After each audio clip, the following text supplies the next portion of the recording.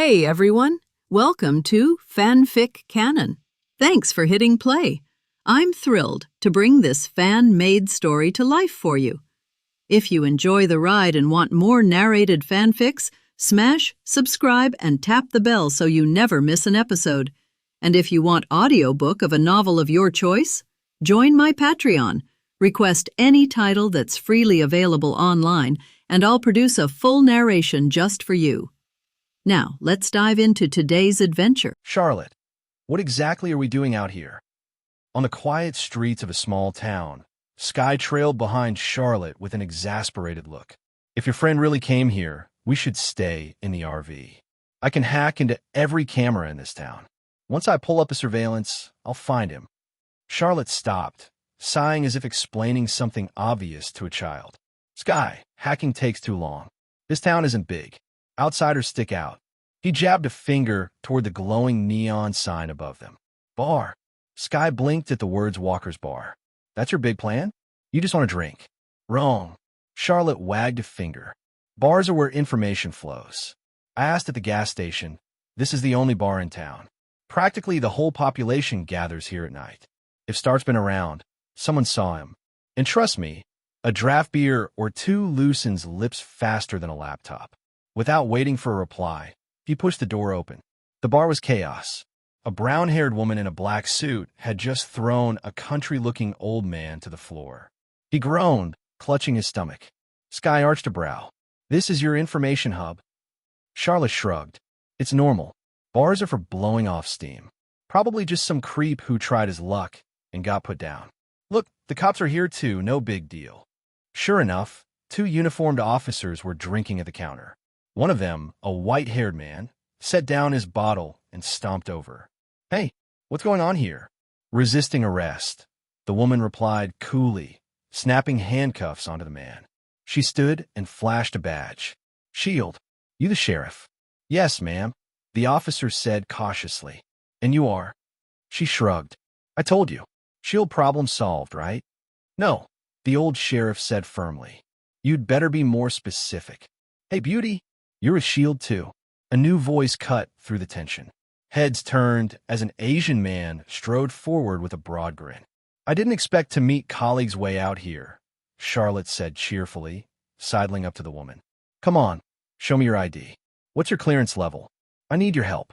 And tell me, any other agents around? The woman froze, her eyes narrowing.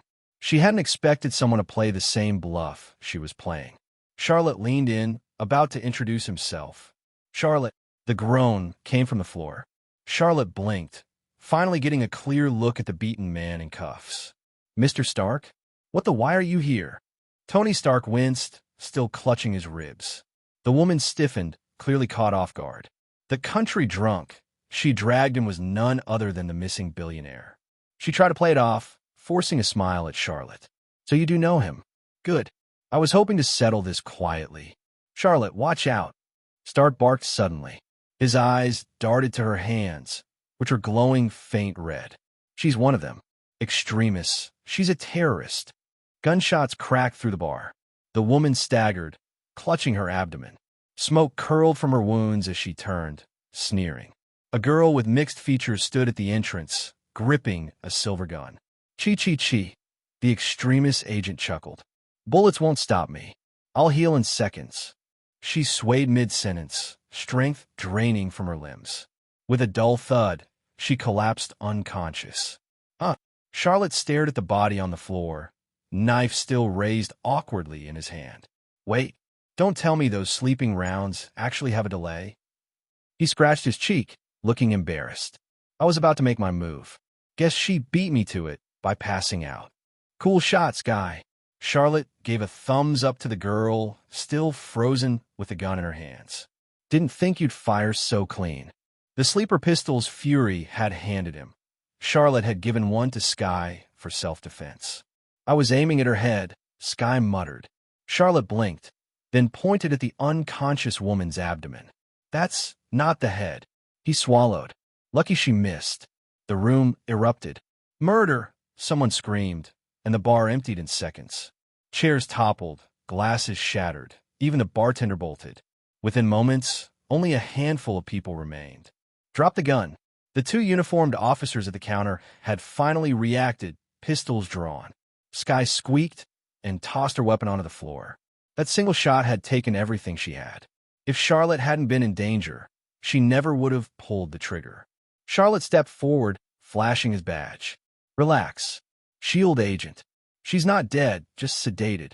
The older, white-haired officer snorted, keeping his weapon leveled. That's funny. The last one said she was shield too. Why should I believe you're any different? Charlotte's mouth twitched. He couldn't exactly argue.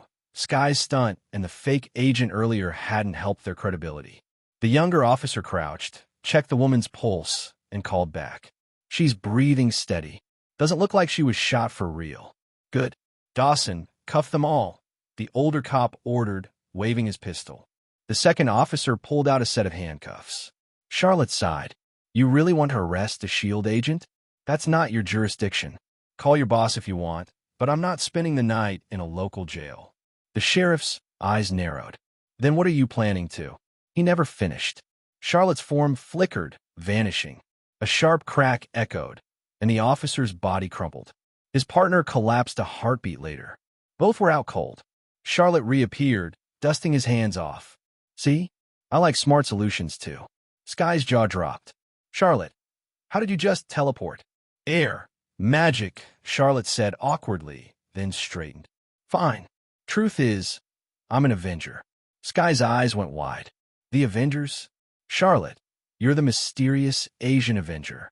It makes sense. You vanished during the New York invasion, and Stark is your friend.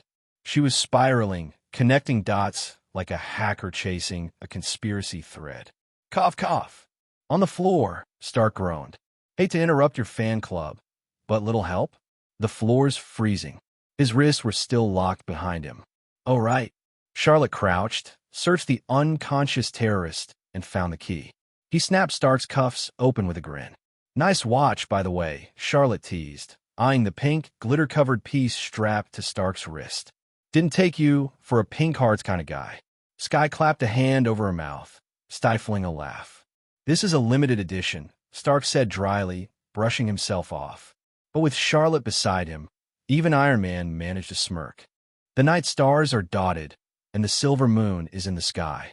Okay, since you're also here for that Mandarin, why don't we share information, Mr. Stark? In the driving RV, Charlotte sat in the driver's seat, glanced at Stark beside him, and said, Our intelligence is that the other party is in Miami, and there is a bee that will lead us to find the exact location of the enemy. After leaving the bar, Charlotte didn't take the female terrorist with her all the time, but installed a micro-tracker on the other person, and then discarded it on the side of the road. She could take Charlotte and the others back to her hive.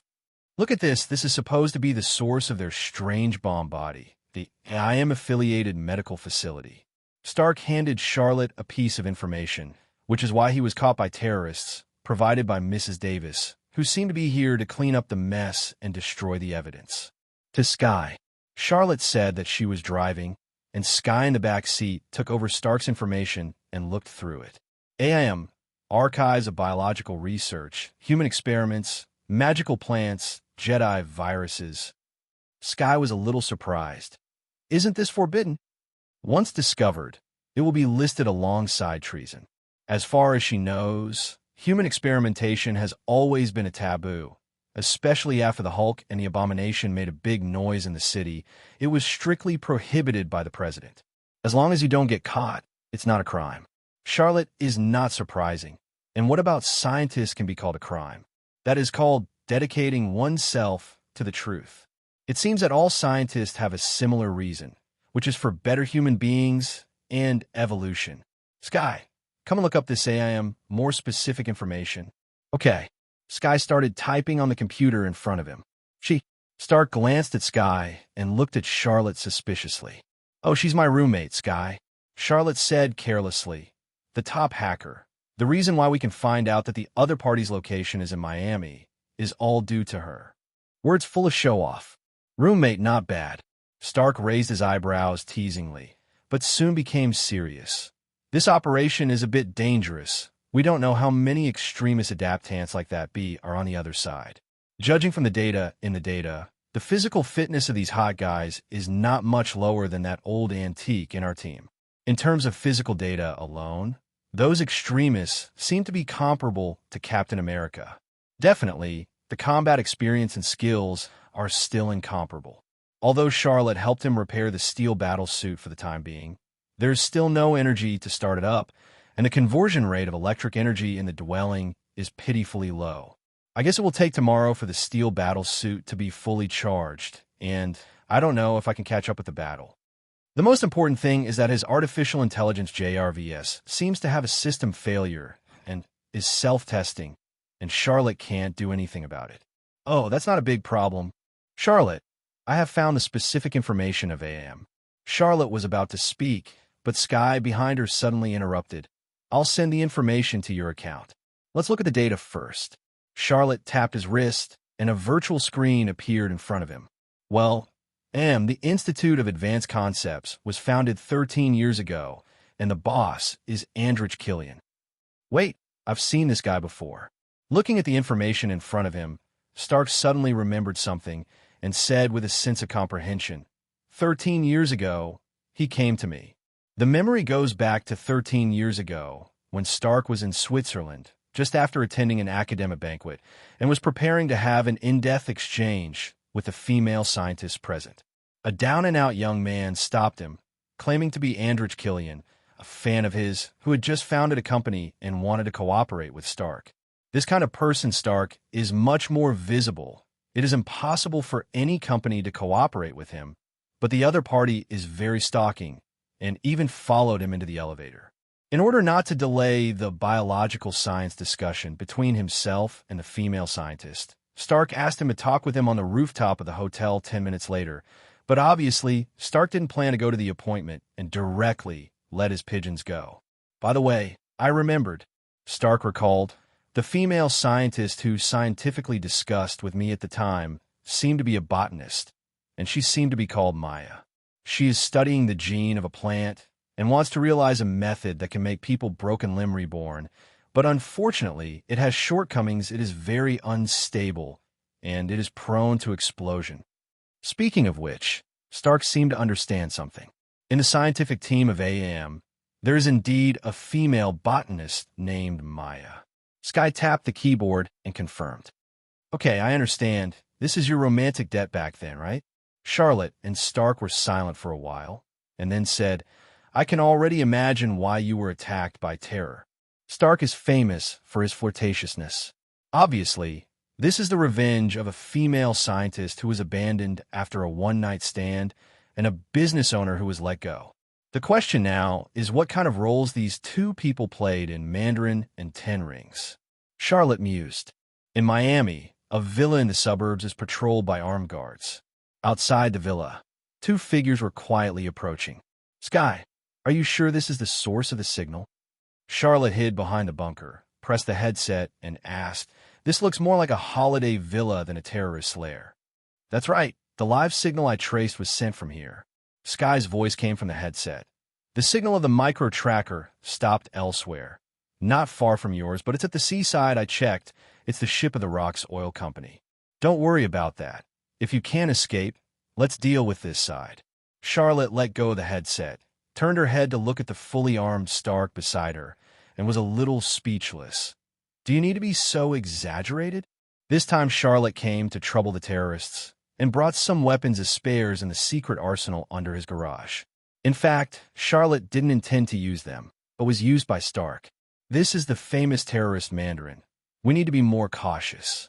Stark, temporarily without his steel battle suit, feels insecure now. Moreover, Mandarin and Ten Rings are his nightmares. It was these terrorists who kidnapped him and opened a big hole in his chest. With that nightmare about to come, Stark really needs his iron armor right now. The other side is heavily guarded. Maybe we should have a plan of action. Stark held a submachine gun in his arms tightly and said hesitantly, After all, there are only two of us. My plan is to go in there and grab that Mandarin. Charlotte's voice suddenly became a little dull, as if talking through something. What kind of plan is that? Charlotte, you don't have a better. But the nervous Stark didn't pay attention. but carefully observed the many bodyguards in the villa in the distance, and turned to ask Charlotte, but stopped abruptly. Stark looked at a set of pitch-black battle armor that appeared around him at an unknown time, and said in a daze, "Charlotte, is that you?" "Definitely me. Who else could it be?" A reply came from the pitch-black armor.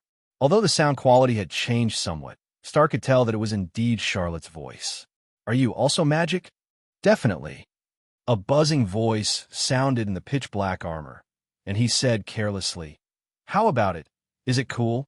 It's much cooler than your steel battle suit, and the armor is not your Stark patent." "Really cool." Stark looked at it for a moment, then choked out a reluctant remark. "Although I don't want to admit it, the black armor on Charlotte does look much cooler than his steel battle suit.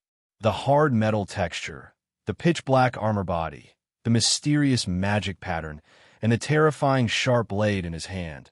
He looks like a fallen knight returning from hell, full of the aura of devouring people." Hylon House, active skills. Effect 1, Men's Wardrobe. A wardrobe where you can store your usual clothes, and the host can change clothes instantly at any time. Note, only for collection of men's clothing. Effect 2, Visit Highland House twice a year. The system provides 2 sets of random battle suits to add to the collection wardrobe every year. Note, only men's combat uniforms are provided. Currently owning battle suits. Kid's suit, Sword of Silver Pavilion. Evaluation. How much advertising fee Hylon House will give you? I will double it for Penrue's wardrobe. In fact, Charlotte neither knew nor heard of the 2 sets of combat suits presented by the system, but luckily the system provided detailed information. Kid's suit. A magic dress from a famous phantom thief in a certain world. Magic top hat, magic dress, magic cloak, delta hang glider, magic pistol, can shoot cards, ropes, flags, suction cups, etc. Monocle, white gloves. Sword of Silver Pavilion. A sacred magic object from a certain world. Full name, the Malleus Maleficarum type Twilight Mistiltine. Referred to as Mistletoe, Viscum album. Also known as the Sword of the Silver Pavilion. Its real body is the Nordic god-killing sword, and the contractor will be equipped with a pitch-black armor during the battle. Inherent ability. Form change. Can change various sword forms according to the user's command. Inherent magic. Twilight Charm. The effect is to split magic, or devour the magic power of constructing magic for your own use, and not for the purpose of devouring magic. You can also temporarily store the magic and then release it. I have to say that Charlotte is very satisfied with these 2 sets of random battle suits. A gentleman's white magic dress, a fallen knight-like lacquered black knight armor. One set is for style, and the other is for fighting. White and black are colors that will never go out of style. Not much to say. I'll go and get rid of those guys first. Charlotte stood up as she spoke and walked towards the villa. "Who are you? Stop for me." Charlotte, who was dressed in pitch-black armor, was very conspicuous during the day. As soon as she approached the villa, she was immediately spotted by the vigilant bodyguards, who all turned their guns and shouted, "Stop. Hey, everyone, don't be nervous. I'm a delivery guy from a night-themed restaurant nearby. May I ask who ordered the hell-set meal?" Charlotte walked unhurriedly, and metallic armor boots made a tapping sound when they stepped on the ground. "Shot." The bodyguards looked at me, and I looked at you. They were silent for a moment, and finally pulled the triggers in their hands. Ding, ding, ding. There was a crisp metal clanging sound, and bullets shot at Charlotte's battle armor. But they did not cause any damage, only sparking sparks. We failed to penetrate the enemy's defenses. The defense of this pitch-black armor is far higher than that of Iron Man. These bullets can't even break through Stark's steel battlesuit, let alone his. Well, it seems that you all ordered the hell meal. Charlotte looked down at the bullets everywhere, clenched the long sword in her hand, and looked at the panicked bodyguards. Then, remembered to give 5-star praise. "Dear!" The figure disappeared in place, and for a while, there were screams in the villa. "To interrupt you first, we don't have time to chat here." At the moment, Colonel Rhodes suddenly interjected. "The other party robbed me of the Iron Patriot and wanted to pretend that I was not good for the president.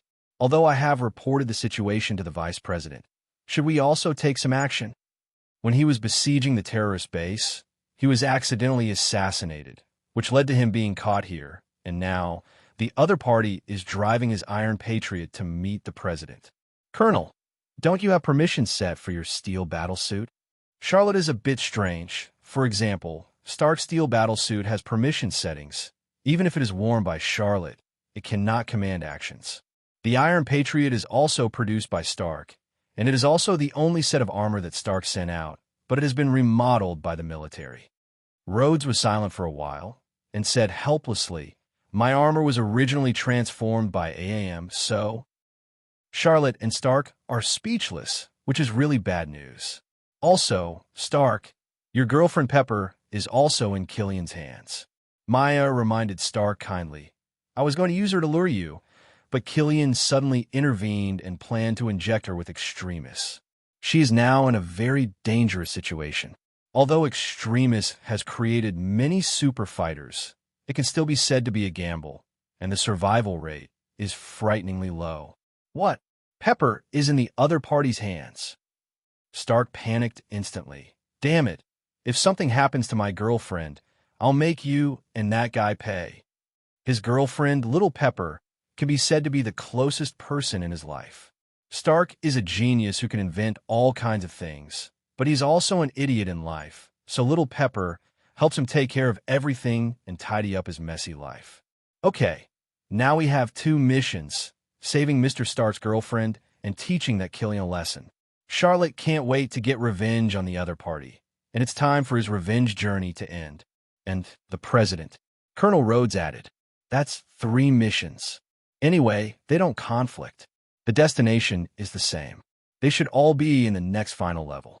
Obviously, the opponent's base camp is on the ship of the Lox Oil Company.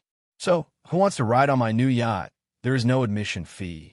There was a flash on Charlotte, and in the astonished gazes of the 3, the pitch-black battle armor suddenly disappeared and turned into a set of beach shorts and a pair of fashionable sunglasses inconceivably.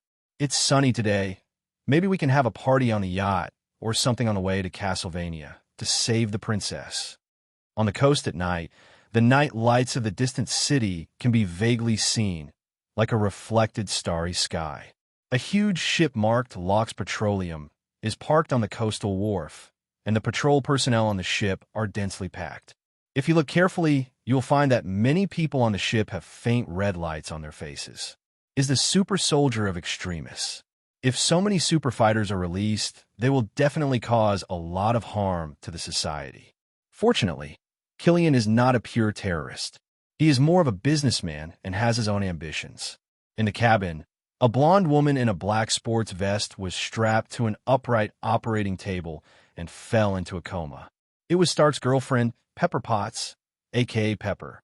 On the side, a handsome blonde man was holding a syringe and gently injected her with an orange medicine. Seeing the liquid slowly flowing into the woman's body and into her blood vessels, the man showed a satisfied smile on his face. What? Little Pepper seemed to feel the fiery energy in his body and suddenly woke up. Wake up, Pepper! The blonde man greeted him cordially, as if he was greeting his bedmate who woke up early in the morning. Killian, Little Pepper glanced around and immediately understood, looked at the other party, and said in a deep voice, "Do you think he will help you?" "No." Before she passed out, Maya told her that they kidnapped her so Stark could perfect Extremis for them. Killian looked at Little Pepper appreciatively for a while, then approached her with a smile and said, "Actually, I didn't arrest you entirely to threaten Stark." After a pause, he lowered his head in embarrassment and said, "It's really embarrassing. You should be mine." The trophy. Hearing what Killian said, Little Pepper had a complex expression. In fact, she and Killian have known each other for a long time. Before she came to work in Star Company, she had worked with him and was regarded as a colleague. And the other party has always wanted to ask her out, but Killian is not her favorite type, so he refused. Definitely, Killian at the time was not as beautiful as he looks now, just a crippled, disabled person. Later, I heard that he resigned to start a business, so there was no contact. Until recently, the other party approached him and wanted to cooperate with Star Company. She was also taken aback by Killian, who changed his appearance at that time. However, Little Pepper still refused to cooperate with the other party, because Killian's cooperation project sounded more like a biological weapon. She knew Tony, and he would not approve of such a project. Otherwise, Tony would not have shut down his own weapons department. It has to be said that Little Pepper is the person who knows Tony Stark best. Otherwise, Stark would not let her be the president of Stark Company and hand over the management of the company to her with confidence. Boom! Just when Little Pepper and Killian were a little silent, a set of battle armor fell from the sky, landed outside the cabin, and then stepped on the deck and walked in. "Rot!" Little Pepper exclaimed in surprise. "Are you here to save me?" She recognized this suit of armor as the Iron Patriot that Stark gave to his friend Rhodes. But Little Pepper didn't notice that Killian and his subordinates didn't show any nervous expressions. Instead, they looked like they had finally come, as if they knew the other party would come. "Good evening, sir." Killian waved a friendly hand. Click! Under the shocked eyes of Little Pepper, the steel armor opened, revealing a person in the armor that she never expected. "Mr. President?" "Welcome, Mr. President." Killian said hello politely, but he didn't care about it, and it didn't look very respectful no matter how you looked at it. "Who are you? What do you want to do?" The president knelt down on the ground exhausted and looked up at the group of guys in front of him. He was originally flying to another country's diplomatic Air Force One, and it was the Iron Patriot who protected him at that time, but no one expected that the one in the armor was not Colonel Rhodes. The opponent attacked them and threw him into the Iron Patriot, activated the autopilot mode, and let the armor take him to flight here. "This is kidnapping. Naked kidnapping." "Oh, about that." Killian signaled his men to turn on the TV on the wall. "I don't know if Mr. President still remembers it. 2 years ago, the buried truth, the elephant's grave." A picture appeared on the TV screen. Several people looked at it, and it was the aerial picture of the giant ship under their feet. "This is the Locks oil ship." The president stood up and stared blankly at the picture. As if remembering something, his face was a little ugly. "Definitely, as you definitely will remember, it spilled over 1 million gallons of crude oil in Pensacna." Killian snapped his fingers, looked at the president, and continued. "Thanks to you, no one is legally responsible for this. What exactly do you want? Do you want any conditions?" The president couldn't help taking a few steps back. He was a little caught off guard when this kind of thing was brought up. Nothing, sir." Killian shrugged and said teasingly, "I just want to find a good reason to kill you on TV. Lo and behold, I did it. I have found a new political patriot who will take your place tomorrow." He didn't kidnap the president to negotiate terms. He might have wanted to sell his bioweapon to the military before, but now Killian has found a good future buyer for his extremists, one who doesn't want to reveal the name powerful organization. But as long as the opponent has a perfect extremist, the current success rate is still too low. But it's okay, he has already negotiated with the vice president. As long as he kills the president, the vice president will take office, and the other party will agree and support his biological experiments. Compared with the president, the vice president is more trusted by him, because as far as he knows, the vice president's daughter is congenitally disabled, and his extremist is the other party's life-saving straw. "Take him down and hang him up." Killian waved his hand, signaling his subordinates to take the president down, and the show was about to begin. He is going to execute the president on a live broadcast. This will definitely be a hot show. On the pier, in a shadowy place, 3 figures were quietly observing the giant ship.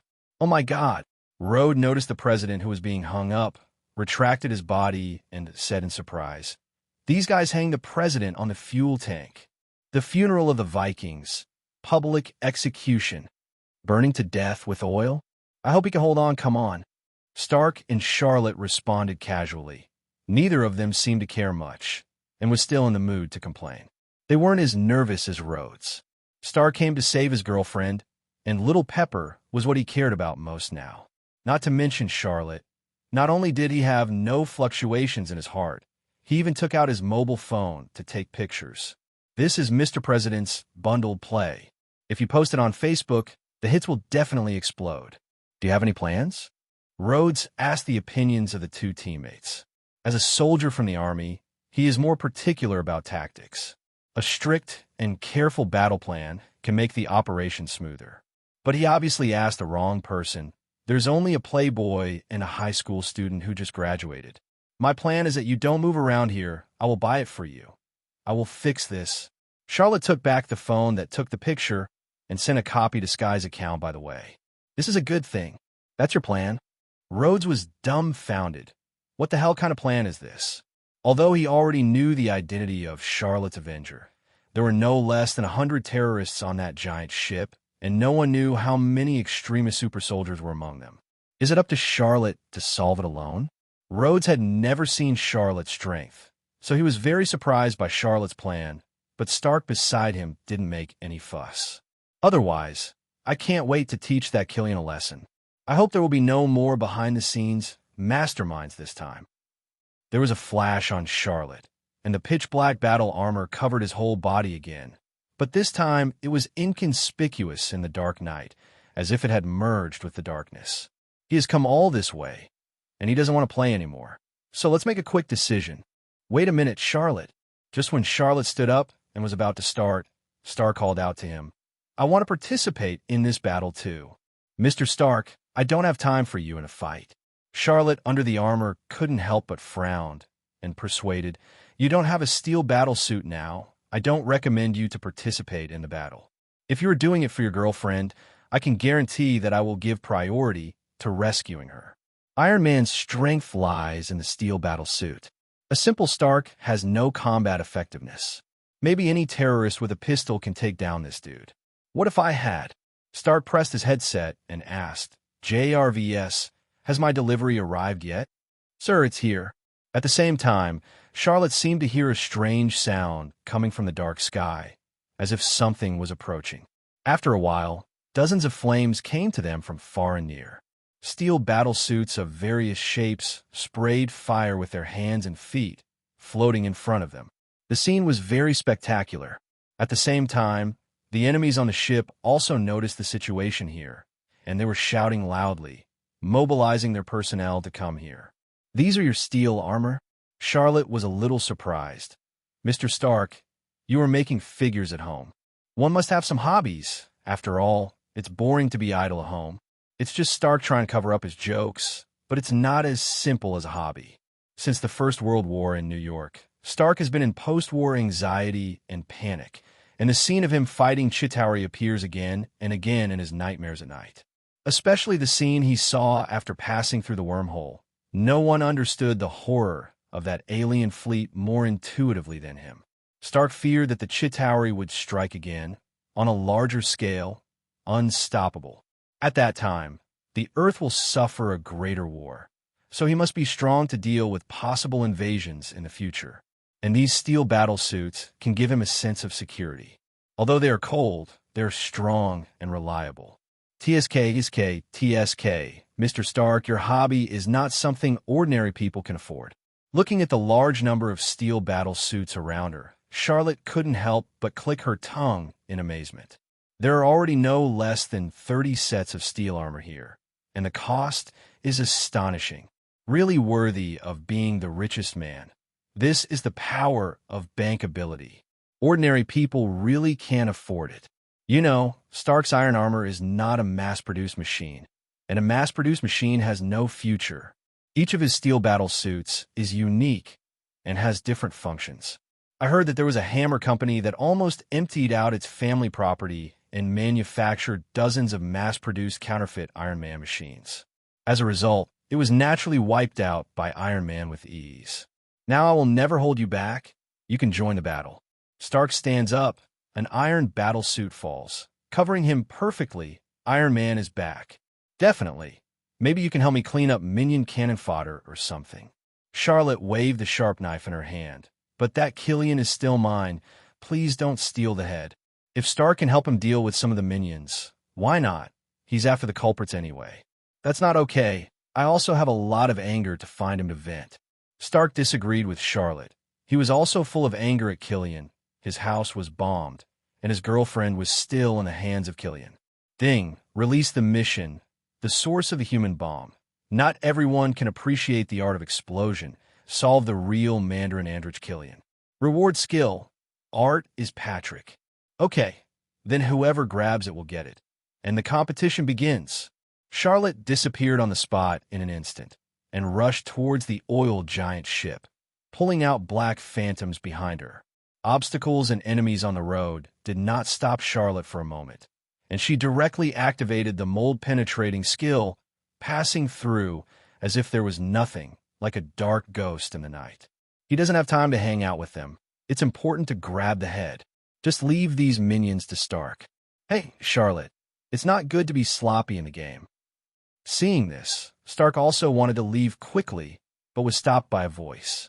Tony, give me a set too. Rhodes hurriedly called Stark, who wanted to go into the air, rubbed his hands together, and then opened his arms in a hugging gesture, as if waiting for a set of steel battle suits to fall. Anyway, there are so many steel battle suits now. Considering his relationship with Stark, it is not too much to borrow one from him. Oh, sorry, these steel battle suits are custom-made. What's the meaning? It means, don't move around here, Charlotte, and I will sort this out. After speaking, Stark flew away directly, followed by more than 20 sets of steel armor. I'm starting to miss my own armor. Rhodes looked at Charlotte and Stark, who were going away, and couldn't help complaining. Boss, there are intruders. A gunman rushed into the cabin to report. His face was full of panic. The opponent's firepower was too fierce. In fact, it doesn't matter whether he comes to report or not. The gunshots and explosions outside from time to time can be heard by anyone who is not deaf. And Killian was also leaning over, staring at the surveillance screen, observing the intruder. On the screen, nearly 30 steel battle armors were engaged in a fierce exchange of fire with his men. The oil barrel on the deck exploded, and flames were everywhere, and his side was clearly at a disadvantage. It's iron armor. It looks like Stark is here to save you. Killian turned his head and glanced at Little Pepper on the operating table. With an expected smile on the corner of his mouth, he said calmly, "But he is still late. Extremis has already been injected into your body. He wants to save you. You must perfect it." This is the purpose of Killian. In fact, he has been able to mass-produce Extremis, but it is still not perfect. Even the men under him who are fighting are not perfect, desperate fighters. They just delayed the time of self-explosion, but they will still explode. What Killian needs is the perfect Extremis, and Stark might be able to deliver that. That's according to his former employee, Extremis developer Maya. Your plan will not succeed. Little Pepper said categorically that even if Tony compromised for her, Little Pepper herself would not agree. Not always. She's right. Whatever you try to do, you're not going to succeed. In the middle of Killian's confident speech, a laser cannon shot directly from outside the cabin, hit his chest, and knocked him out fiercely. Killian smashed directly into the pile of sundries behind him. A set of red steel battle armor knocked away several gun-wielding thugs, landed firmly on the deck, and walked slowly into the cabin. Charlotte, I found my target. I'm the first to score a point. The steel battle armor reached out and pressed his ear to talk with someone, while approaching Little Pepper. Tony, it's me.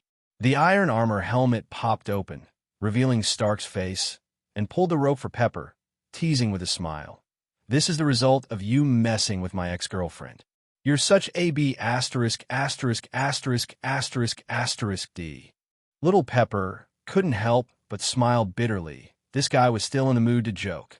Okay, we'll talk over dinner. Be careful.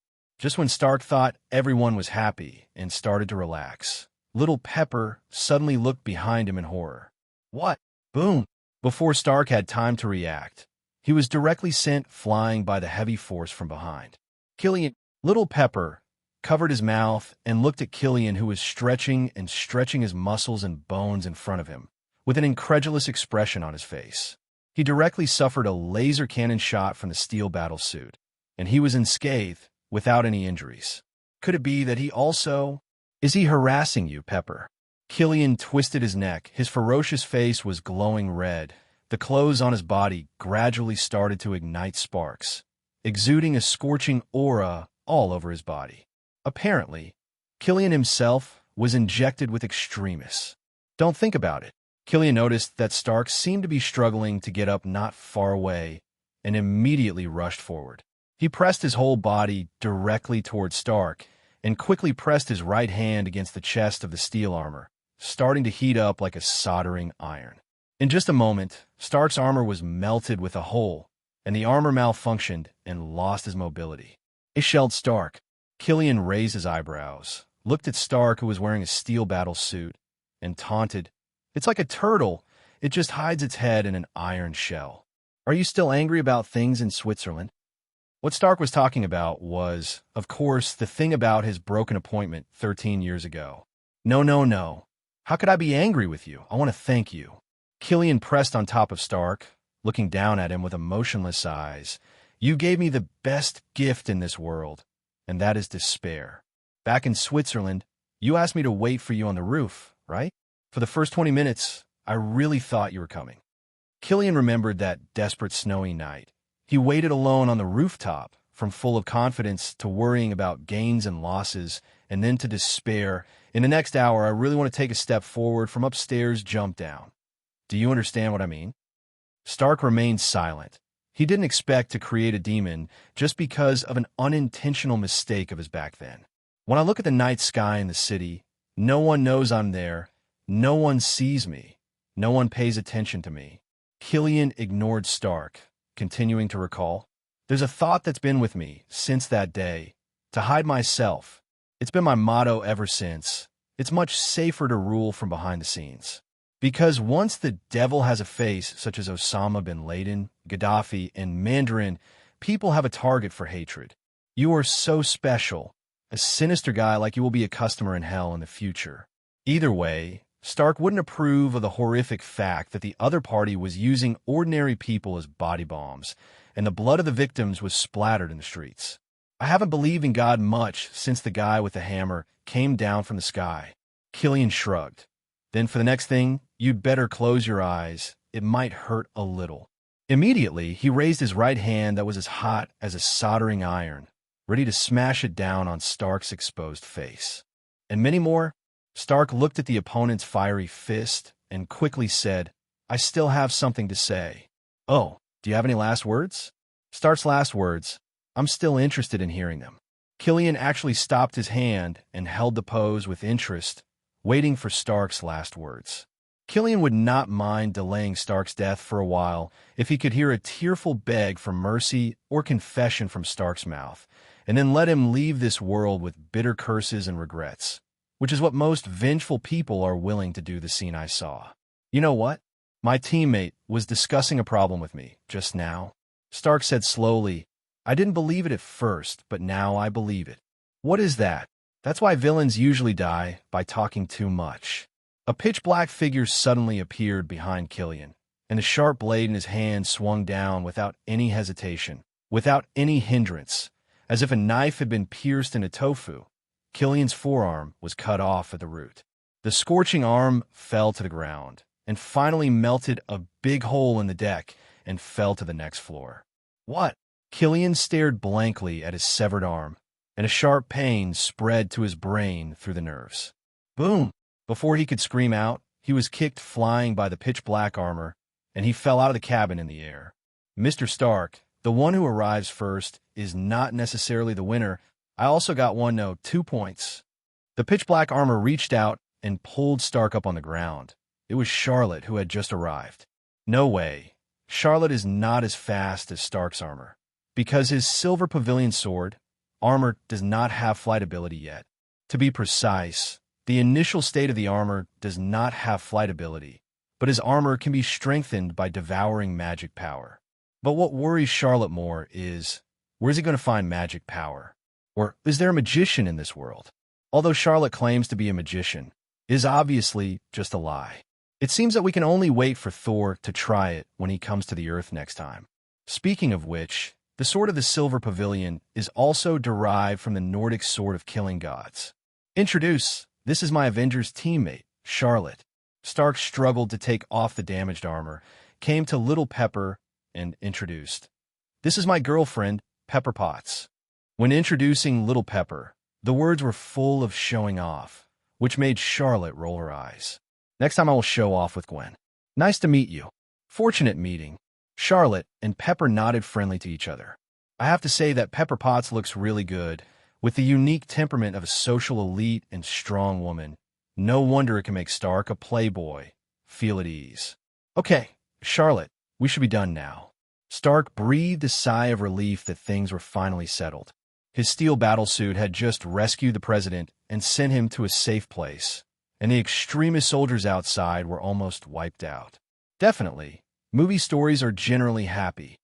Charlotte shrugged and said, saving your girlfriend and the president and solving... Wait, no. Charlotte suddenly realized that something was wrong, turned her head and frowned, and looked out of the cabin. His mission was not completed. Boom! A loud noise came from outside, and the deck under Charlotte's feet shook. This guy's vitality is so strong. Charlotte walked quickly to the deck outside the cabin and looked at Killian, who was showing off his power not far away, and was a little shocked. His hand, which I cut off just now, grew back so quickly. This is a lizard. This is the ultimate creature.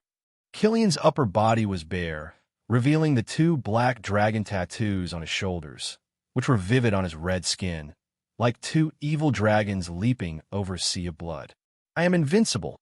Killian grabbed a set of steel battle armor that fell from the sky, and with his red right hand he slashed hard, splitting it in half, exposing the dense wiring and flashing electric sparks inside the steel battle suit.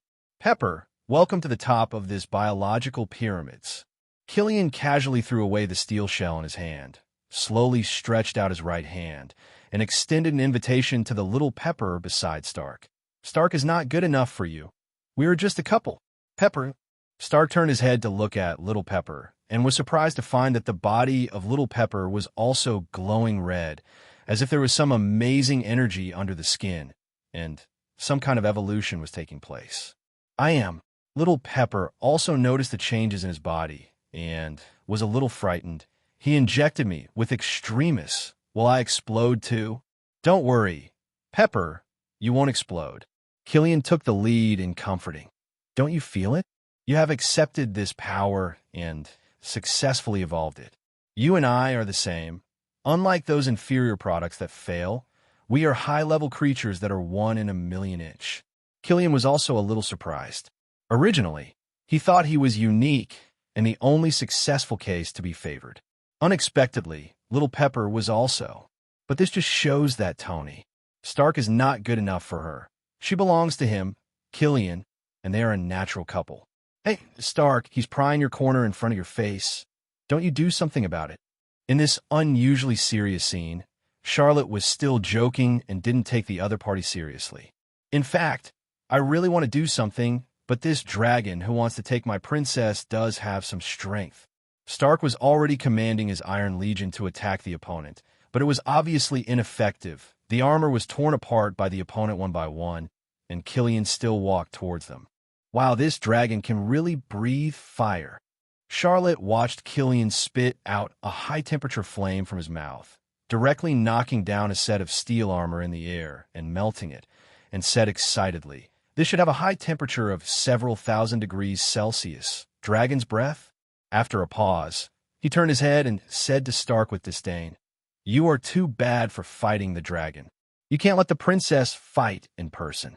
Charlotte completely looked like she didn't think it was a big deal to watch the excitement. "Charlotte, stop being sarcastic." Stark looked at the dwindling number of steel armors and quickly asked Charlotte for help. "Help? I really can't hold it anymore." The opponent was ridiculously strong, but Charlotte was still in the mood to joke and obviously had a way to deal with Killian. "Ha ha! Don't you want to steal the head from me? Don't grab it anymore. That's good." Charlotte nodded in satisfaction and dodged to stand on the deck a few meters away from Killian. "Who are you? Why do you want to meddle in this matter?" Killian casually shook off a set of steel armor that was pierced by his fist, looked at Charlotte in front of him, who was wearing a pitch-black armor, and asked disdainfully, "Stark's lackey?" But I was secretly on guard in my heart. The sword in this guy's hand was too sharp. "Running dog." Charlotte squinted her eyes and said kindly, "Although you are not very polite, but in order to make you understand, I still need to explain." "Definitely. You don't need to know too much. You just need to know that the bombing you planned happened to blow up my new car, and I came to get revenge on you." "New car? Revenge?" Killian was stunned and couldn't help laughing out of breath. Are you a fool? You came to seek revenge on me for a broken car? You have no idea what you're messing with. No, it's because you don't understand who you've offended. Charlotte interrupted the other party and said coldly, maybe in the eyes of a terrorist like you, it's just a car. But unfortunately, it's my car, so it just happens to be worth your life right now. After finishing speaking, Charlotte stopped talking nonsense with him and slowly stretched out her right hand, pointing at him. Avada Eats a Big Melon. A whispered spell that seemed to come from the ghostly hell resounded strangely in Charlotte's mouth, and at the same time a bright green dazzling light erupted from Charlotte's fingertips. The green light flashed across the air, instantly hitting Killian, who was caught off guard, and penetrated into his body like a green poisonous snake. What? A heart-piercing cry of pain came out of Killian's mouth, and then the pupils dilated rapidly, and finally the strong body fell to the ground with a crash, completely losing its vitality. Ding! The task, the source of a human bomb, is completed, and the reward skill, Art, is Pydaxing. Art is Patrick, active skill. Effect.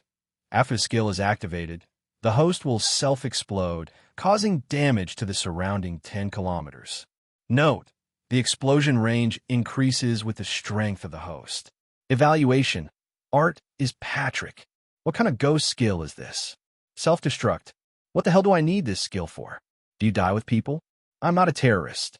Charlotte was disgusted by her own skills for the first time. Pulled black and black. Non-negotiable. Charlotte, will die of starvation. If I jump from here, I will not use this kind of shabby skill. Absolutely. This. Stark and Little Pepper behind Charlotte looked at the silent Killian in shock before asking in a daze for a long time, is he unconscious? Or, all they saw was a green light from Charlotte's hand, which hit Killian, who fell to the ground, dead or alive. Died. Charlotte put away the sharp blade in her hand. A light flashed on her body. The jet-black armor disappeared, and she resumed her usual casual attire. Die! Stark repeated it in surprise, with disbelief on his face. There is no injury on the surface of his body. How'd he die? This is magic. Charlotte smiled mysteriously. And it's a very evil black magic. Avada Eats a Big Melon, active skill. Effect. Instant death black magic. The cursed person is killed immediately regardless of strength, without leaving any traces. Evaluation. Harry Potter is dead. What a powerful magic. Stark glanced at the dead Killian in amazement, but also a little strange. You have such a powerful magic. Why didn't you use it earlier? This is a forbidden spell. How can you use it casually? Charlotte smiled bitterly. Using this skill to deal with this guy is like killing a chicken with a sledgehammer. Just as she was talking, Charlotte suddenly felt dizzy, almost fell to the ground. Mr. Stark, come and help me. The after effects of black magic are coming. I'm very dizzy now. This black curse is almost a bug. It can ignore the difference in strength and directly kill the cursed person. But the disadvantage is that it consumes a lot. After only one use, Charlotte felt that the spirit in his mind was emptied all of a sudden, as if he hadn't slept for 3 days and 3 nights, and his eyelids kept fighting. This is the most costly skill he has spent so far. Ignore that Sabi skill. In general, this Mandarin event is finally over. A happy ending. Mr. Stark, just call me Tony from now on. Oh, Tony, I need to discuss something with you. Before I buy a new car, let me borrow that sports car of yours for a few days. I promise I won't break it. I can put my yacht on you. Can. Great, Tony, I need to discuss something with you. Don't push yourself too hard. Charlotte, Stark, and Pepper sat on the deck, looking up at the stars, chatting relaxedly. But Charlotte, who was relaxed, didn't know that he was being watched. Strange, such a strong black magic breath. Is it a follower of Dormammu? Or, somewhere in a mysterious, secluded place, a magician wearing a yellow monk's robe suddenly woke up from his meditation. His eyes seemed to see something through the endless space. Phew, finally home. In Queens, an Asian young man got off a taxi, stood on the side of the road, looked at a house and sighed. It was Charlotte. It has been almost a month since the Mandarin incident. Just like in movies, the police and other relevant departments usually come to deal with the aftermath once the incident is over. SHILD was no exception. It was long overdue, but Black Braised Egg actually sent Melinda. So, before Charlotte could escape, she was caught by his Aunt May, who gave her a hard training, and then was thrown to the Agent Academy, where she was subjected to reform through labor for more than a month. Anyway, it feels good to be home.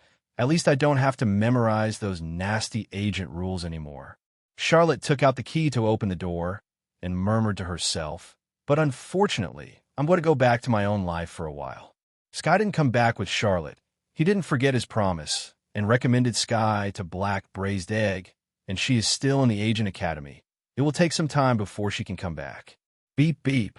Charlotte had just sat down on the sofa, and before she had time to take a sip of water, his doorbell rang. Who could it be? They came after me as soon as I got back. Peter? Or Gwen? Charlotte stood up suspiciously and walked towards the door. Master, do you need anything? As soon as the door was opened, Charlotte looked at the bald woman in the yellow monk's robe in front of her, feeling a little dazed for a moment. What's the situation? Did you come to ask for alms? Speaking of which, it was the first time Charlotte saw monks outside Chinatown. Charlotte. The other party saw Charlotte smile slightly, although she was asking, but her tone was certain. You know me?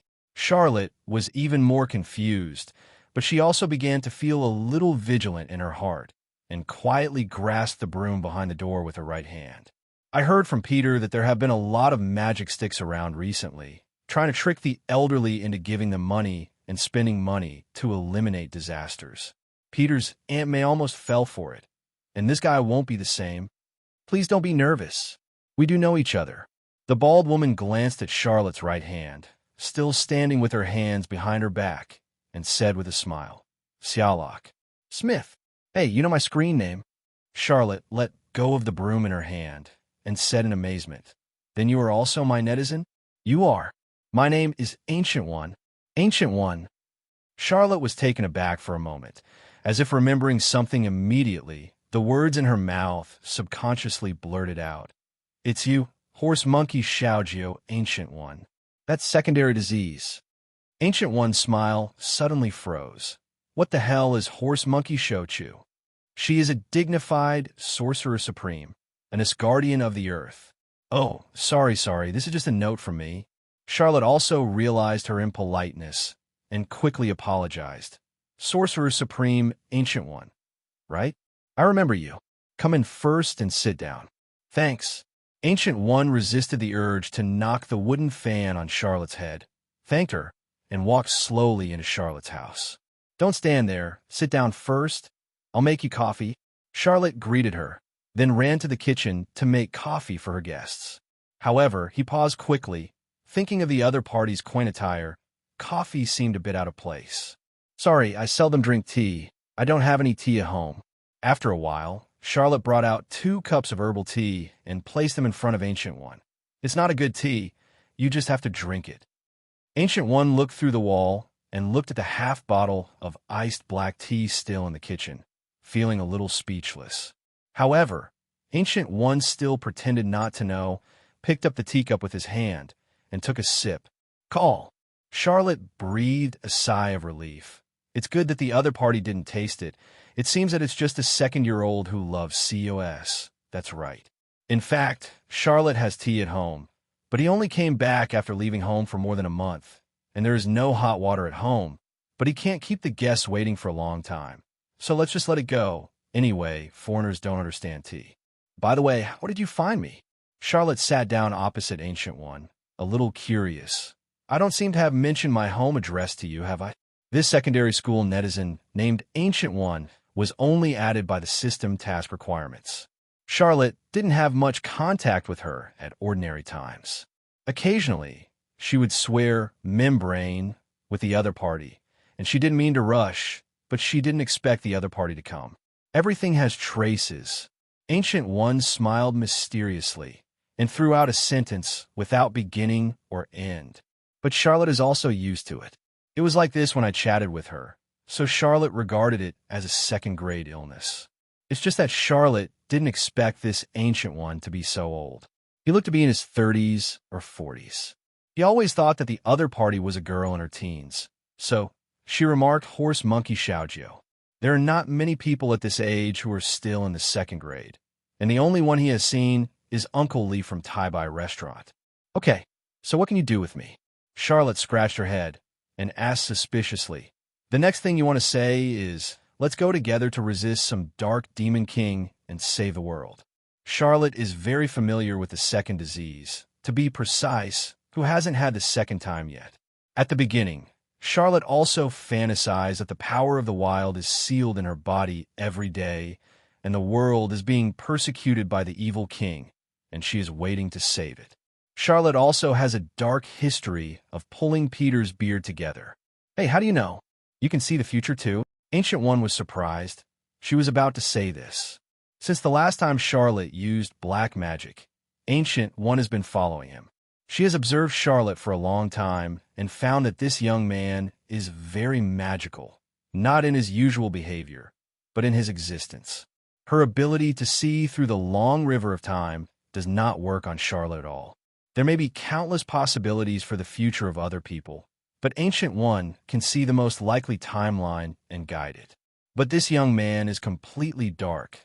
The future is invisible, and his existence is even changing the future of others.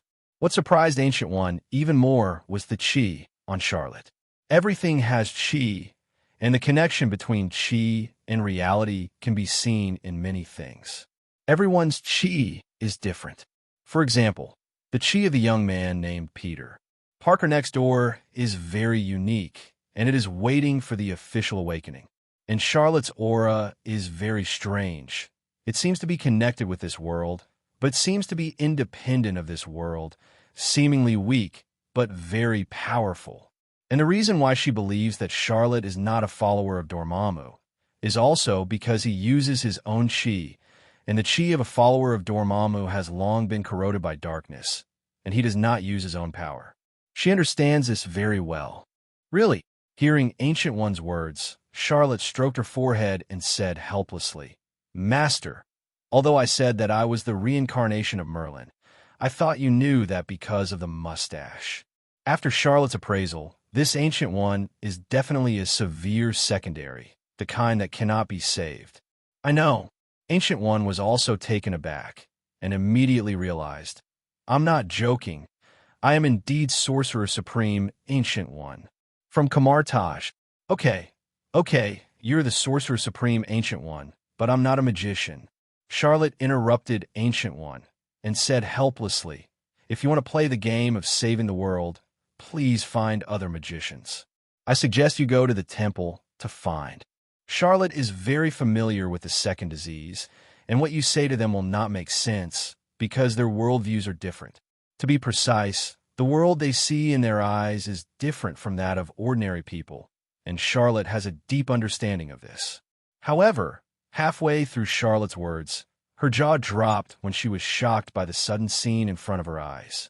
Ancient One didn't talk too much, swiped his hands in the void, and a yellow magic circle appeared in front of him.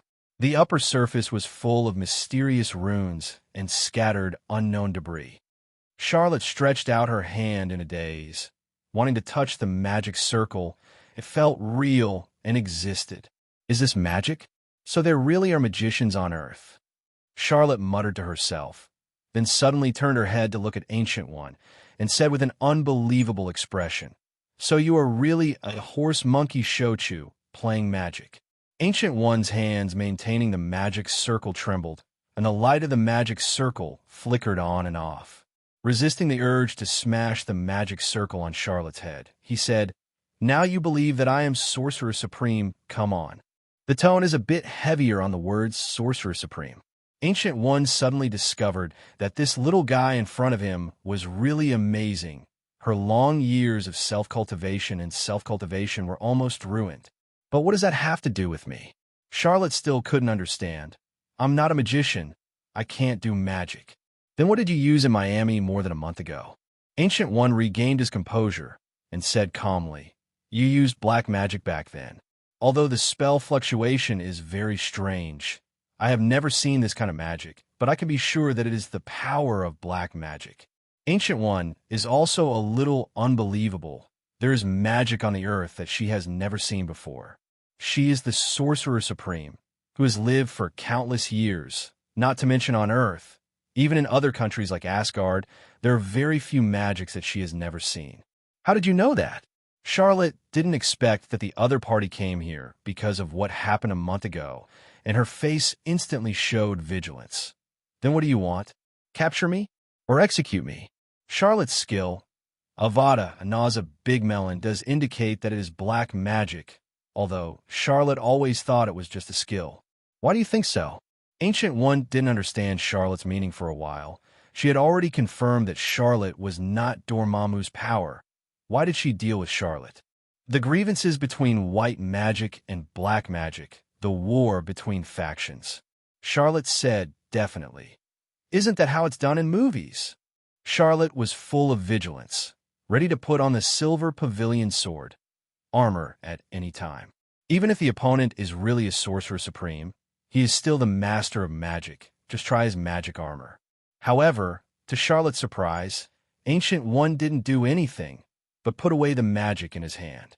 The power of magic is neither evil nor good. Ancient One was silent for a moment, and then said, the only difference between them is the heart of the man who has the power of magic. This is also the philosophy of Sorcerer Supreme all the time, and it is also the secret of her longevity. Hey, I didn't expect you to be quite philosophical. Charlotte was surprised. I thought you were the old-fashioned one in the movie. It seems that our ideas are quite consistent. Charlotte has also always believed that there is no good or evil in power, and if it is used for good, it is good, and if it is used for evil, it is evil. Well, even if I know magic, so what? Charlotte thought for a while and continued. You really came to find me to fight the Dark Lord, right? Let's say so. Ancient One nodded.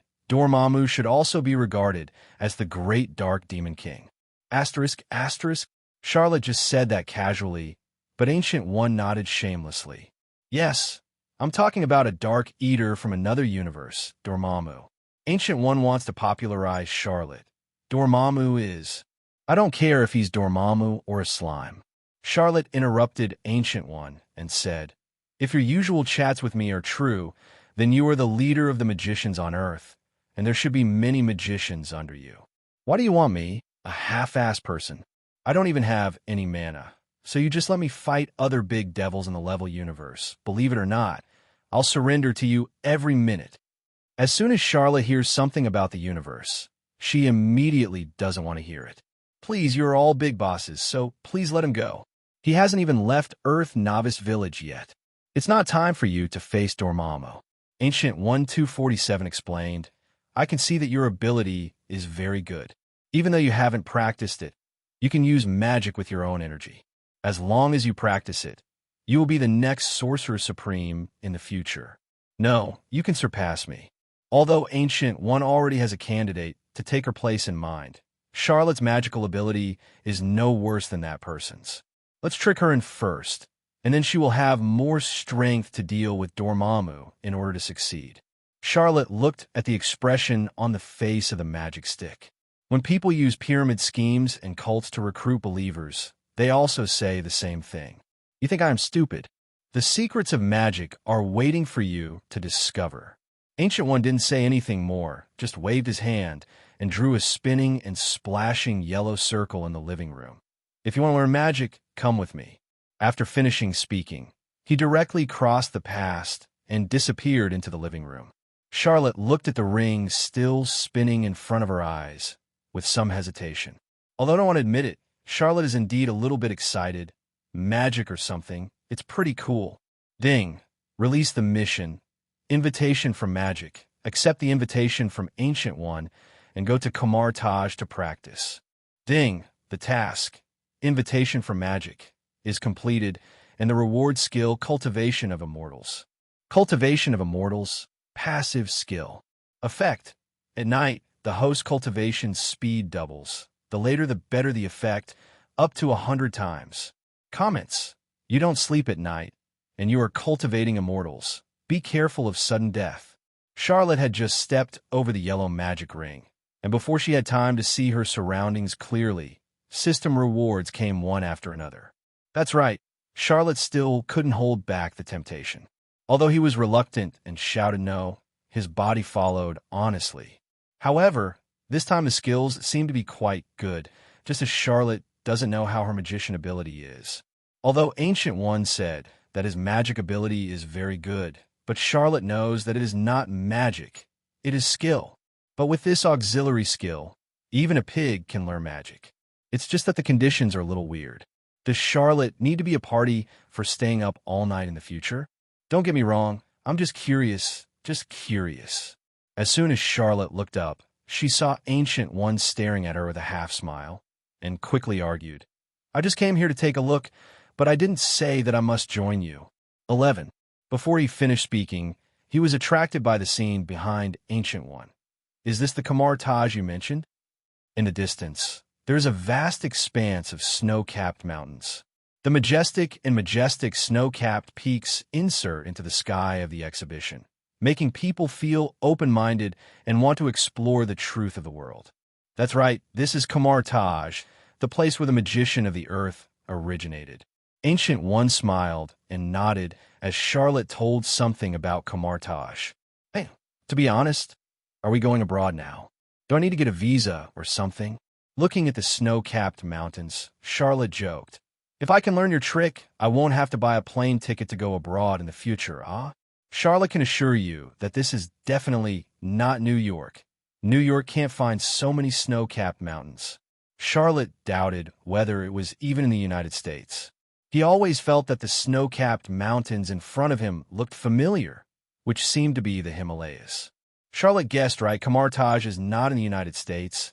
It is near the Himalayas in Nepal, where Buddhism originated. Come with me first. This is not a good place for conversation. Ancient One smiled, turned around and left with his hands behind his back, and Charlotte quickly followed. At the same time, I complained in my heart, then why did you open the magic portal here? In order to increase my knowledge first and show off your power? Charlotte walked on the ancient stone bricks, her head constantly turning, looking at everything around her. On a somewhat dilapidated training ground, dozens of men and women of various skin colors are practicing seriously, and a few men who look like mentors are slowly walking in, pointing these magic apprentices from time to time.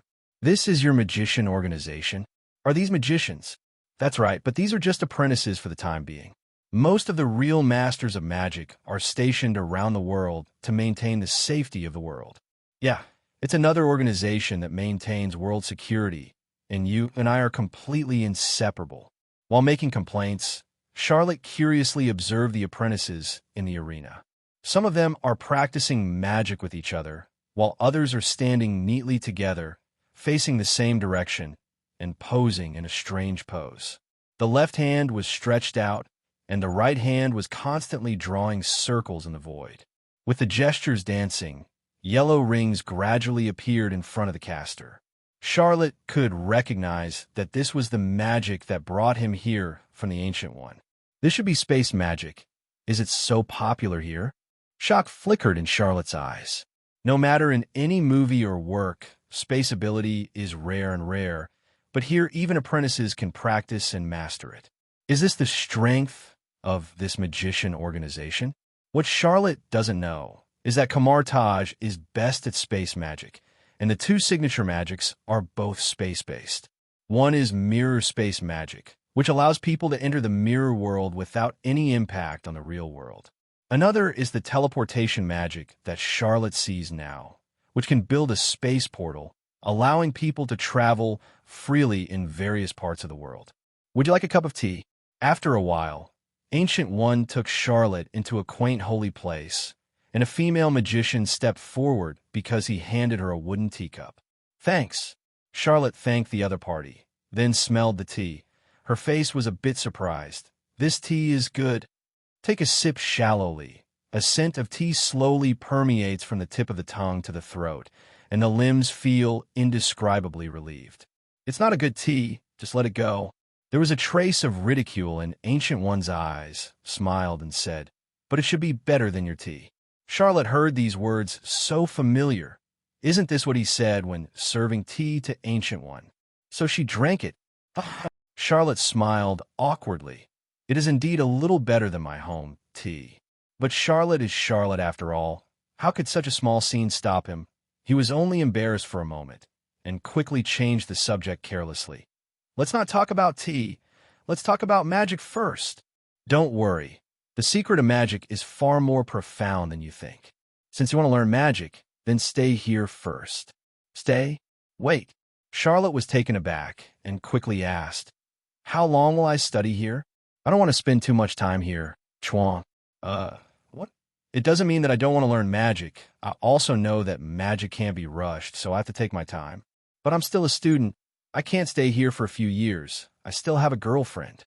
Charlotte doesn't want to wait 10 years later. When he returns home after learning magic, he finds that Gwen's children can play soy sauce. It's not necessary for him to learn magic. He still has skills, so he can't miss his life just because of magic. I know what you mean. It's only temporary if I ask you to stay here. Ancient One understood what Charlotte meant and said empathetically, when you get started with magic, you can go back and practice on your own. With your ability, it shouldn't take long. Charlotte is different from the future one. Charlotte is still a young man.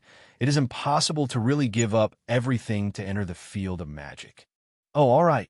The Ancient One's words made Charlotte nod, relieved, so that he had no objections.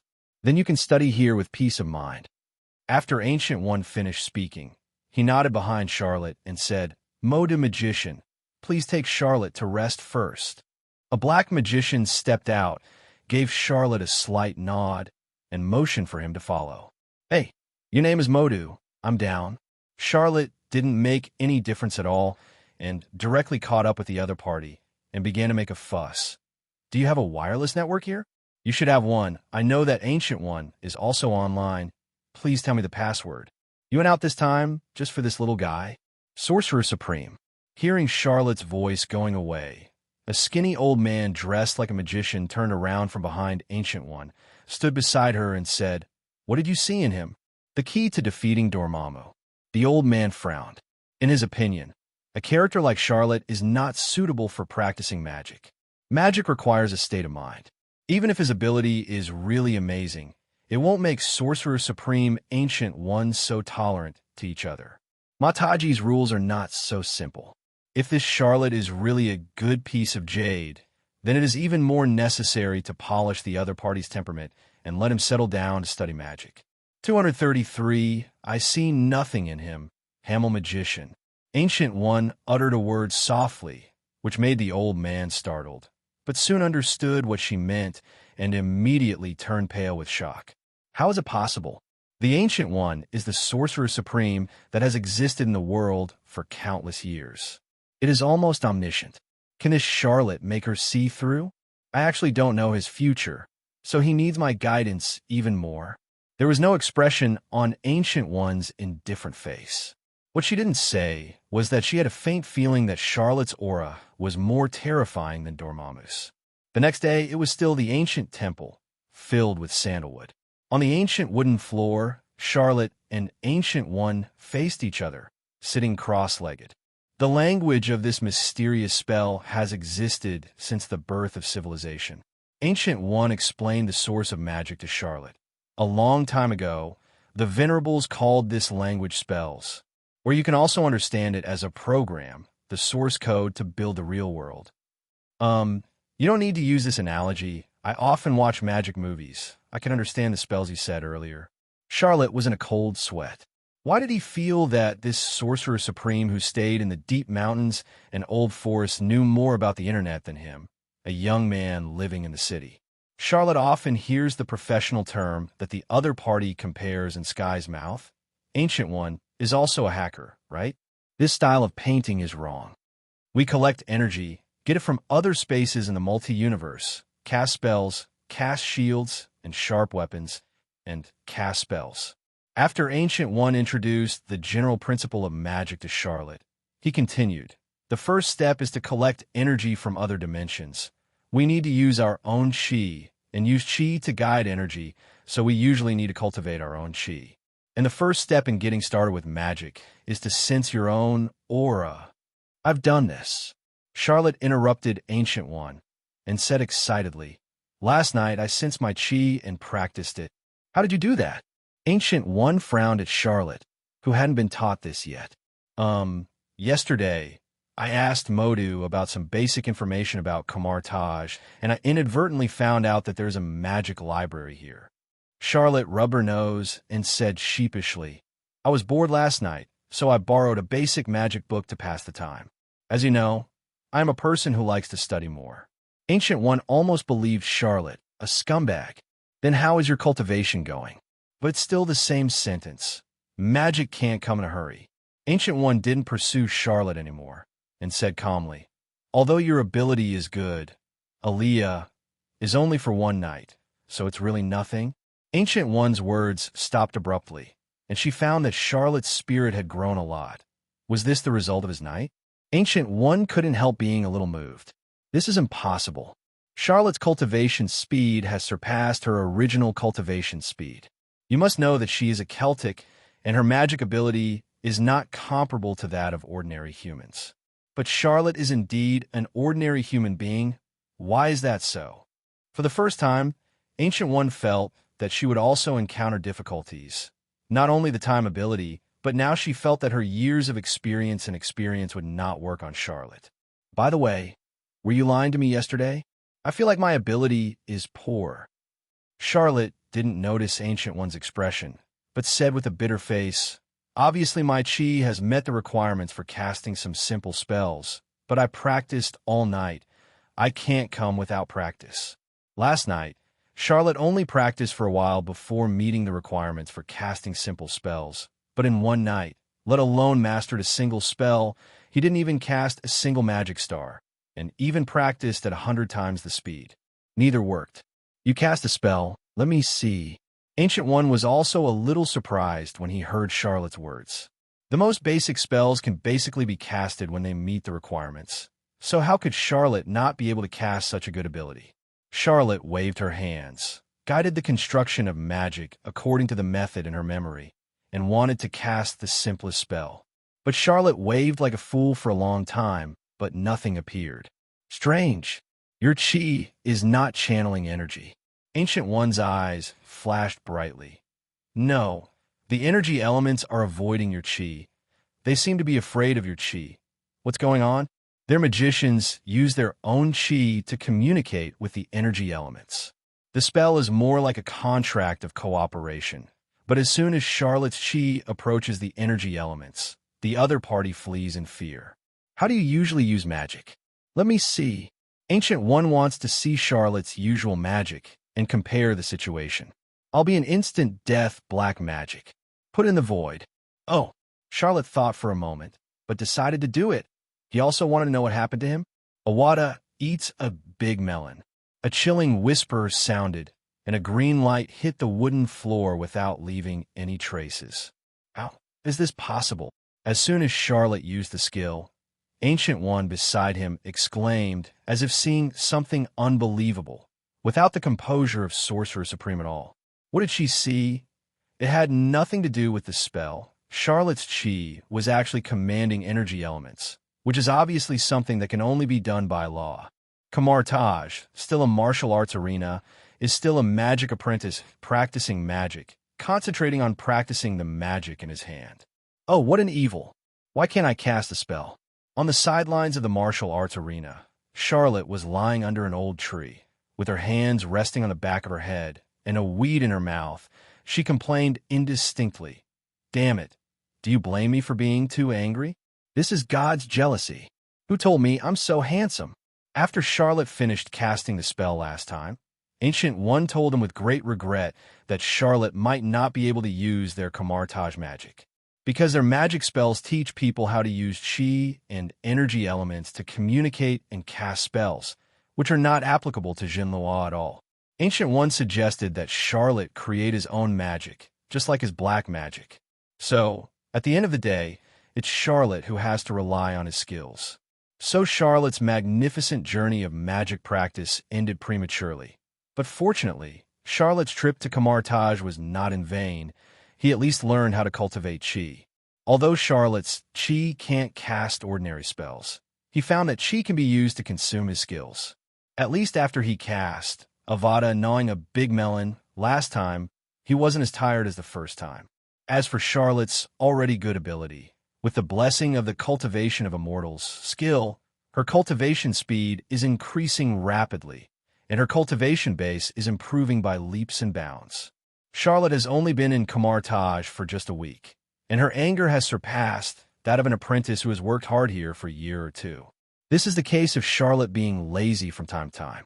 If you can't practice magic, but only refine chi, it seems that I don't need to stay in Kamartaj anymore. Charlotte spat out the weeds in her mouth, looked up at the blue sky, and thought silently.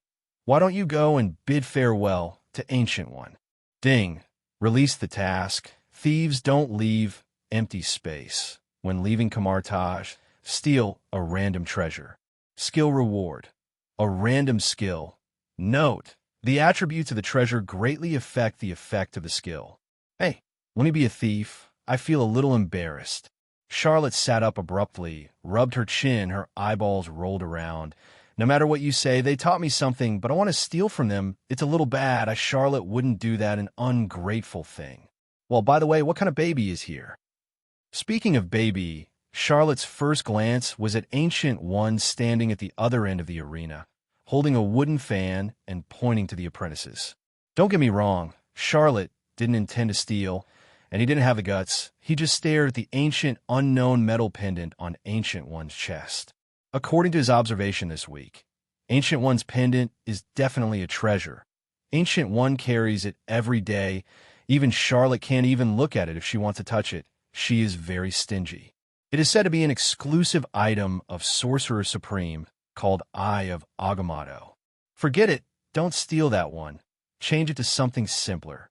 Charlotte observed for a while, but she still gave up the idea of stealing the Eye of Agamotto, which is the treasure that Ancient One swore to guard to the death, and Charlotte still didn't make trouble for herself.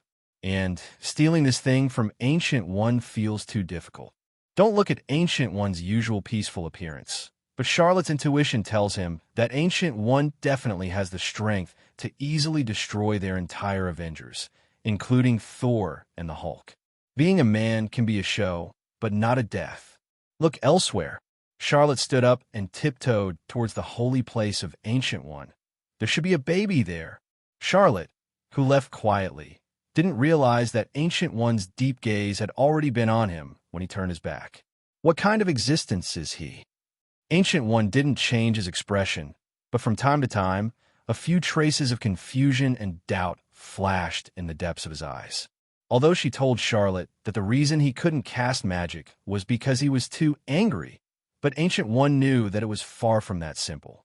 In the long years of Ancient One, she has met countless people, but she has never seen a law-like existence like Charlotte. Even for the mighty Dormammu, his essence is similar to that of Ancient One. He was originally a necromancer, but only after he discovered and entered the dark space can he use the Darkness King. But strictly speaking, Dormammu still uses power by communicating with dark elements. But he originally abandoned his body and was assimilated into darkness, so he can better communicate with darkness and use the power of darkness. The only one who can compel the driving of energy elements is the law. In fact, Ancient One can also do it, but she needs to rely on external things. That is her Eye of Agamotto, or another name, Time Gem. Charlotte, he can't be another gem. A strange idea flashed in Ancient One's mind, but it was overturned immediately. Ancient One could feel the existence of every gem in the endless space. On the other side, Xiao Luo was wandering around the holy place of Ancient One. This one doesn't work. Ancient One said that there's an otherworld's nightmare sealed inside. And this one doesn't work either. It also seals a monster. Charlotte picked and picked all the way, and suddenly found that there seemed to be no way to steal. I don't know what Ancient One thinks. My holy place is full of sealed monsters. Every time Charlotte wants to pick up an item, violent spider telepathy will strike, especially when Charlotte picks up the sealed nightmare box when it was time. He almost exploded. Asked for flowers. Hey, There seems to be nothing good here in Ancient One except for a magic library. But it's impossible for me to steal a book. The last time I accidentally damaged a magic book, Lao Wang almost killed me. Charlotte finally squatted helplessly in the aisle, frowning. I heard that Kamar Taj has 3 holy places around the world. There should be treasures there, but unfortunately I don't know how to get there. And I don't know space magic, hey. Charlotte, what are you doing squatting here? Just as Charlotte was moaning, a voice sounded from behind him. Charlotte turned her head to see a black man standing behind him with a large plate in both hands. Oh, it's Modu. Charlotte responded listlessly and then asked casually, What are you doing? What's on your plate? Modu Magician, a black man, is considered to be above average in strength and an absolute supporter of Ancient One. He has a very kind personality, and Charlotte gets along well with him. I have Sling Ring on my plate, and it's time to practice teleportation magic. I'm going to shut down Fayog for the apprentices. The materials for casting Sling Rings are still very precious, so magic apprentices cannot configure Sling Rings at any time like magic masters, and they're usually only issued temporarily when practicing teleportation magic. Sling Ring, is that the necessary magic weapon to use space magic? Charlotte's eyes lit up at Mordo's magician's words, and she stood up abruptly, staring at the plate in Modu's hand with bright eyes. Charlotte didn't forget the skill reward note for her mission. The skill effect is related to the property of the treasure. Sling Ring is a necessity for Kamar Taj to use space magic, so the property should be space-oriented, and Charlotte needs skills in this area. The most important thing is that although the Sling Ring can be regarded as a treasure magic weapon, it is actually precious, and it is neither precious nor rare. It is almost a standard configuration for Kamar Taj high-level magicians. It is not too much for Charlotte to take one. I believe that Ancient One will turn a blind eye if he knows it. And Modu, I just want to go to the training ground. Let me send you there. All right. Modu looked suspiciously at the attentive Charlotte in front of him, remained silent for a long time, and then nodded worriedly. Then, I'll go home first. I'll come and see you when I'm free, and you can call me if you need anything. In Ancient One's holy place, Charlotte watched Modu, Old Wong, and Hamel Magician say goodbye to him, and finally walked to Ancient One sitting on the Grandmaster's chair and bowed deeply. Ancient Teacher One. Although Charlotte usually has a carefree appearance, Charlotte still understands the point of respecting the teacher. Although, due to some reasons, Ancient One failed to teach Charlotte too many things, but it can be regarded as leading him into the door of cultivation and taught him a lot this week. A teacher is not too much. Charlotte, let me see you off. Modu Station was born and opened a space portal for Charlotte. The opposite of the portal is the living room of Charlotte's house. Then goodbye. Charlotte didn't talk nonsense anymore, waved her hand, turned around, and stepped into the portal. Modu sighed a little 040. Although Charlotte is usually very mischievous, she also added a lot of vitality and anger to Kamar Taj. Once he left, Kamar Taj would be quite deserted. They were more or less sad. Although Modu and the others have mastered space magic, they can't leave the holy place casually, and Charlotte doesn't know space magic, so she can't come to see them at any time. It's probably a long time since they parted. Everyone was a little silent. Modu Magician, King, you guys go to work. Ancient One stood up first, commanded everyone, then turned to look at Hamel and said calmly, Hamel Magician, you and I can go and strengthen the defensive formation. Kamar Taj guards the Earth from being invaded by other universes, and there are 3 holy places in London, New York, and Hong Kong, which are used to build defensive circles, and the holy place of Ancient One here is the central hub. Genoa are back again. Just as everyone turned around in silence, planning to go their own way, a familiar voice suddenly came from outside the holy place, and everyone was taken aback. Hey guys, missed me? After a while, a familiar figure rushed in from outside the holy place, stood at the door, and greeted them. It was Charlotte, who had just left. Charlotte, you. Modu turned his head and looked at the place where the magic portal disappeared just now, and said with some hesitation, Didn't you just leave? Isn't that Charlotte just now? Or is this Charlotte fake? Yes, Charlotte said carelessly, But I'm Charlotte again. How did you come back? This is not only the doubt of Mo, but also the doubt of everyone present. But Ancient One seems to understand something, remembering the sling ring hidden by Charlotte. This little guy has learned space magic? How did I get back? Charlotte leaned on the wooden pillar and said mysteriously, "Take the stairs." As Charlotte had expected, he had just left Kamartaj, and the thieves don't go empty mission was completed, and he had stolen the sling ring necessary to cast space magic. So Charlotte was also rewarded with space-based skills. Stair walking, active skill. Effect. After the skill is activated, a magic staircase will appear in front of the host, stepping into the vicinity that can be directly teleported to the destination. Note, the more familiar the host is with the destination, the smaller the transmission error will be. Evaluation. Xiao Yu's God-level skills. Walk the stairs. This space skill is exactly what Charlotte needs. In the future, he won't need to drooling and envious of Modu's magic power of love circles around space magic.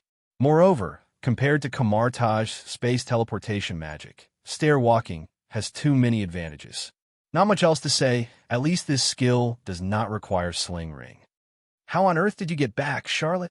Modu was speechless for a while and said even more curiously, "Did you learn space magic? You came back with sling ring, right?" At that time, a sling ring was missing, and Mordo knew it immediately, but the Ancient One magician said it was fine, and it was a souvenir for Charlotte. "Oh, by the way, the borrowed sling ring is back to you." Charlotte patted her head, took out a copper-colored ring from her pocket, and threw it to Modu. "I just came back to pay back something. I will come back often in the future. I'm going first." Walk the stair. An illusory staircase suddenly appeared in front of Charlotte, and as soon as she stepped on it, her whole body flickered and disappeared in place. "Charlotte, wait." Mordo's outstretched hand was awkwardly raised in the air, holding the sling ring returned by Charlotte. "What's the situation? Why doesn't Charlotte need a sling ring to use space magic? And what the hell is that weird staircase? They all draw circles by hand. Why is Charlotte's painting style different from theirs? Is this the space magic created by Charlotte?" Ancient One looked at the place where Charlotte disappeared, frowned, and thought. "It's really different. It's another strange magic wave." Obviously, Ancient One misunderstood again, but there is no way this time the skill is similar to magic again. On the other side, Queens, the living room of Zhang Luo's house. With a sound of shuttle, Charlotte's figure suddenly appeared, and she happened to sit down on the sofa. "Sure enough, my own home is the one I'm most familiar with. It's not bad at all." Charlotte didn't seem to be surprised that she appeared on the sofa and lay down directly, took out her phone, swiped a few times, and checked her contacts. "I finally returned to the city from the original life in nature. I have to find some friends to cheer me up. I hope there will be no more trouble coming to your door."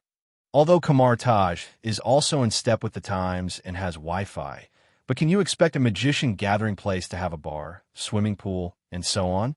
Charlotte is already suffocated. Buzzing. Before Charlotte could make a call, the watch on his hand vibrated first. Charlotte almost smashed the phone on his face in fright. "Oh, no!" Charlotte screamed. No one will invite him to a bar rave or pool party from this watch, because this watch is exclusive to SHILD, which means that Black Braised Egg has a mission to find him, and his swimsuit party will be canceled. Maybe it will stop after a while. Charlotte still has a little bit of luck at 0.4. Maybe the other party made a mistake. This is also a common thing. Even Fury, a super agent, may make a mistake, right? Well, it seems that he is indeed looking for me. After the watch vibrated for 10 minutes, Charlotte surrendered and connected the call, but I still hope that he is here to invite me to the pool party on the aerospace carrier. A blue light screen leaped in front of Charlotte, and a shiny, black marinated egg watched Charlotte speak slowly. "Charlotte, come to the headquarters. I have something to ask you." "Okay, do I need to bring swimming trunks and sunscreen?" "Just bring your agent card." After speaking, the light screen disappeared in a flash. SHILD headquarters, Tri-Curved Wing Building. Honestly, I thought I was going to be greeted by that B************* D Fury. In an office with the White Eagle SHILD logo on the wall, Charlotte sat across from a beautiful female agent and said relaxedly, "If I knew that it was Sister Hill who came to receive me, believe me, I would definitely be able to arrive half an hour early." Originally, Charlotte thought that it was black marinated eggs looking for her, but she didn't expect that it was Hill agent who came to receive him in the end. "Little guy, I didn't expect to go to the Agent Academy to reform for more than a month, but I became even more glib." The corner of Hill's mouth raised a smile, but he soon became serious and said seriously, "Actually, I came here this time to invite you to join SHILD's Special Operations Team." Chu Ruizun. Special Operations Team? Charlotte was stunned for a moment and asked curiously, "What task are you going to do specifically? Why do you want me to participate?" This action group was not established just for one mission, but to respond to the next world changes. Long-term team. Charlotte was a little surprised by Hill's words and immediately retorted, "I don't want to do long-term mission 08. "I know, Fury has thought about this a long time ago." Hill interrupted Charlotte and continued, "So he just asked you to serve as a consultant for this action team. You can choose whether to participate in the missions, and you don't have to follow anyone's orders. Your status is second only to the action team leader." Fury already knew Charlotte's character, so he was prepared. "That's right, that's okay." Charlotte shrugged. There was nothing more to object to. However, since Fury found me, an Avenger, to join this action team, the tasks they usually perform should be very difficult. Fury is aware of Charlotte's ability.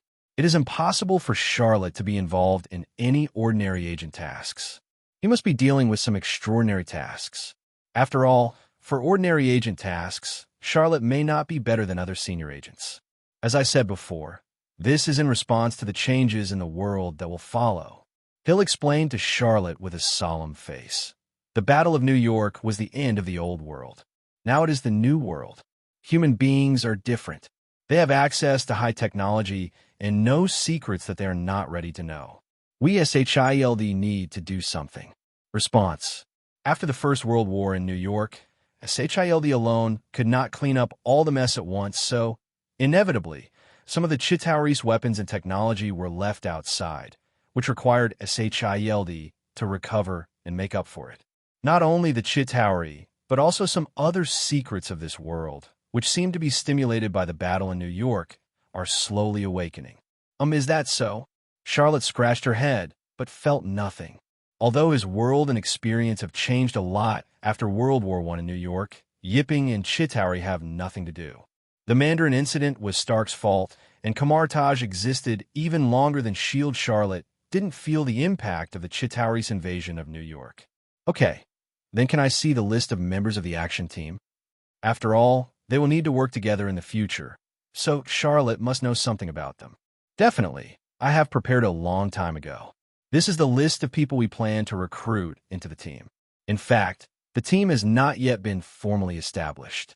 You are the second one to join." Hill handed a document in front of him to Charlotte and said with a smile on the corner of his mouth, "But there are still 2 acquaintances of yours on this list." "Acquaintance?" Charlotte took the file in Hill's hand and jokingly said, "Could it be Natasha Romanoff and Barton? Then the configuration in our team is quite luxurious." Charlotte doesn't know many people in SHILD, so it's easy to think of the 2 Avengers teammates. "You'll know it when you look at it." Hill smiled very mysteriously, looking at Chang's appearance all over his face. "Let me see." Charlotte flipped through the documents in her hand, chanting her name. Group Consultant, Charlotte. Team Leader, Phil Coulson. But Charlotte stopped at the second name, with doubts flashing in her eyes, as if she was trying to remember something. "Hey, where do I think I've heard this name before?" A friendly reminder, Luke.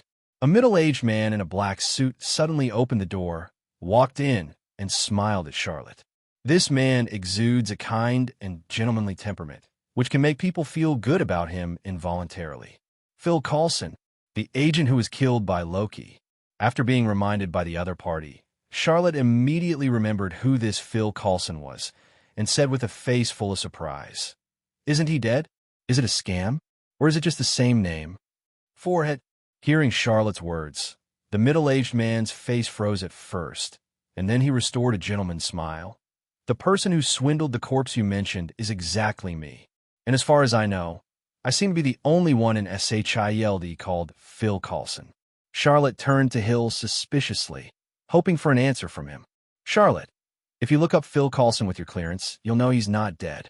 Hill reluctantly continued to explain for Charlotte. He was just in a state of suspended animation. No, actually it's not an exaggeration like feigning death 750, Phil Coulson quipped. I just stopped breathing for 40 seconds. 8 seconds only. Hill retorted, every time you say it, add some time. If you're also stabbed by the god of mischief, you can say whatever you like. Phil Coulson shrugged and continued, I was looking at a white light, and it must have been more than 8 seconds. So Fury faked your death to inspire the Avengers? Charlotte was stunned for a long time before suddenly realizing, and continued, Tony and the captain were still sad for your death for a long time. Do they know about it now? They don't have the level 7 or above agent authority. Hill teases a bit, but Natasha Romanoff and Barton did, and they didn't say it. It's Fury's order, and it helps them continue to be united. After all, Stark and Cap have had trouble with each other before. No wonder. Charlotte immediately understands that although Natasha Romanoff and Barton are also Avengers, they are more agents of S.H.I.E.L.D. Then what is the confidentiality fee you gave me? My mouth is not very strict. Charlotte raised an eyebrow suddenly. S.H.I.E.L.D., what does it stand for? Ward agent. It was still Hill's office, and it was still Hill agent. But the one sitting across from her was not Charlotte, but a man in a suit in his 30s. The man looked stern, his face was tough, and his eyes were piercing. Although his whole body was sitting relaxed on the chair, he still maintained the best posture, ready to deal with sudden attacks at any time. Homeland Defense Attack and Logistics Support Bureau. What does it mean to you? Means they really wanted our name short. The man shrugged his shoulders and joked. Every time I introduce my identity, I feel too convoluted. I am really grateful to the person who suggested changing the name. SHIELD is so convenient. After a pause, he seemed to notice Hill's serious eyes, and the man reluctantly returned to the topic. It means that we are a line of defense, standing between the world and the weirder world. We prevent people from hearing what they are not ready to know, and, if not, we have to keep them safe. If something goes wrong. As he said that, he took out a palm-sized item from the inside pocket of the suit jacket, raised it in his hand, and waved it. For example, the nerve link of the Chitauri tribe. We have to get it before the Huanren. Place the item in your hand on the metal table and slide it towards the hill. Meanwhile, in a room next door. He is Grant Ward, a combatant of this squad. Charlotte looked at the live monitoring screen on the screen in front of her, pointed to the man opposite Hill, frowned, and asked with some suspicion, how about his ability? For some reason, Charlotte felt that Ward was very annoying from the first moment she saw him. Grant Ward, currently a 6th-level agent of SHIELD from the combat branch. Phil Coulson beside him looked down at a piece of information provided by Hill in his hand and replied, fighting, top-notch, scouting, oh. This is the highest score given by Hill since Natasha Romanoff. In terms of human interaction, though, she draws. Phil Coulson pointed to the information and said uncertainly, it looks like a pile of shit with a knife stuck in it. Maybe a porcupine. Huh. Charlotte leaned over and glanced at the abstract painting, also with a hint of uncertainty. Although Charlotte notices that it says porcupine, it really looks like a piece of shit. No, I still feel like a piece of shit. Phil Coulson observed Hill's masterpiece again, and his tone was very certain. I think you're right. Charlotte felt convinced, too, and continued, but whatever it is, I guess it's a bad idea. It may have been related to his family. Phil Coulson flipped through the information at the back, which was the detailed information of the other party. Don't talk about him. Let's talk about other people. Charlotte turned her head to look at Phil Coulson and asked, listen to Hill, you personally selected the members on this list? Yeah, I applied to the director for this special operations team, and I selected everyone else on the list one by one, except you, who was personally requested by the director. Phil Coulson didn't expect Charlotte to ask this, a little strange. What's the matter? Is there any problem? The problem is big. I feel that you must have been calculated by Fury. There is definitely something wrong with the list he selected for you. Charlotte, why do you think so? Because I was tricked by him too. Charlotte suddenly began to say angrily, "What do you mean I don't have to obey anyone's orders in this team? I can also choose tasks to participate in. Can I really not listen? Do I have a choice?" Charlotte threw the two documents in her hand on the table, revealing the two names on the documents, which were Melinda, May, and Sky. That's what Hill said about Charlotte's two acquaintances. Charlotte was tricked by the old fox Fury. 0*. With Melinda on this team, does Charlotte have the right to say no? He can say no to anyone's order, but he still has to obediently obey his Aunt May. Moreover, Sky and Aunt May are both in this team. So if there is any dangerous task, Charlotte must be on call. Forehead. Phil Coulson was taken aback for a moment, and then said with a sense of realization, "In this way, siping is indeed a bit strange." Phil Coulson chose Melinda, maybe because they had worked together before, and Melinda was with him on her last field mission. But after that incident, Melinda applied to be transferred out of the field team and became a civilian agent. Phil Coulson has always wanted to help her get out of the shadow of that incident, which Fury must know. As for this Sky, Phil Coulson has never seen her before, but her evaluation is very high. A title of top hacker is enough to attract Phil Coulson to choose her. At first, Phil Coulson didn't think much about it, but now after Charlotte reminded him, he might really be plotted by Fury, but the victim seems to be Jean Luo instead of him. I can only say that Fury really deserves to be a super agent leader. Charlotte shook her head helplessly. Forget it. Anyway, I really should start doing the task. Charlotte is not talking about agent tasks, but system tasks. He didn't forget that he still had a death enemy battle. One, quest chain. Even without Fury's arrangement this time, Charlotte would come and apply for some quests with Fury. Otherwise, an idle agent who has no mission but often enters and exits SHILD for no reason can easily attract the attention of others and is inconvenient to investigate. It's time to find out the hidden bugs in SHIELD. This is not only the requirement of the system mission, but Charlotte himself wants revenge. Charlotte's deep eyes hide the flames of hatred. SHILD headquarters, Tricurved Wing Building. In a clerical office, Melinda, in a white shirt, is skillfully arranging the documents in her hands. "May Agent," a familiar voice sounded from behind, causing Melinda's movements to stop. But it was only a pause, and immediately continued to organize the files as if nothing had happened, but spit out a word without looking back. "No." Very decisive. "Looks like you already know that." Phil Coulson walked around to Melinda's desk from behind and smiled at Melinda. "I won't be going back." Facing this former partner, Melinda is still busy with the work at hand without raising her head. She will never return to the field team. The shadow of that incident still hangs over her all the time. Yeah, what a great setup here. Phil Coulson showed no embarrassment of being rejected, glanced at the documents piled up as high as a city wall in front of Melinda at 2,000, and joked lightly, "Have you considered adding a moat?" Melinda stopped what she was doing and watched as Phil Coulson remained silent. "I just need you to drive." Phil Coulson looked at Melinda and continued, "Contact ground transportation and some on-site supervision, not combat operations." "Then you don't need me anymore."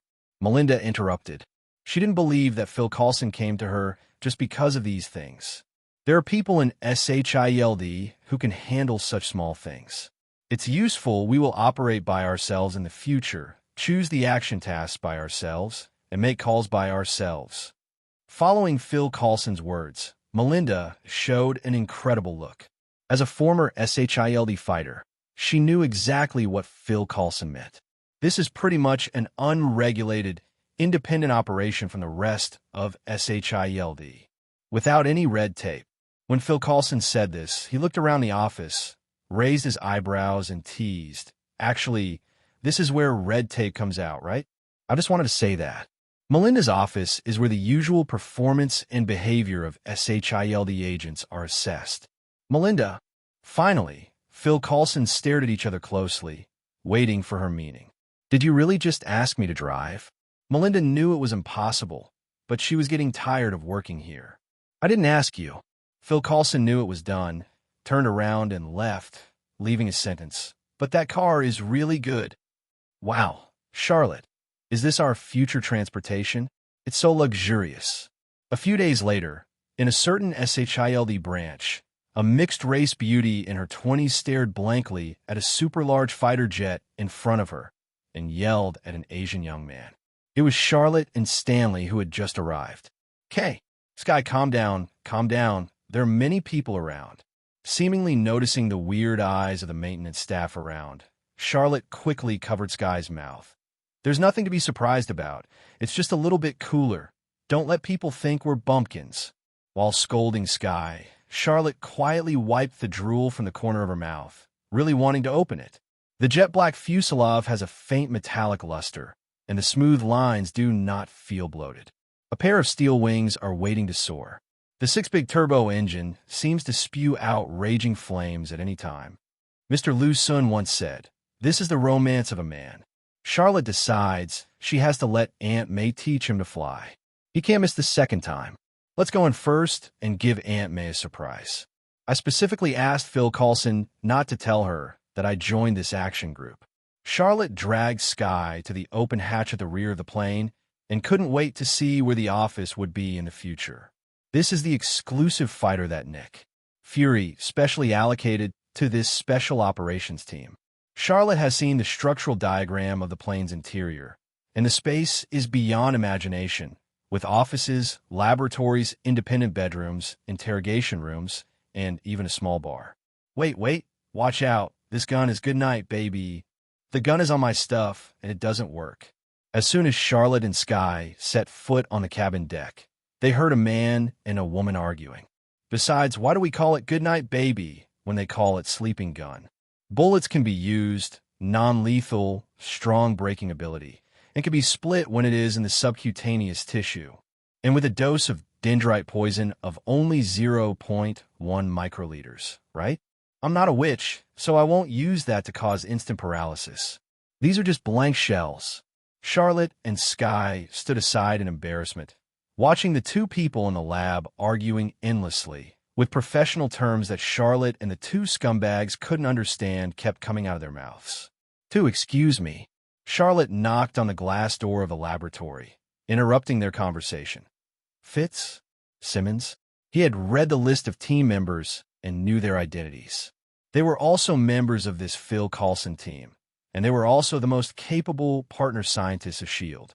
Charlotte also came into contact with their works very early, and Sleeping Gun was invented by them. He's Fitz. He specialized in engineering mechanics. She's Simmons. She's a biochemist. It seemed that they had just discovered Charlotte and Sky. The two quickly stopped their quarrel, rubbed their hands together in embarrassment, and then pointed at each other's partners to introduce Charlotte and Sky. Although the introduction of the two was very ordinary, Charlotte knew that they were too humble. Charlotte couldn't count the fingers on both hands and feet of Fitz and Simmons' respective doctoral and master's degrees, and Charlotte had never even heard of many degree names. "My name is Charlotte. She's Sky." Charlotte introduced her side before continuing. "I just wanted to know where I could find Phil Coulson." Charlotte knew that Phil Coulson had arrived because he had seen Phil Coulson's precious car, Lola, on the plane, which was red and very conspicuous. It is said that Phil Coulson never let others drive his Lola with 3.4, because for Phil Coulson, Lola is his wife. Charlotte, consultant, Phil Coulson team leader in his office. Fitz and Simmons watched Charlotte nervously, seeming a little reserved. "This is Charlotte, the consultant of their action team? I feel so young." "Oh, thanks." Charlotte noticed the nervousness of the other party, shrugged, and said, "Actually, you don't have to be so nervous. You can just call me Charlotte. In fact, I am much younger than you."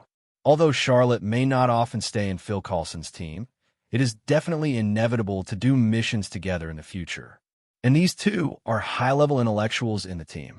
As a scumbag, Charlotte will always trouble them, and it is necessary to build a good relationship. Thousands of meters high in the sky, a black fighter jet is flying on its own, flying rapidly above the clouds. "Okay, now all the members of our team are here. In a small conference room inside the plane, Phil Coulson knocked on the table with his hand, glanced at the 6 team members present, stood up and said, "Although you all understand your responsibilities in the team, I still need to talk. Let me introduce you. I'm the captain of this special squad." After a pause, Phil Coulson pointed to Charlotte and said, "And this Charlotte is our team's consultant. His status in the team is second only to me, and he can help us complete some very special tasks. Regarding Charlotte's ability, you will gradually know about it in the future, but I hope you will not be too surprised by then." Charlotte smiled and nodded towards everyone, but when she noticed Aunt May's serious eyes, she couldn't help touching her nose guiltily. "This is Agent Ward. He is mainly responsible for the usual missions." When Phil Coulson introduced Ward, Charlotte whispered to Sky, who was sitting on her right, "I don't know why, but I feel like I hate this guy." "You hate him?" Sky glanced at the cold Ward opposite and said 08. "You must be jealous of his handsome looks." But what Charlotte said, Sky still secretly remembered that she hated the people Charlotte hated. These two are Leo Fitz and Gemma Simmons. They're usually responsible for the research and development of equipment logistics and unknown things. When Phil Coulson said this, he seemed to remember something, looked at Fitz and Simmons and said, "By the way, let me tell you in advance. Although you're scientific researchers, in view of the special mission of our team, you will not just stay in a laboratory like before, and you may often need to follow us on field trips." "Need to go to work?"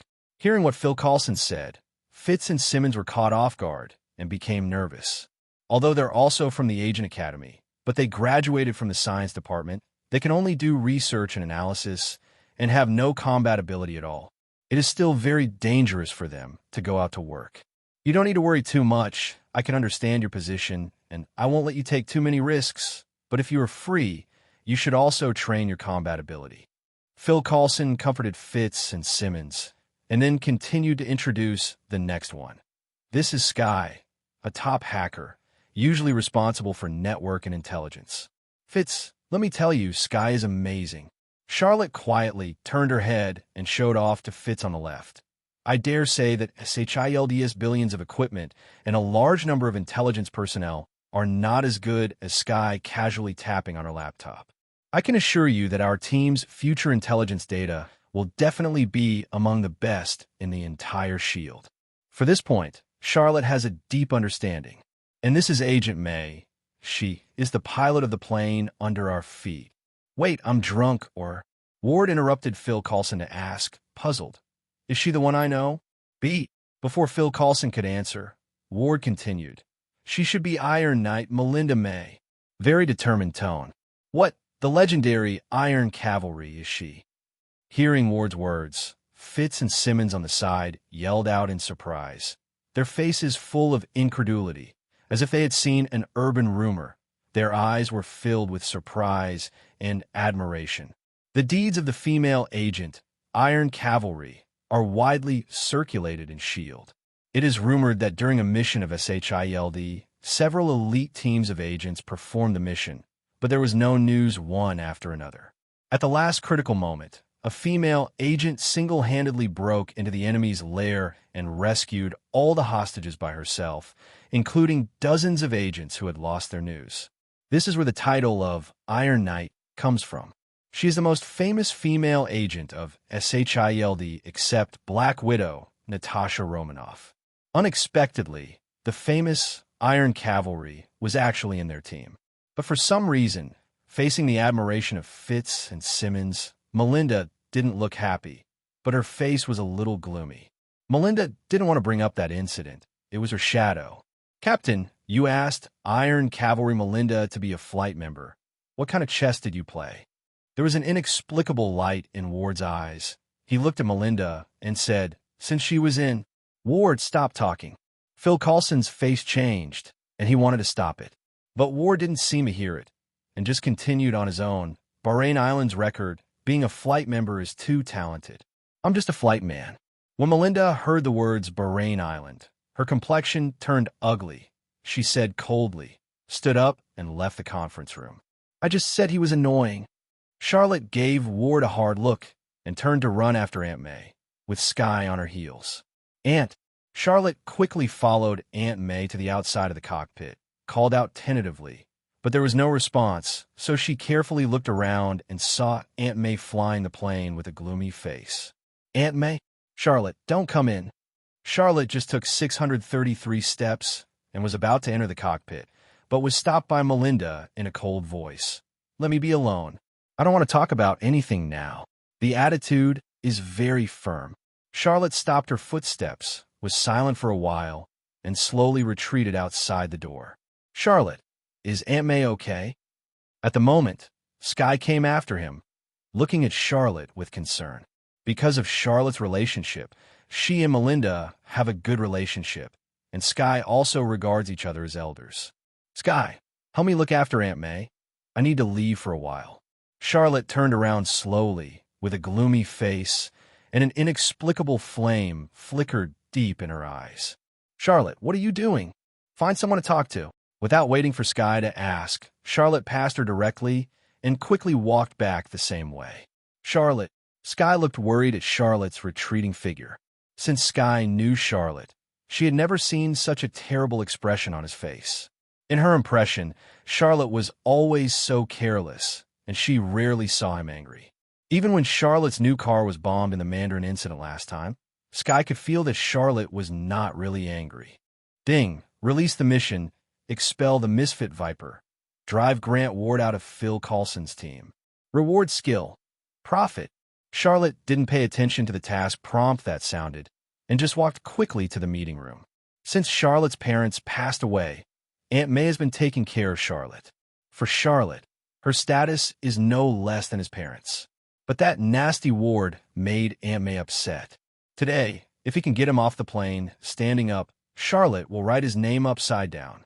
Charlotte met his target as soon as he reached the door, and Ward happened to be the first to come out. Charlotte, Melinda, she's fine, but you're dying. Before the other party finished speaking, Charlotte grabbed the other party's collar and walked to the other side. Charlotte, what are you doing?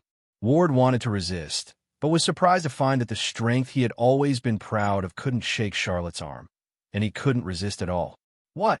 Charlotte said without turning her head. It's nothing. I heard that you also graduated from the combat branch of the Agent Academy, and my junior wants to ask you for advice. When Charlotte passed by the armory, she glanced at it, picked up a pistol, and continued to hold Ward into the training room. Now, just the two of us, let's deal with the problem. Charlotte ignored Phil Coulson and the others who came in a hurry, and directly locked the door of the training room. Then threw Ward heavily to the ground, threw out the pistol in her hand, and said coldly, "Don't say I bully you. This is for you. Charlotte, listen to me. I didn't mean to. Whether you did it intentionally or not is your business. Whether I want to teach you a lesson is my business." Charlotte interrupted Ward, kicked the pistol in front of Ward, twisted her neck, and said coldly, "I advise you to do your best, because today there's only one person who can stand up and go out by himself. You can try see if that person is you." Ward closed his mouth, wanting to continue explaining. Charlotte's stern eyes did not reveal any room for negotiation. Obviously, he was not joking, but serious. This Charlotte's strength is much stronger than mine, and bare hands may not be the basis. Ward hesitated for a moment, but decided to pick up the pistol on the ground. But you can't kill him, just wound him. He has worked so hard to get into Phil Coulson's team, but he has a mission to make sure that this SHILD special team has Hydra's eyeliner. If he was expelled from the team because he killed his teammates on the first day, then his efforts would be for nothing.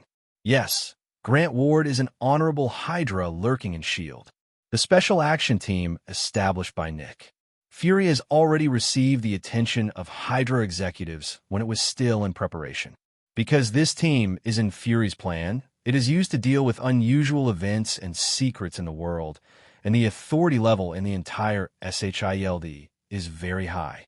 So it is impossible for Hydra to spare this special team and let it drift out of their grasp. There must be an undercover eyeliner, which can be used to get more secrets of SHIELD. And it can also ensure that this team will not find out their tales, because Hydra has borrowed the name of SHIELD over the years and has contacted many forces for cooperation to develop and strengthen itself. And even a few forces know the existence of HYDRA. It was he who took the initiative to provoke. It's not my fault. Even if he saw blood, Phil Coulson has nothing to say. Ward released the safety of the pistol with his hand and shot Charlotte calmly. As long as the bullet doesn't hit Charlotte's deadly part, then Ward is just defending. As long as he acts guilty, Phil Coulson and the others can't do anything to him because of it. But Ward still had a headache. He really didn't expect that this Charlotte would be so reckless, and she would conflict with himself just because he tried a few words with Melinda. This means that even if he wins, he still needs to spend more thought to eliminate gaps with his teammates and gain their trust. Maybe you can let yourself hang some color first, so as to win the sympathy of your teammates. Ward thought to himself, but he didn't think about losing. After all, he joined this team as a combatant. If he can't handle this little guy in front of him, then he's still a combatant. What is this thing? Iron Man. But in the next second, Ward, who was holding a pistol, was dumbfounded. Charlotte in front of her eyes flashed with light, and the other party disappeared, replaced by a lacquered black knight holding a sharp blade. Bang, bang, bang. Ward took a few steps back in panic, and several gunshots rang out. Okay, since the shot is fired, it means that the competition has begun, and I want to make a move. Charlotte ignored the sparks from the dropped bullet and walked towards Ward step by step. Damn it. What kind of permissions did Fury set? Outside the training room, Phil Coulson was trying to open the door of the training room and said anxiously, "Is Charlotte's special authority so high? Why can't I open even my 8th level authority?" "What's up, Phil Coulson? Charlotte, what's he doing?" At the moment, Melinda and Skye rushed over, and Phil Coulson's eyes lit up, and he said quickly, "May, please persuade Charlotte." Charlotte pulled Agent Ward into the training room just now, and then there was a gunshot. Phil Coulson is one of the few agents in SHIELD who knows the identity of Charlotte's Avenger. He knows that Ward is absolutely impossible to be Charlotte's opponent. If Charlotte is young and aggressive, he will be in trouble. "Charlotte, open the door." Melinda was taken aback when she heard what Phil Coulson said, and hurried forward, wanting to knock on the door. But before he stretched out his hand, the closed door opened automatically, and a figure stepped out with a relaxed expression. "Hey, what are you all doing here?" After venting, Charlotte went out when she saw a group of people gathered around the door and said carelessly, "Is it time for dinner?"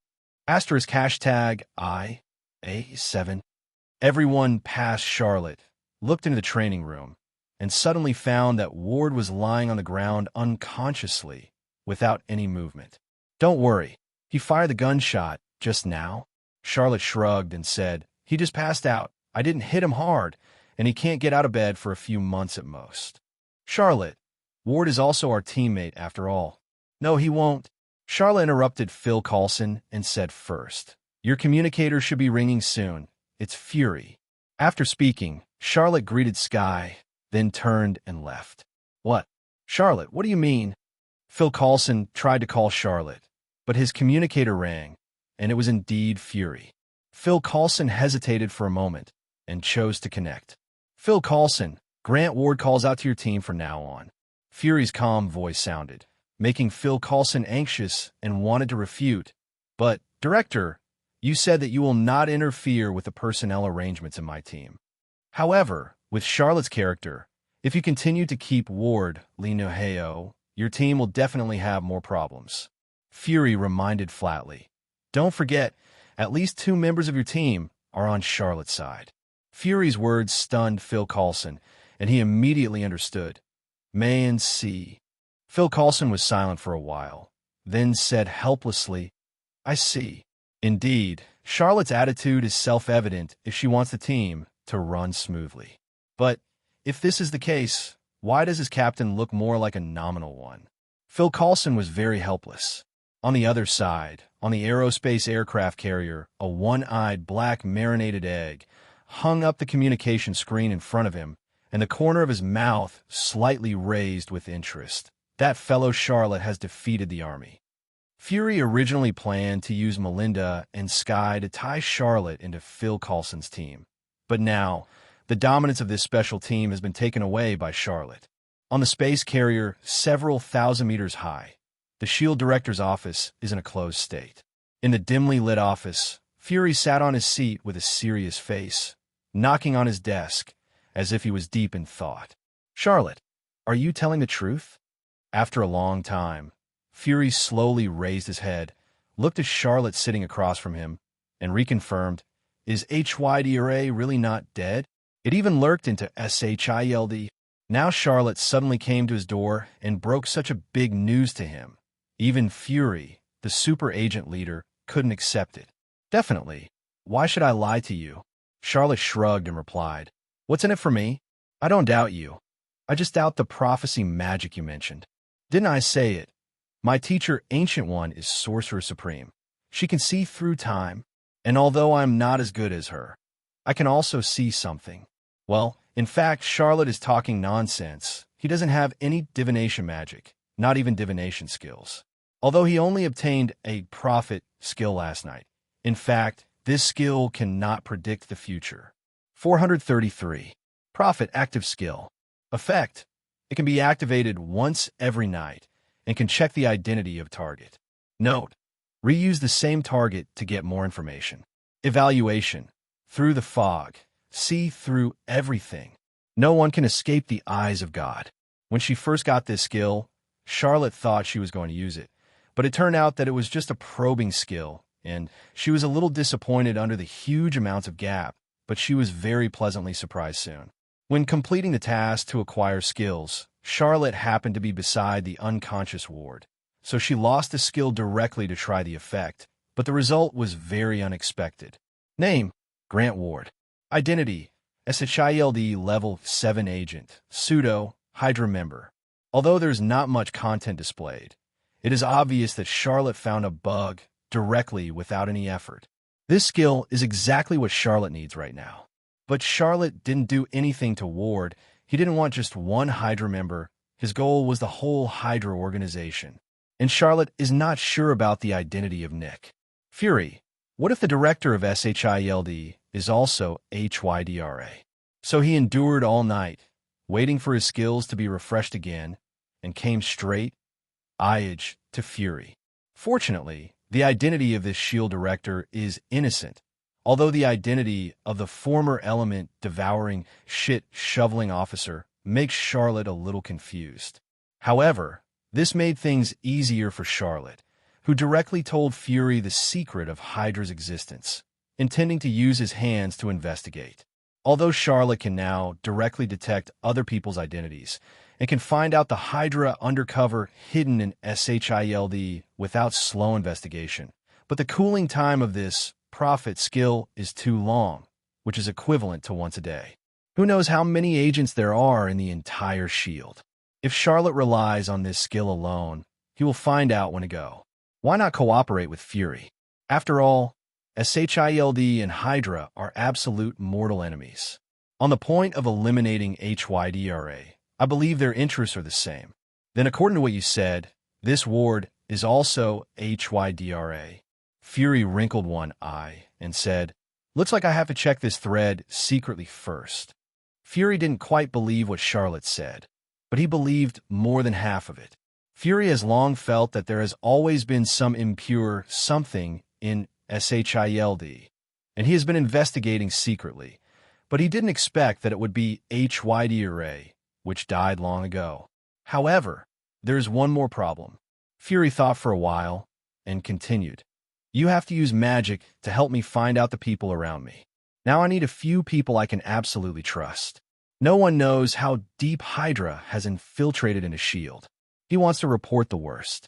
It's definitely no problem. I can use this magic once a night. I will come to you.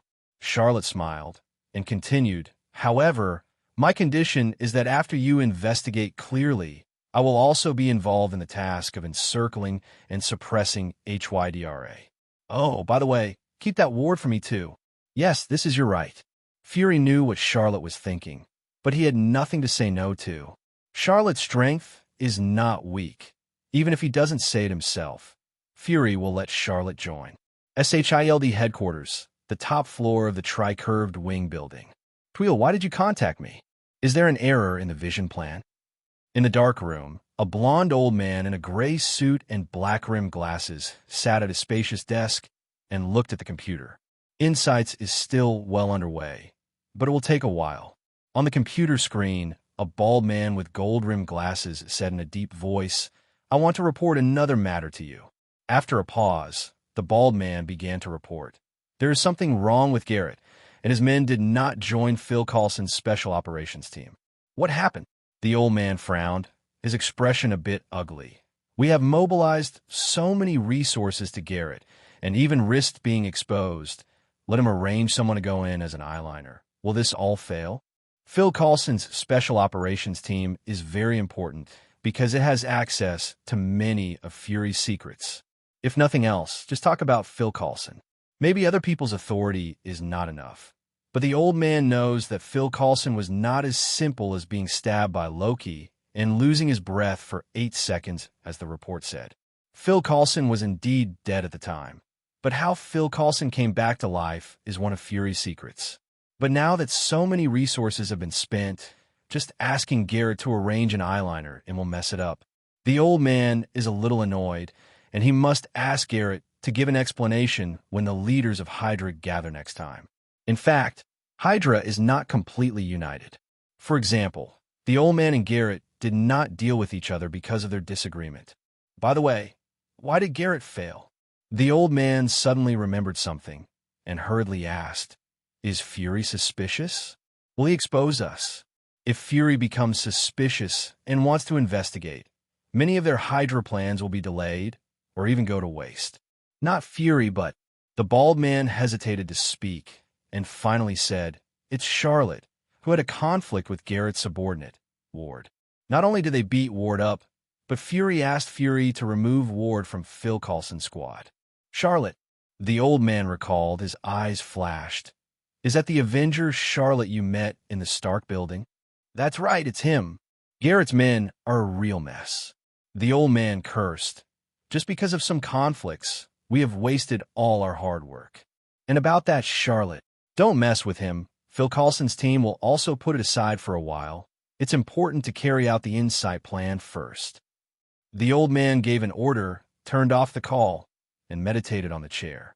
As long as the Insight plan is successful, Hydra will be able to appear in front of the world again.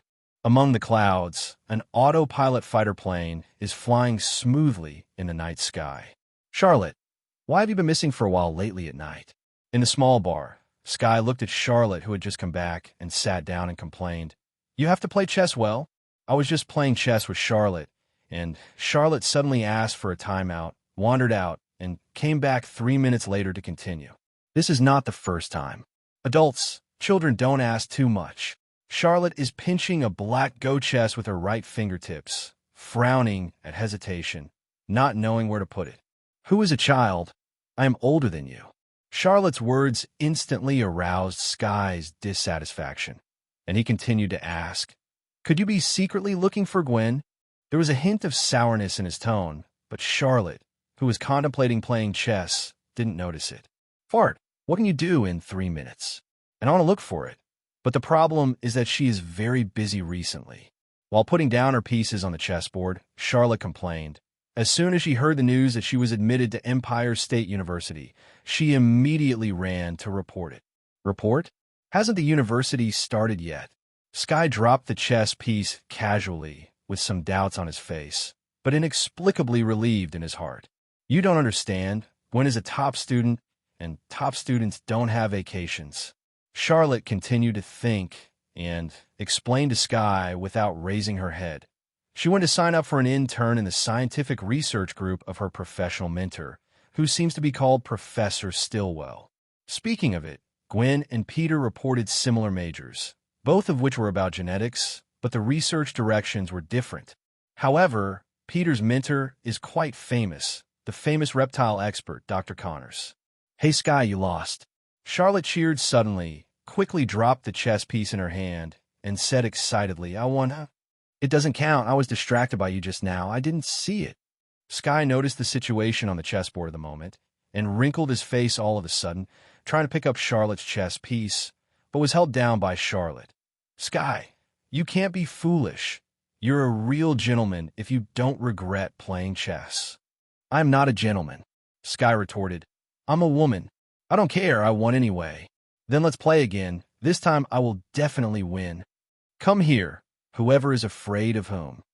Phil Coulson and Melinda, who were drinking on the sidelines, were a little speechless.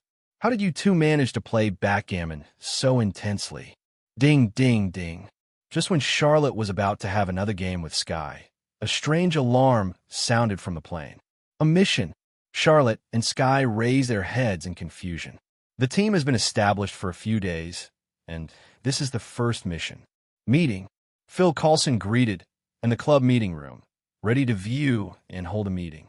Finally, here comes the mission. While clearing the chessboard with Sky, Charlotte said, "If I don't come again, I won't be able to survive." Although Phil Coulson said that Charlotte does not need to be with the team for normal missions, he will notify Charlotte if there are special missions. But Charlotte believes that the first mission of the team is still of commemorative significance, and she insisted on waiting, but the result was that she waited for several days. Hong Kong. Chun Hao's whereabouts are unknown. In the conference room, Phil Coulson tapped the information on the screen and introduced to everyone on the sofa. A few years ago, Chun was just a street performer who bent his waist for 5 buckets of rice, and suddenly he was able to master a moderate amount of flames. How could he surpass ability? Fitz asked.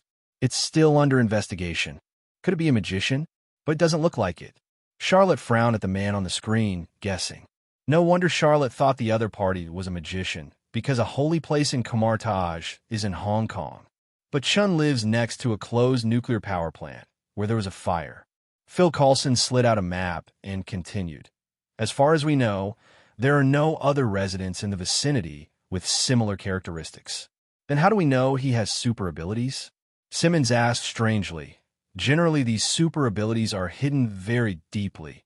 Even SHIELD doesn't know much. He was seen lighting torches while performing in the street.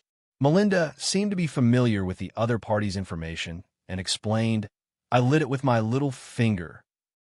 Ask for flowers. So this got the attention of SHIELD, and we asked him not to disclose his ability. Phil Coulson took Melinda's words and continued. Since then, he's been on the Superman list. Superman list? Charlotte was a little puzzled. SHIELD has recorded a list of persons and objects with super ability. And this thing, Charlotte was even more surprised and asked with interest. Is my name on it? Forehead. Phil Coulson didn't expect Charlotte to ask this. He was taken aback for a while, and then continued. It only records some super abilities that need to be protected, you. What Phil Coulson means is obvious. With Charlotte's strength, Superman is not on the list. Super ability people need protection? Did I hear you right? Sky was full of disbelief. Isn't it ordinary people who need to be protected?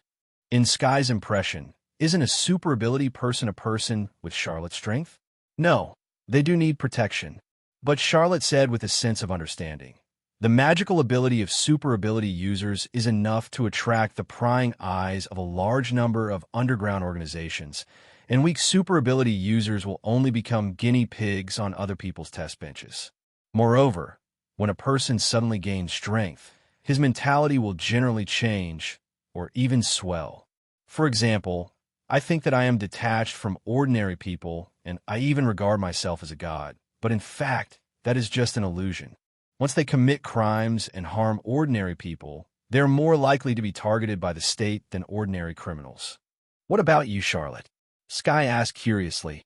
What did you think when you first got magic? The others turned their attention to Charlotte. Although Charlotte seldom uses magic at ordinary times, once in a while, it will arouse their amazement and envy. Charlotte was taken aback. Remembering the day when she first acquired the skill, she scratched her head and said, I don't seem to feel anything. I should still eat and sleep. Hong Kong, a luxuriously decorated room. The soft light of a wooden lamp illuminates the room through a paper lampshade. On a huge amount of soft bed in the center lay a middle-aged Asian man, his eyelids trembling slightly, as if he was about to wake up. If Phil Coulson and others are here, they will find that he is Chun Haoran, a super ability man who has disappeared and whose whereabouts are unknown. Good morning, Chun. A female voice suddenly sounded, instantly awakening Chun Hao. As if his body was equipped with a strong spring, he jumped up from the bed, stretched out his fists, and scanned the unfamiliar surroundings vigilantly. How is this going? However, he soon relaxed his vigilance, and Chun Hao turned his attention to another person in the room, a woman to be precise. A mixed-race woman with dark complexion, wearing a long dress with black background and white flowers, exuding a unique charm. I sincerely apologize to you for what happened last night, 167.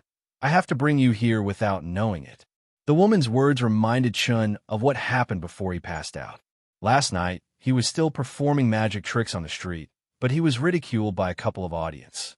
He couldn't stand the stimulation, violated the rules set by SHILD for him, and used flames to pretend to be magic to frighten the couple. At the end of the show, the woman who called herself Lena seemed to be attracted by her own magic, had a good conversation with herself, and finally returned to her rented house with him. At first he thought it was an affair, but he didn't expect that the other party ambushed two thugs wearing fireproof suits in his home, subduing him into a coma. SHILD right.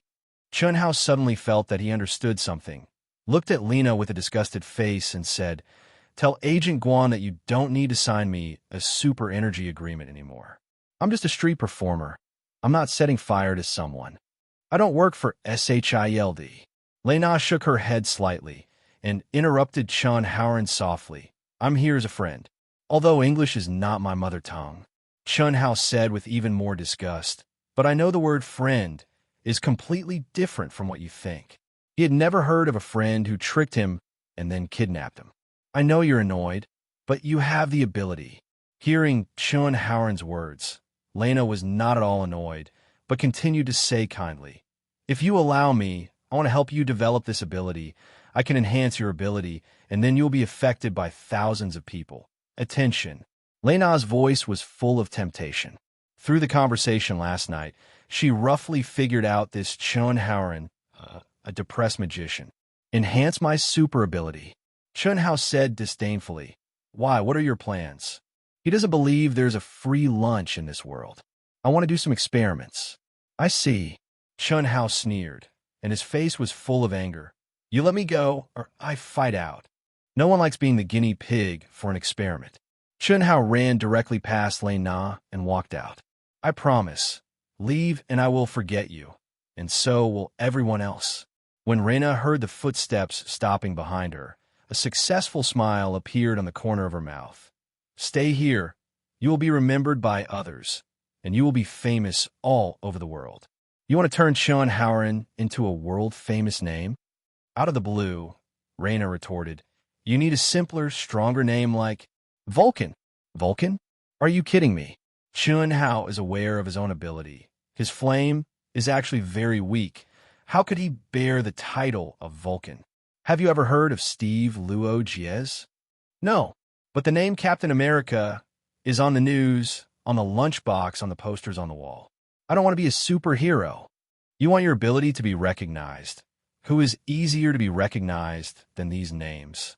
Lena's words seem to have a kind of magical power, slowly break down Chun Hao's inner defense line. "I have this super ability for a reason. I just want to show others what I can do." "They will," Lena insisted, and slowly approached each other. "What I want is what you want. Let others remember you. This is your destiny. A star." "Vulcan." Chun Hao seems to be convinced, slightly nodded and said, "I'm beginning to like this name." On the other side, Hong Kong, SHILD Branch 0. "Close agent, hello." Melinda shook hands with a middle-aged Asian man in a black suit, then turned her head and introduced to the others. "Everyone, this is Guan Agent, Chun Hao's commissioner agent." Melinda turned around and asked, "Any clues?" "Hardly." Agent Guan shook his head regretfully. "Chun is a magician, so at first I thought he disappeared by himself. But apparently he was taken by the experts, and the only thing they left behind was this wreckage of aluminum foil." Agent Guan took out an evidence plastic bag from his suit pocket, which contained a piece of silver-white cloth. "Shards of the fireproof suit. It means that the other party knows that Chun has super abilities." Charlotte and others saw the origin of the residue at a glance. These are a headache. The crowd was also a little irritable. They couldn't find someone in the vast crowd with only the wreckage of a fireproof suit. Sky. Phil Coulson looked to Sky, maybe with her hacking ability. It's almost impossible. I'm just a hacker, and I don't bring my own tracker. Sky said nothing could be done. Charlotte, since the technological strength is not enough, we can only try magic, and everyone's eyes are on Charlotte. Unfortunately, Charlotte doesn't have the skills to find people either. Me neither. Before Charlotte could say his refusal, System Mission 3.1 gagged him. Ding! Release the mission, Boundless Crowd, to find the kidnapped Chinhauerin. Reward skill. Wicked map. Let me think of a way. Charlotte lowered her head and thought for a moment, then finally took out her mobile phone and dialed the number. Hi, is this Mordo? I'm Charlotte. It's nothing. I just want to ask you in the holy place in Hong Kong. Is there any magician who is good at finding people? I'm looking for a kidnapped person. It really is, thank you. Charlotte put away her phone, turned her head and shrugged to her stunned teammates. It's done. Go out and rely on friends.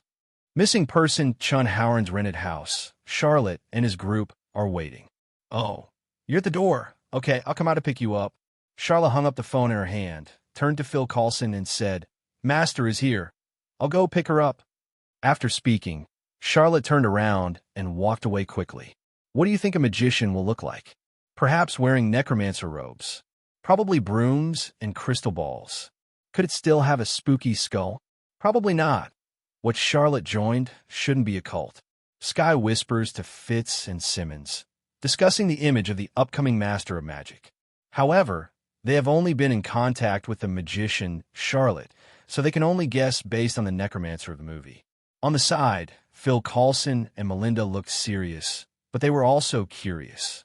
For them, although they have seen Charlotte's miraculous magic, magicians and the like are still very out of reach for them. However, no matter what it is, they must treat each other with a friendly attitude. Charlotte said that this magician organization has existed longer than S.H.I.E.L.D. Hey, Master is here.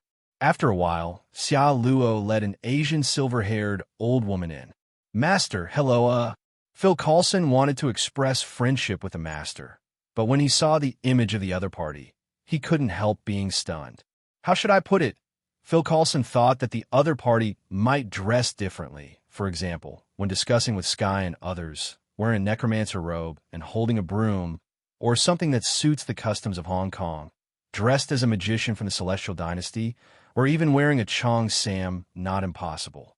But Phil Coulson just didn't expect that the other party would be an old woman dressed in jewels and gorgeously dressed, which looked more like an old noblewoman. Hello, Master. Thank you very much for coming to help us. Although Phil Coulson was a little caught off guard, he was a seasoned and experienced senior agent after all, and he soon came back to his senses and quickly stepped forward to shake hands and express friendship. I don't have time to delay with you for too long. I have something urgent to do. Let's start now. The silver-haired old woman did not shake hands with Phil Coulson, but just looked at him and said, Find a copper basin and fill it with clean water, and I will help you restore the scene that happened here. Yes. Phil Coulson was not embarrassed either. He withdrew his hand and turned to prepare things. The atmosphere in the room was silent for a while. Charlotte, is she the magician friend you said could find Chun? Sky quietly approached Charlotte and asked in a low voice, Is she really okay? And she's a bit difficult to get along with. Don't be so rude, Sky. Charlotte quickly covered Sky's small mouth and said quietly, My friend said, This master is very skilled in some aspects of magic, and even created a lot of his own magic. As for the current attitude, I don't blame her. You can tell by the way she dresses up. She was on a blind date just now, and we called her in the middle of it. She is definitely unhappy. Blind date?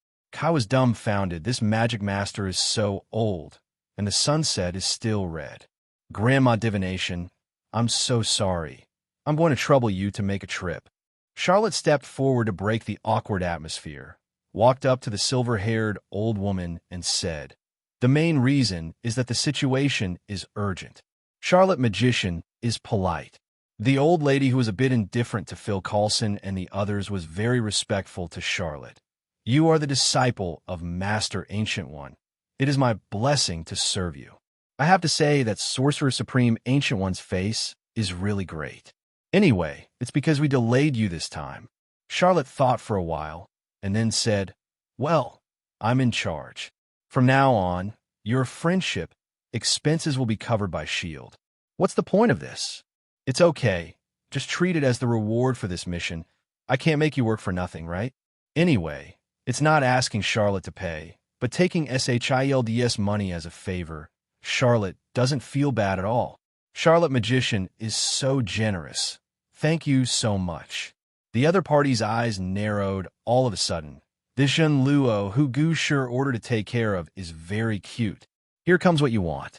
While Charlotte was chatting with the divination mother-in-law, Phil Coulson quickly found all the things needed to perform the magic, a copper basin filled with water.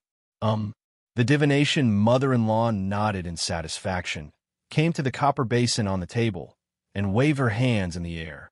A huge amount of mysterious magic circle appeared in the room, flickered for a while, and quickly shrank the water hidden in the copper basin. Finally, like a TV screen, a picture magically appeared on the surface of the water, which was the scene before Chunhauren was kidnapped in this room. Unfortunately, can't hear what they're saying. Phil Coulson's words stopped abruptly, and the divination mother-in-law's hand brushed the water surface, and the water began to make sounds. This is magic. It's amazing. On the other side, a laboratory somewhere. Several researchers were busy with some instruments. Chunhauren and Lena stood in it, seeming to be communicating with each other.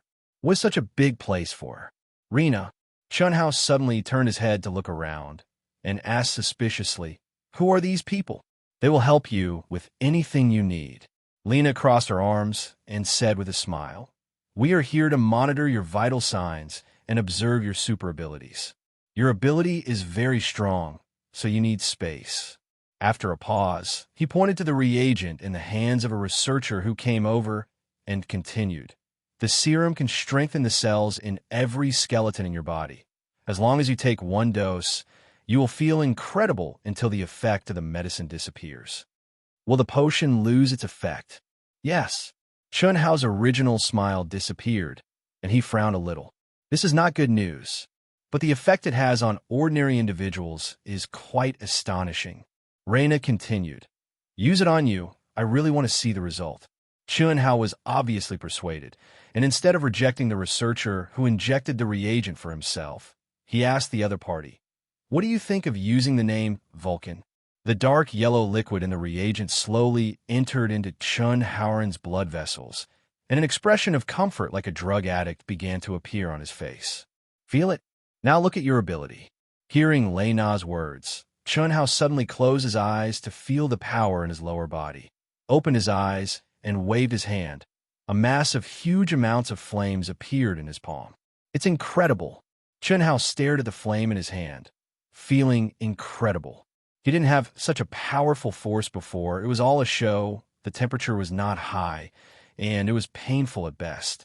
But now, he felt that his flame could easily kill an adult. You are a beautiful angel, you know that? Chunhao suddenly turned to look at Lena. It was she who gave him such a powerful ability. Your ability is amazing ability. But SHIELD won't let me use it. As soon as Chunhao mentioned this, his face was full of anger, but soon he showed a crazy look. But thanks to you, now the whole world can see my ability. From now on, no one can stop me. Apparently, Chunhao was lost by the sudden power, and he had already begun to have the illusion of invincibility. An hour later, SHIELD branch in Hong Kong. Okay, the information from headquarters has been sent. Phil Coulson walked into the meeting room quickly, looked at Charlotte and the others who had been waiting, and quickly said, there's not much information on the woman who claims to be Lena. I just know that the other party is a woman named Centipede Hidden Organizational Work. What kind of organization is this? An organization that is keen on creating super soldiers. Speaking of which, it has a bit of a relationship with Charlotte. Charlotte pointed to herself, a little confused.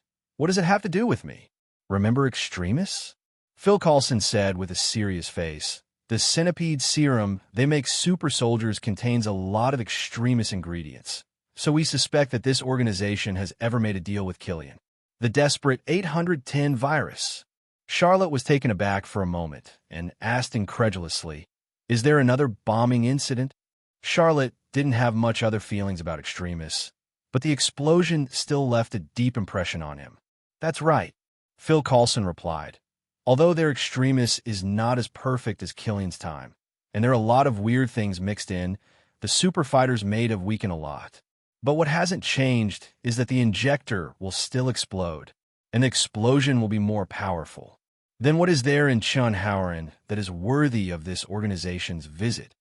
Melinda, who had been meditating all this time, suddenly opened her mouth and asked suspiciously, "Could it be that ordinary people can't bear extremists, so this organization has set its sights on superpowers? Then why does it have to be Chunhauerin?" Charlotte retorted, "If it's a matter of the strength of the body, then you should go to a super ability user who is strengthening the body, not manipulating flames." "Wait, flame?" Charlotte and the others looked at each other, as if they understood something. "It's very likely," Simmons, a biochemist, muses, "given Chun can create flames, it's likely that his genes stabilize extremists and prevent their test subject from exploding. Let me just say, people with super abilities do need protection." Charlotte turned to Sky and said, "Otherwise, they could easily become the guinea pigs for scientist experiments. And I heard from Agent Guan that Chunhao has expressed dissatisfaction with this HILDS protection more than once. Maybe he is still happy to help count the money now. Even if Chunhauerin's genes can really withstand extremists, this organization is not satisfied with just creating an extremist soldier. What they want is to improve the extremists. Then where the raw materials needed for the final improvement come from? Naturally needless to say. If Chun really becomes the guinea pig of extremists, we have to get there before the end of the experiment." Phil Coulson said with a serious face, "The centipede is based in Hong Kong, and the headquarters suspects it is here." Phil Coulson called up a satellite map, quickly zoomed in, and finally stopped an experimental building. In the laboratory, Chunhauerin, who used to be glamorous and shouted about being invincible, is now tied to the experimental table with a pale face. The restraint belt tightly bound Chunhauerin's wrist and ankle, making him unable to move, and several needles were deeply pierced into the blood vessels in his body. The scarlet liquid was poured into a technological device through a long plastic tube, as if it was refining something. "This is not an experiment," Chunhauerin roared angrily. "This is torture." He was still cooperating with the training in the training room 1 second. Then he was stunned and passed out the next second. When he woke up, he was tied up here, and his blood was greedily drawn. "Thank you for participating. We owe you a favor." A woman in a white coat stood beside Chunhauerin. She was the developer of the centipede serum. "I won't let you succeed." Chunhauerin's right palm began to burst into a hot flame. But he didn't wait for him to launch an attack, and soon screamed. A sharp pain came from his hand, and he quickly put away the flames. "What did you do to me?" Chunhauerin reluctantly turned his head, looking at his scorched right hand with disbelief and fear on his face. The strength he had always been proud of actually hurt himself. "I don't understand why you have this ability," the female scientist explained to him. "But the reason why you don't burn yourself when you use the flame is because your platelets are fireproof. So, I want to take it away." "Why are you doing this to me?" Chunhao stared at the other party viciously and asked angrily, "Where is Lena?" She said, "I have abilities." He wanted to question the woman who cheated on him, although he already had the answer in his heart. Lena has already left with a batch of qualified centipede serum. The female scientist was also a little surprised why Lena left in a hurry after receiving a call. But she didn't care, just stared at Chunhauerin, as if looking at a peerless treasure. Although in order to make the centipede serum adapt to your genes, their effect has been reduced a lot. But that's okay, I have plenty of time to study. "No, you're gone."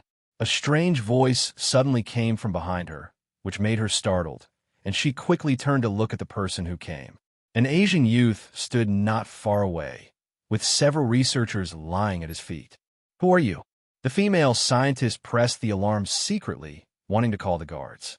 "Stop barking. They are busy. I am not alone." Charlotte glanced at the other's little gesture, but ignored it. "What? Did Raina leave?" Because of this, I was abandoned. The female scientist showed panic on her face, and she turned around and wanted to run. As a result, before she could take a few steps, a figure suddenly appeared behind her, and 5.2 struck the back of her neck with a knife. Want to run? There is no door. Charlotte looked at the female scientist lying limp on the ground and blew on her palm with her mouth, as if she was blowing on the muzzle of a gun. Ding! The task, big crowd, is completed, and the reward skill, Map of Wickedness. Wicked Map, active skill. Effect. After selecting a target and launching the skill, you can locate the approximate location of the target on the map. Note, the more familiar the target, the more accurate the location. Evaluation. Wicked Map, for your navigation. The skill of finding people. It seems to be not bad. Next time, you don't have to worry about finding people. Charlotte doesn't pick anything. Anyway, it's all about skills, and there will always be places to use them. You are Chun Howard, right?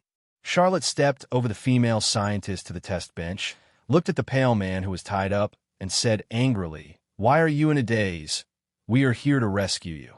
But Charlotte didn't intend to untie this guy. Just pulled out the needle for him. Charlotte still doesn't know if this guy will blow himself up. Did you use the space ability just now? The dazed Chun Hao suddenly came to his senses and said in great surprise, "You are also a stranger. Are you sent by Jiaying to save me?" Alien.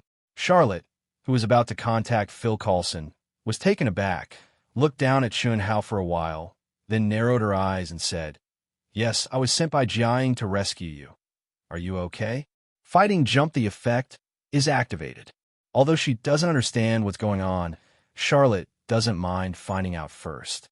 After all, SHIELD has not investigated clearly what is the situation of Chun Haoran's super ability to manipulate flames and how he obtained it.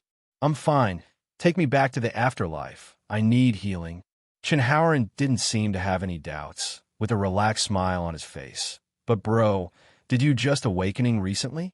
In the past, Afterlife 08 only had Gordon as a space ability user, and every time he entered and exited Afterlife, he had to rely on him alone, which is really inconvenient. He really seemed to think of Charlotte as a certain kind of person. Well, just awakening recently, Charlotte was perfunctory and pretended to be casual and said, "However, I'm not very proficient in ability. I still need Gordon to pick you up. This Afterlife seems to be a super organization." "Oh, I see." Chun Haoran still didn't suspect anything and said with a smile, "Then, brother, let me untie it first. He should be here soon. His ability is always in time." "Oh." Charlotte started to untie Chun Hao, but deliberately slowed down and asked casually, "Brother, when did you wake up?" "Me? I've been awakening for a few years. Speaking of which, I've waited a long time for the opportunity of awakening." When Chun Haoran said this, he seemed a little unhappy. Jiaying is too rigid. Obviously, we are all from the Celestial Dynasty, but still say that we are all brothers and sisters in a big family. We must be fair and don't want me to intervene. Team. Queuing up for awakening, Jiaying, the suspected leader, is from the Celestial Dynasty, and the members of this organization may be from different countries. Charlotte raised her eyebrows and continued to chat. "Only being fair can convince people. I think it's pretty good." "That's true. Otherwise, there would be so many non-awakening aliens in the afterlife who would not have no complaints, at least no complaints on the surface." Chun Hao nodded abruptly. Since he was already awakening anyway, there was no need to complain. There are many members of the Afterlife organization, but there are very few places for awakening. While untying the restraint, Charlotte continued to whisper into Chun Haoran's tone quietly. Not long after, Charlotte got a lot of information about this Afterlife organization from Chun Haoran. For example, they call people like themselves aliens. For example, most of them aliens don't know where the afterlife is, and they're usually transported in and out by the space ability named Gordon. But at present, it seems that this organization does not pose any threat. They tend to protect themselves more, and they're a shelter for the aliens with awakening abilities. "Hey, brother, after talking so much, I still don't know your name." Chun Hao stood on the ground, rubbed his sore wrists, and at the same time was a little puzzled. Why hasn't Gordon come yet? 4. Charlotte. Before Charlotte could answer, she was interrupted by Phil Coulson and Agent Guan, who broke in suddenly. Charlotte, are you all right? Has anyone been rescued? Close agent. When Chun Hao saw the intruding Agent Guan, he couldn't help being stunned for a moment and immediately understood what was happening. He turned his head and looked at Charlotte with disbelief in his eyes. You are not sent by Jiaying. You are from S.H.I.E.L.D. Before he could finish speaking, Chun suddenly fell limp to the ground. I don't want to compare with you. Charlotte blew the knife again, turned, and walked towards Phil Coulson. As for Chun Hao, just hand it over to Agent Guan. As for the afterlife, Charlotte, she has no plans to say anything for the time being. Anyway, he doesn't know much information, and it's useless to say it. He doesn't know where the afterlife is or where their members are hiding. In the night sky, in an autopilot fighter jet. Cheers! Several glasses collided together, stirring up a few drops of hops. Charlotte and everyone raised the champagne in their glasses and drank it down, while soft music echoed in the small bar. Today is our team's first mission, and it went very smoothly and ended satisfactorily. Holding the wine glass, Phil Coulson said happily, moreover, breaking through an experimental base of the Centipede organization this time will allow us to learn a lot about this organization. And the greatest credit for this mission, of course, is our advisor Charlotte. For this mission, 773 is more due to Charlotte. Without him, he invited a magic master to restore the scene for them. With only the clues in their hands, it is simply a blind eye. I don't know how long it will take to do it, know what organization kidnapped Chun Haoran. Given the situation at the time, even if they found Chun Haoran, it would probably be too late. Charlotte, tell me a few words. Phil Coulson looked at Charlotte, motioning for him to say a few words. That's all there is to say. I'll just say a word. Charlotte raised her glass again. Don't get drunk tonight. Yeah, the glasses were clinked again, but this time Phil Coulson and Melinda were not involved. Melinda has to fly a plane tonight and can't drink too much. And Phil Coulson returned to the office on the grounds of reporting tasks, leaving only 4 young people. Charlotte, don't drink too much. Yes, Aunt May. Melinda warned Charlotte before she left. But as soon as she left, Charlotte ran directly to the wine storage to bring a case of wine back. No one can go back to sleep tonight. Just sleep here. Asgard, a majestic palace, is located in the very center, soaring into the sky. All Asgard looked at it with adoration in their eyes. They knew that it was the palace of the god Odin, the greatest king of the 9 realms, whose presence gave Asgard courage and security.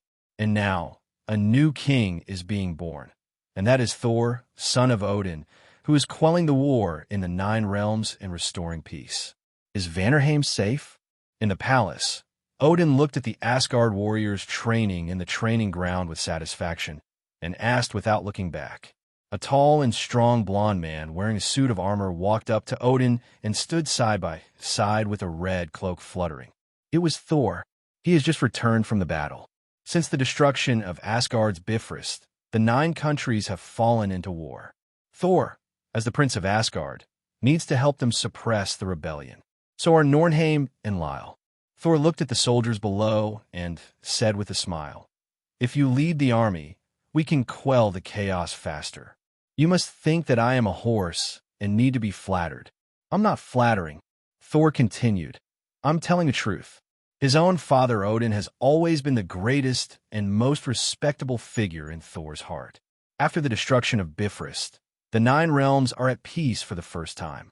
There is an imperceptible smile on the corner of Odin's mouth. We showed our strength. You won their respect and my thanks.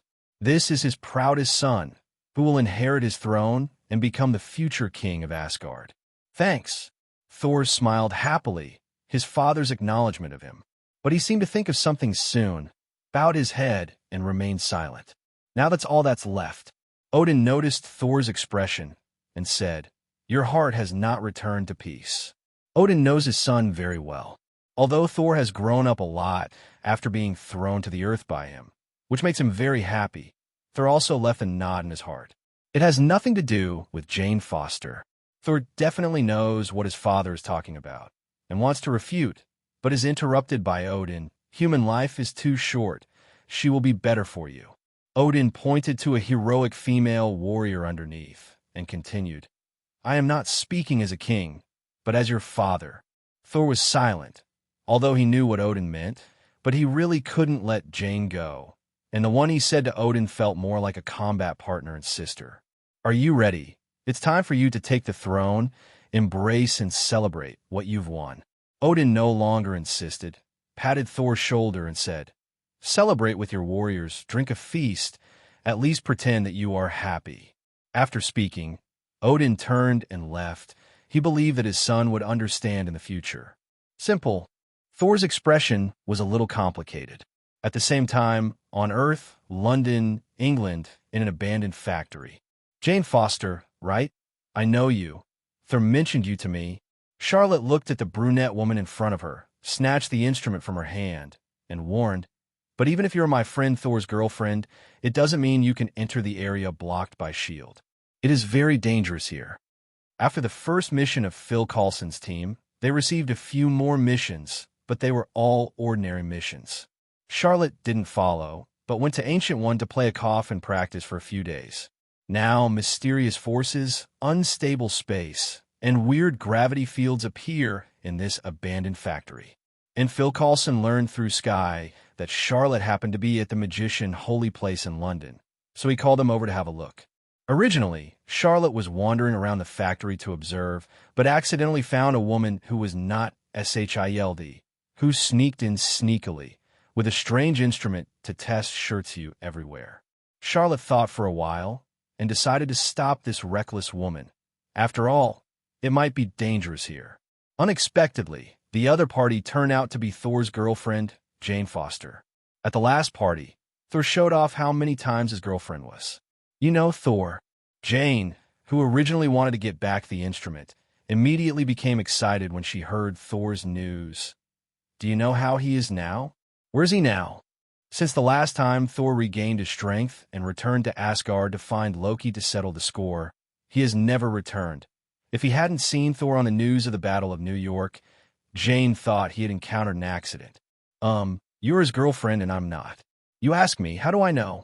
Charlotte couldn't help being taken aback, and said casually, I only know that he brought Loki back to Asgard last time. After a pause, Charlotte continued, Forget it, I won't say more. I'll take you out first. This is not where you should come. Jane was about to speak, but Charlotte interrupted her suddenly. Wait, don't talk. Strange. Why is there a strong wind blowing in the room? It's eerie. Charlotte turned to look at the messy aisle, a little puzzled, but spider telepathy didn't prompt anything. Before finishing speaking, Charlotte felt that his feet were suddenly stepped on the ground, and her body lost weight for a while.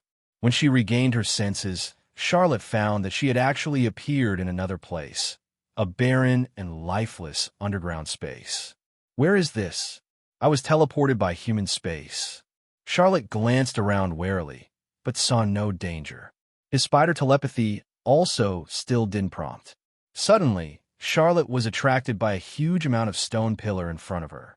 To be precise, it was the thing on the stone pillar, the scarlet semi-liquid continuously flowing in the air, making strange noises. What is this? Charlotte approached slowly, tentatively reaching out and shaking her hand, without any sense of danger. Forget it, although Wang Zhao. Spider telepathy didn't prompt anything, but it's better to avoid such inexplicable things. Charlotte thought for a moment, but decided not to touch that weird-looking thing. People in horror movies die like this. Fortunately, the skills in this ghost place can still be used. Charlotte decided to teleport away from this gloomy underground space first. As for the problem here, he should go back to Ancient One and ask. Ding! Release the task, Secret of Self-Reality. Collect the TIE Particles, Reality Gem, in front of you. Reward skill, Brain Hole. Just when Charlotte was about to activate, take the stairs to leave, the system task suddenly sounded, which made him startled, and hesitantly looked at the scarlet half-liquid in front of him. How do you collect this thing?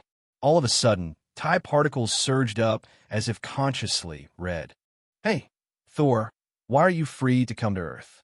Charlotte looked at Thor in front of her, a little puzzled. Why? Your idiot brother got lost again? As soon as Charlotte came out of that weird place, she saw Thor and Phil Coulson arguing about something, and she calmed down after seeing Charlotte. After asking, they found out that Charlotte's sudden disappearance made Phil Coulson and the others very anxious, and they wanted to bring the only witness, Jane Foster, back for questioning. Jane seemed to have a bad influence on Phil Coulson, though, and there was some conflict, and Thor just showed up. No, Loki has been imprisoned in the dungeon of Asgard and sentenced to life imprisonment. Thor pointed to Jane beside him and said, I came down for Jane this time. After much deliberation, Thor still couldn't let go of his girlfriend Jane, so he decided to come to the Earth. After all, I promised Jane that I would come back to see her. Speaking of which, Phil Coulson. Thor at the moment seemed to remember something, turned his head to look at Phil Coulson in doubt. I always thought you had. Phil Coulson was the first SHIELD agent that Thor came into contact with when he first came to Earth. At that time, he worked together to deal with the Destroyer. He had a good impression. Since Thor 737 saw Phil Coulson killed by his brother Loki, he was still sad for a while.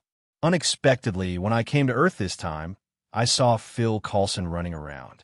I didn't die at that time, I just stopped breathing for more than 50 seconds.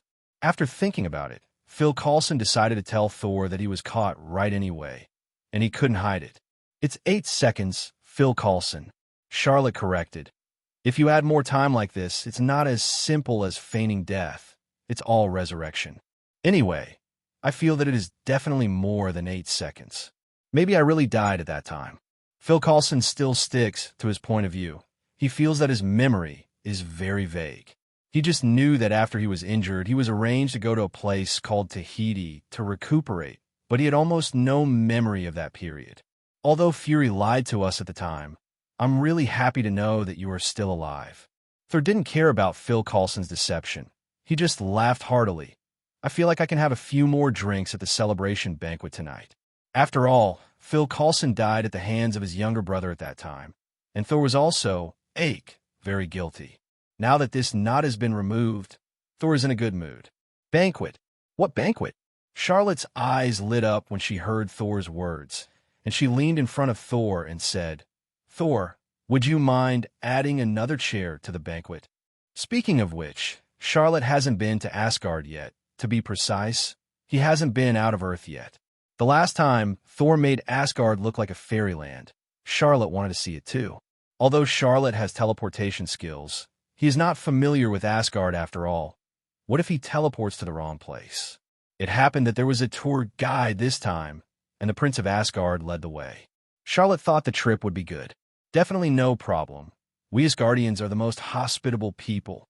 Thor patted his chest and didn't refuse. I promise Jean Luo, you will definitely like Asgard. In his opinion, Charlotte was a partner who had fought with him back then and was eligible to enter his celebration banquet. And most importantly, Thor wanted to take Jane back to see his father this time. He wanted to make it clear, but he knew his father very well. In Odin's heart, Midgard, that is the Earth, is just a country of low civilization. He thinks that Midgard is not worthy of the future king of Asgard, so Thor is afraid that Jane will be humiliated. But if Charlotte, a powerful magician in Thor's heart, can accompany him to the banquet, maybe Odin will change his mind, at least not too harshly. That's right, Charlotte has always been a powerful magician in Thor's heart. In the Battle of New York, Chong Luo broke through the Tesseract's defense very easily. Tesseract is the treasure of Asgard, its energy protection, even though his father, the great god Odin, may know how to close it, but it cannot be easily broken through like Charlotte. Charlotte, come stand beside me. Oh, Phil Coulson, keep busy then.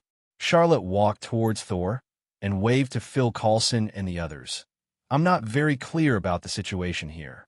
When I come back, I will ask my teacher, Ancient One. Jane, hold me tight. Thor hugged Jane beside him tightly, and after Charlotte stood still, he held up Mjolnir and shouted to the sky, Heimdall. Charlotte, take me, I want to go too. When Sky in the distance heard that Charlotte was going to attend a banquet, he immediately ran over, but it was too late. In the sky, a rainbow beam shot down in an instant, enveloping Thor, Jane, and Charlotte like a colorful waterfall, and then disappeared, leaving only a huge amount of mysterious ruin in place. The rainbow beam led Charlotte and the others through the clouds, broke through the earth, and traveled to the depths of the universe at a speed exceeding the speed of light. Charlotte only felt that she was in a strange space, with an indescribable feeling, watching the scenery in the universe flash by. In the dark and vast universe, countless planets are dotted on the night cloth like stars. We have arrived. As soon as Thor's words sounded, Charlotte felt a sudden push, and her whole body stepped on the ground, appearing inside a golden sphere building with huge amounts of it. Wow! Charlotte ignored Thor and Jane, who started to sprinkle dog food, and said excitedly, "The feeling just now was really cool. I must do it again." However, after a short while of excitement, Charlotte was attracted by a tall golden armored warrior wearing a horned helmet in front of her. "Welcome to Asgard." The other party pulled out a long sword inserted into the high platform with both hands, looked at Charlotte for a while, and nodded in welcome. "Heimdall, this is Charlotte, a young magician from Midgard. He was invited by me to come to my celebration banquet tonight." Thor turned his head to look at Charlotte and continued to introduce. "He is Heimdall, responsible for guarding Bifrost and preventing foreign enemies from invading. Heimdall is the gatekeeper of Asgard. He guards the entrance of Asgard."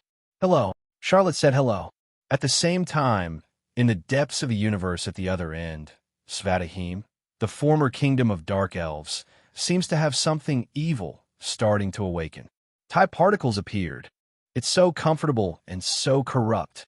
Charlotte's whole body was soaked in a huge wooden bathtub full of foam, her head gently resting against the wet side of the basin. Asgard's unique cleansing soap exuded a certain plant smell, with a hint of bitterness in the fragrance. 2 or 3 soft little hands were holding a white towel, gently wiping Charlotte's shoulders, and the maids looked as serious as if they were wiping holy objects. "This is a distinguished guest personally invited by Prince Asgard, and he must not be neglected. Okay, you all go down." Charlotte waved her hand, waved away the maids, stood up from the water, stepped out of the tub, wrapped a towel around her waist, and walked outside while drying off. "Hello, my lord." A handsome man with a mustache stood respectfully in the outer room, pointed to several sets of clothes behind him, and said, "This is your dress. Can I wear my clothes?" Charlotte was a little curious, but quickly agreed. His clothes are almost all modern clothes, which are still a bit out of place here. Even if the other party doesn't tell him, Charlotte will bring it up herself, so as not to embarrass herself at the banquet. "Definitely, you're going to meet the great king of Asgard. The rules of the palace are not so simple." The man continued to say respectfully, "I am the etiquette officer assigned to you. If necessary, I can teach you some court etiquette." "Court etiquette? Seems interesting." Charlotte is very interested. This is a different kind of customs. He must learn. As to whether he will use it in the end, that is another matter. "Thor, I'm starting to envy you. Is your daily life so corrupt?" When Charlotte stood in front of Thor again, she was already in a gorgeous black Asgard costume, and she joked, "I don't understand why we want to abolish the aristocratic system." "Wow, Charlotte, I didn't expect you to look so handsome in our Asgard clothes." Thor looked at Charlotte, whose temperament had changed drastically, and said in surprise, "If it wasn't for your hairstyle being too short, if you go out and say that you are a member of the royal family of Asgard, people would believe you." "That's natural. I'm a clothes hanger. I can control any clothes." Charlotte walked up to Thor and continued, "I feel like I like your costumes very much. Before I leave, I have to bring a few sets back, and I can also bring a few sets for my friends." "Naturally, no problem. You are my honored guest. This little request will naturally be fulfilled for you." Thor was very happy with Charlotte's words, which made him full of pride. "The banquet won't start for a while. I'll take you to see my father first.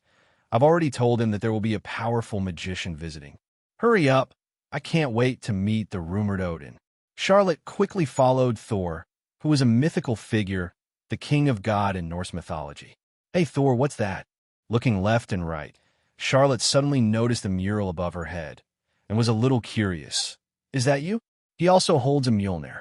"No, that's my father Odin. Mjolnir used to be his weapon." Thor led Charlotte to walk in the aisle surrounded by the atmosphere, and said braggingly, "And these are the murals of my father's campaign against the Nine Kingdoms," which praised his bravery. "The current respected position of Asgard in the Nine Kingdoms is the result of my father leading the army." Looks really good. Charlotte thinks that this kind of mural is more or less exaggerated, but even so, Odin has made a lot of achievements.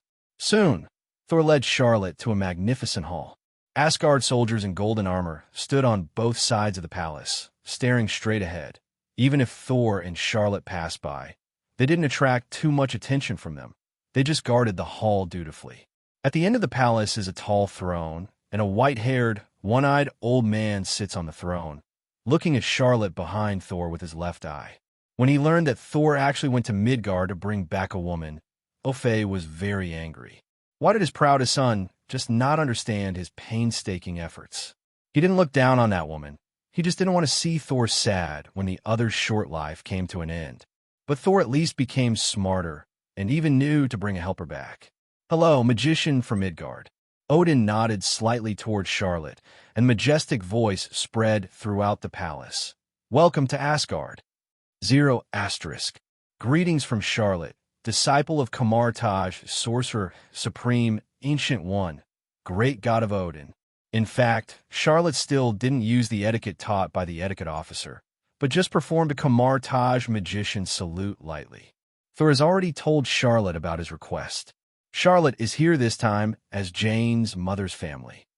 The magician ceremony means that Charlotte came as a Kamartaj magician, and Odin can no longer suppress people as a king, and the communication between them has also changed to Asgard and Kamartaj.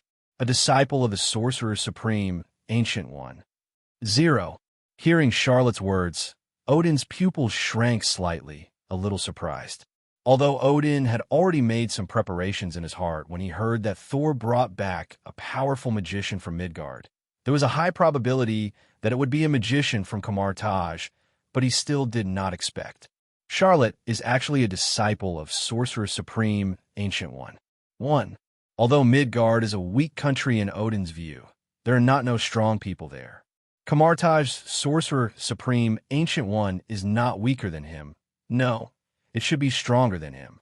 Because Odin is old and his strength is rapidly declining, but Sorcerer Supreme, Ancient One is not old, but his strength is getting stronger and stronger. "I'm glad Thor has a friend like you." Odin still had a dignified voice, but it was no longer so sharp. What magicians value most is inheritance. Charlotte's title of Sorcerer Supreme Disciple cannot help Odin to be more cautious. Charlotte's status is no less than that of Thor, the Prince of Asgard. Even when Odin gets old and Thor takes over the new Asgard throne, Thor may still need Charlotte's help. After all, the birth of a new king will bring various challenges. If this is the case, Odin doesn't mind Jane's existence. After all, as an ordinary human being, she only has a short lifespan of 100 years. Thor will understand sooner or later, but Thor and Charlotte's friendship can bring Asgard come a mighty ally. In the depths of a universe, Svartalheim. This is a barren planet. There is no living plant on the pitch-black land, and the ancient wreckage left by the war is everywhere. The sky is also shrouded in a gray cloud layer, without a ray of light shining here. This is a dark country. That's all I have left, Algum. I can't remember the world before the light. A man with a pale face was terrifyingly squatting on the ground, picking up a small amount of black soil on the ground, and his words contained loss and hatred. Strangely, this man actually had a pair of long ears of a legendary elf, and he was a dark elf. "Our survival will be to your credit, mail case." Behind him, a dark elf with dark complexion approached, patted the previously gray elf, and comforted him. "I will make Asgard suffer what we have suffered." The gray-white elf Malekith threw the black soil in his hand to the ground, stood up abruptly. His words were filled with hatred. "I want to take 340 back to tie particles, rebuild our world, and I will put an end to this poisonous universe.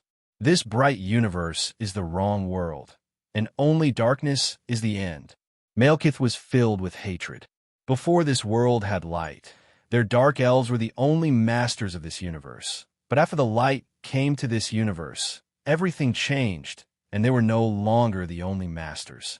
Malekith wants to bring the world back to darkness, back to eternal night. And TIE particles can do it. Only it has this evil power, an ancient power that could destroy everything. Countless years ago, when Malekith got the TIE particles and was about to succeed, King Pol of Asgard, Odin's father, led the army of Asgard and stole the TIE particles. The Dark Elves without TIE particles retreated steadily, and in the end, Malekith sacrificed most of his tribe to keep some of the Dark Elves' fire. The 9 realms are about to line up, and you will be the last Algum. Malekith turned his head and looked at the Dark Elf behind him. With a firm tone, we must take back the TIE particles when the 9 realms converge. I can feel its breath in Asgard right now. X is a super soldier made by Dark Elves. He gains powerful power by absorbing dark energy, but the price is extremely terrible. He pays his soul to make a contract with a certain dark, evil god. I am willing to sacrifice. Algum's eyes showed firmness, just like the sacrifices of our people, or what you did. TIE particles will live on the host, and if they want to use its power, they will extract the energy and vitality of the host as a price. And Malekith is the elf selected by them to use TIE particles. You will become an evil spirit, cursing the existence of darkness until darkness consumes you. Malekith took out a sharp knife, stabbed the opponent's stomach, cut a wound, and then pulled out an evil stone with mysterious patterns and stuffed it into Algum's flesh and blood. Before that, no one could stop at you. I will destroy the enemy until our world falls. Algum endured the pain, turned and walked toward a small spaceship in the distance, trying to sneak into Asgard. Meanwhile, Asgard, the palace banquet hall. A waiter carrying delicacies and fine wines kept shuttling through the hall. A few young girls in white gauze sat in the corner, holding a long accordion and brushing the strings, playing beautiful and cheerful music, which fluttered throughout the banquet hall. Exquisite tableware and plates are placed on rows of wooden tables. The smell of various barbecues is intertwined, and the air is filled with the smell of food, which makes people move their index fingers. The silver wine glasses were clinked and drank by the guests. Hey, valued guest from Midgard, please try our Asgard unique spirits. A burly man with a beard held a huge amount of wine glass and toasted Charlotte opposite. I promise you will fall in love with it. Really? Then I really want to try. I'm a little Dionysus. Charlotte put down the small silver wine glass in her hand, took the pottery wine glass with the head file size in the opponent's hand, raised her hand and shouted, "Good wine." After finishing speaking, he raised his head and drank it in a big gulp, gulping it down. Continued cup. Charlotte slammed the glass on the floor, sending shards flying. Oh! Charlotte's behavior of throwing the glass not only did not cause disgust, but also made other guests cheer. This is the drinking culture of Asgard. Throwing wine glasses is the guest praise for their wine. By the way, what about Thor? Charlotte took a glass of wine again and asked suspiciously, as the protagonist of this banquet, why didn't he show up?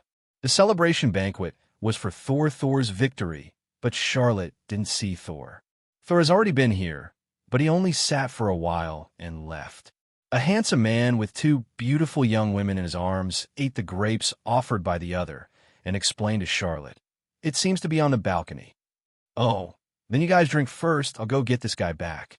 Charlotte put down the wine glass she just raised and said with bad intentions, "It's too shameful." As the protagonist of the banquet, Thor actually ran away. He must be called back and punished with a few glasses. Charlotte stood up and walked towards the balcony. At the same time, on the balcony, a heroic black-haired female warrior was leaning on the railing, looking up at the starry sky of Asgard. "Sif, I really just see you as a fighting partner and sister. I like Jane." When Thor said this to her, for some reason, he didn't feel lost, but felt a sense of relief. A long time ago, Odin mentioned that he hoped that Sif could become Thor's future partner, but Sif actually feels the same as Thor, and they just regard each other as a combat partner or big brother. But out of respect for Odin, Sif couldn't directly refuse. Now that Odin no longer objects to Thor and Jane being together, there is nothing wrong with her for the time being. However, the life of Thor's Midgard girlfriend is too short, and Odin will surely bring it up again when the time comes. Thinking of this, Sif became restless for a while. As a female warrior, she didn't want to be bound in the palace. She yearned for the outside world and fighting more. "Hey, beauty, are you in COS Wonder Woman?" Just when Sif was about to hold a sword and go to the martial arts field to vent her emotions, a curious voice came and interrupted her. "VRE." As soon as Sif turned around, she saw a black-haired young man wearing black Asgard royal costume, looking at herself, and she also recognized him. "You are the distinguished guest from Midgard invited by Thor." "That's right. My name is Jinlaw." Charlotte froze for a moment, then continued. "You are Sif." Sif nodded to Charlotte. For point 6, she has a good impression of Charlotte, and it is said that it is because of him that Odin has no objection to Thor and Jane being together. "I know, the 4 warriors of Asgard. I heard Thor mention you." Charlotte suddenly realized and continued to ask, "Have you seen Thor?" "He just left not long ago." "Oh, maybe he's gone back to drink." Charlotte didn't think much and wanted to turn around and go back, but before she left, she asked casually, "Aren't you going back for a drink together?" "No, I'm going to a martial arts training session." Ding! Release the mission contest. Go to the training ground with Sif to compete and defeat each other. Bonus skill: Knights don't die with bare hands. Forehead. Charlotte turned around slowly and called out to Sif, who wanted to leave. "Sif, do you need a sparring partner? Tell me, who will win?" "It must be Sif. She is one of the 4 warriors of Asgard, and she is also the strongest female warrior in Asgard now." "That's not necessarily true.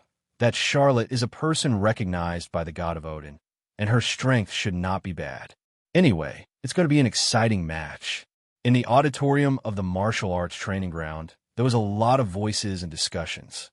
As soon as they heard that the female warriors from Asgard were about to compete with the magician guests from Midgard, all the guests at the banquet didn't even bother to drink, and all of a sudden gathered around the training ground, wanted to watch this competition. Wine can be drunk at any time, but the contest between Asgard's female warrior and Kamartaj magician is not always available. "Charlotte, you have to be careful. Sif's strength is not low." On the sidelines of the martial arts training ground, Thor kindly reminded Charlotte, "In terms of fighting skills, she is still above me." Definitely, he is assured of Charlotte's strength, but what if this guy makes a fool of himself? After all, Hill is a seasoned fighter. "It's okay, it's just a competition." 08 Charlotte waved her hand to reassure Thor. "Okay, let's not say more. My opponent has arrived, and it's time for me to end. I'll make it fast." Charlotte turned around and walked toward the training ground, came to the center of the field, and looked at Sif, who was on the other side. Sif is wearing an Asgard women's armor, a silver metal outer armor with a red inner leather armor, which fits tightly on Sif's body and outlines a wild curve. As she walked slowly, the skirt armor on her lower body rose and fell slightly, a small silver hand shield at her left hand, and a long sword of the same silver color in her right hand. Asgard Sif. Sif stood still not far from Charlotte, made an Asgard battle salute with the long sword in his hand, and then assumed a fighting posture. "Kamartaj, Charlotte." In the surprised eyes of everyone, Charlotte flashed. A set of pitch-black battle armor appeared on the spot, and a sharp blade slanted on the ground. "What is this? Warframe? Isn't he a magician? Why is he equipped with armor?" The Asgard people on the sidelines talked one after another, unable to believe it. Although there is no rule that magicians cannot fight in melee. For example, their queen Frigga, as a witch, has amazing sword skills, and magician Loki also likes to stab people with a dagger. But I have never seen a magician who even made himself a full-body battle armor. Although he is very handsome, does this not prevent him from casting spells? This sword, on a certain balcony of the palace, Odin also heard the news of the competition. Odin, who came to watch the battle, had his only left eye fixed on the sharp blade in Charlotte's hand, and his pupils shrank suddenly. The sword gave him a strange feeling and made him feel a little threatened. This is not to say how strong this sword is. After all, Odin has seen a lot of powerful weapons, but it can't give him such a feeling. Unbeknownst to Odin, the Silver Pavilion Sword is the legendary Norse mythology's god-killing demon sword. Although the Silver Pavilion Sword in Charlotte's hand does not belong to this world, but the trace of aura attached to it will more or less restrain Asgard. Looking back at the competition field, Charlotte's pitch-black armor also brought surprises to his opponents. Are you putting on the battle armor? Are you going to fight me in close combat? Sif kept his fighting posture, looked at Charlotte in the armor, and said with some doubts, "Is this Kamartaj magician's fighting style? Are Kamartaj magicians all melee magicians? It's just my special battle magic." Charlotte recalled it for a while, and continued, "But Kamartaj magicians' melee combat is really good." Charlotte found that Kamartaj magicians also seem to like to play melee combat, and they usually fight with weapons and magic such as knives, guns, and sticks. Then, let's start the competition. Sif stopped talking nonsense and directly rushed towards Charlotte. The silver long sword in his right hand was shining coldly. Then let's see the strength of the four warriors of Asgard. Charlotte also flicked her feet and quickly slid towards Sif, the sharp blade in her hand ready to dance at any time. When the two were about to meet hand-to-hand, Sif suddenly jumped up high, dodging the sharp blade that Charlotte swung, put the weight of his body on the shield in his left hand, and slammed it down on Charlotte. Charlotte hastily withdrew her sword and blocked it in front of her. Boom! Under the impact of huge amounts of impact, Charlotte couldn't help taking a few steps back, but he still used the silver sword in his hand to firmly hold Sif's hand shield. "Hey Sif, don't show mercy." Charlotte's voice came from the battle armor, teasing, "Are you like this on the battlefield?" Sif didn't answer. The whole body continued to suppress Charlotte, and the sharp knife in his right hand slashed towards Charlotte fiercely, but it missed nothing. Charlotte in front of her disappeared out of thin air, and at the same time, Sif's body also staggered forward unexpectedly because of the sudden loss of support. A black gauntlet supported Sif's slender waist from behind, stabilizing her unbalanced figure. At some point, Charlotte appeared behind Sif. "Although I do wear armor and hold a sword, it doesn't mean I can't use other magic." Charlotte's voice is still full of ridicule. "Don't underestimate our melee magician, O130. Sure enough, the magician is the kingly way to enter the battle. Although Chon Luo is not a magician. Do you want to continue?" Charlotte let go of Sif and took a few steps back. "I lost." Sif was only silent for a moment, then turned and looked at Charlotte to admit defeat. If Charlotte took advantage of the moment, she lost her balance and attacked her from behind. Sif would have no way to resist. Ding! The task contest is completed, and the reward skill, Knight will not die with bare hands. Knights don't die with bare hands. Passive skill. Effect. The host can perfectly control and use any weapon in his hand, and perform temporary strengthening. Comments. Exclusive weapons? Non-existent. Seeing this skill, Charlotte's first thought was to look at Thor outside the court, to be precise, his hammer. Thor has boasted about his Mjolnir to Charlotte more than once, saying that only those who are recognized and qualified to become the king of Asgard are eligible to use Mjolnir.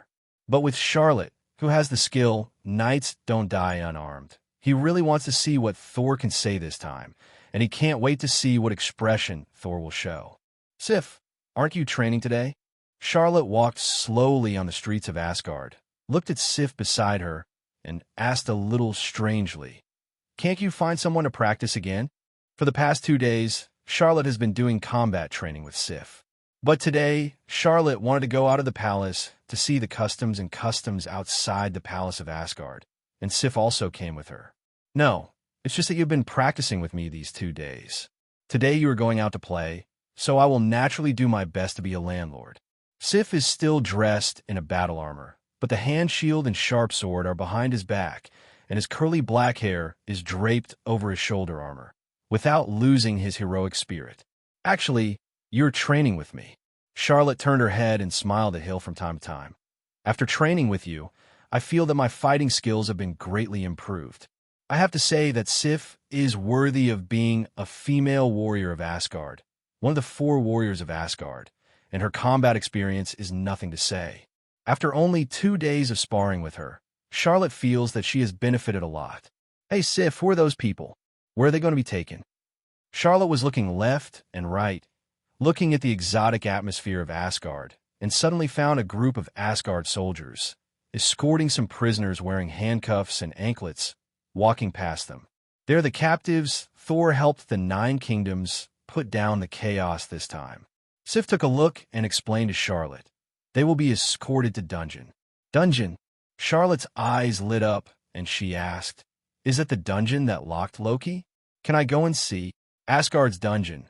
Charlotte heard from Thor that all kinds of powerful prisoners were held there, and they were all vicious prisoners from the big country. Charlotte wants to see the Aborigines in several other countries. It's okay. Sif thought for a while, and did not refuse. Fandayer is on duty today.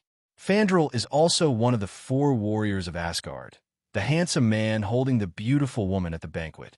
After a while, Sif brought Charlotte to the dungeon. Sif, Charlotte, why are you here? A handsome blonde man looked at Charlotte and Sif, and asked in surprise, What is my king's order? No, it's just that Charlotte wants to visit the dungeon, Fandral. Sif greeted his partner and continued. He said he wants to see what people from other countries look like. Oh, I see.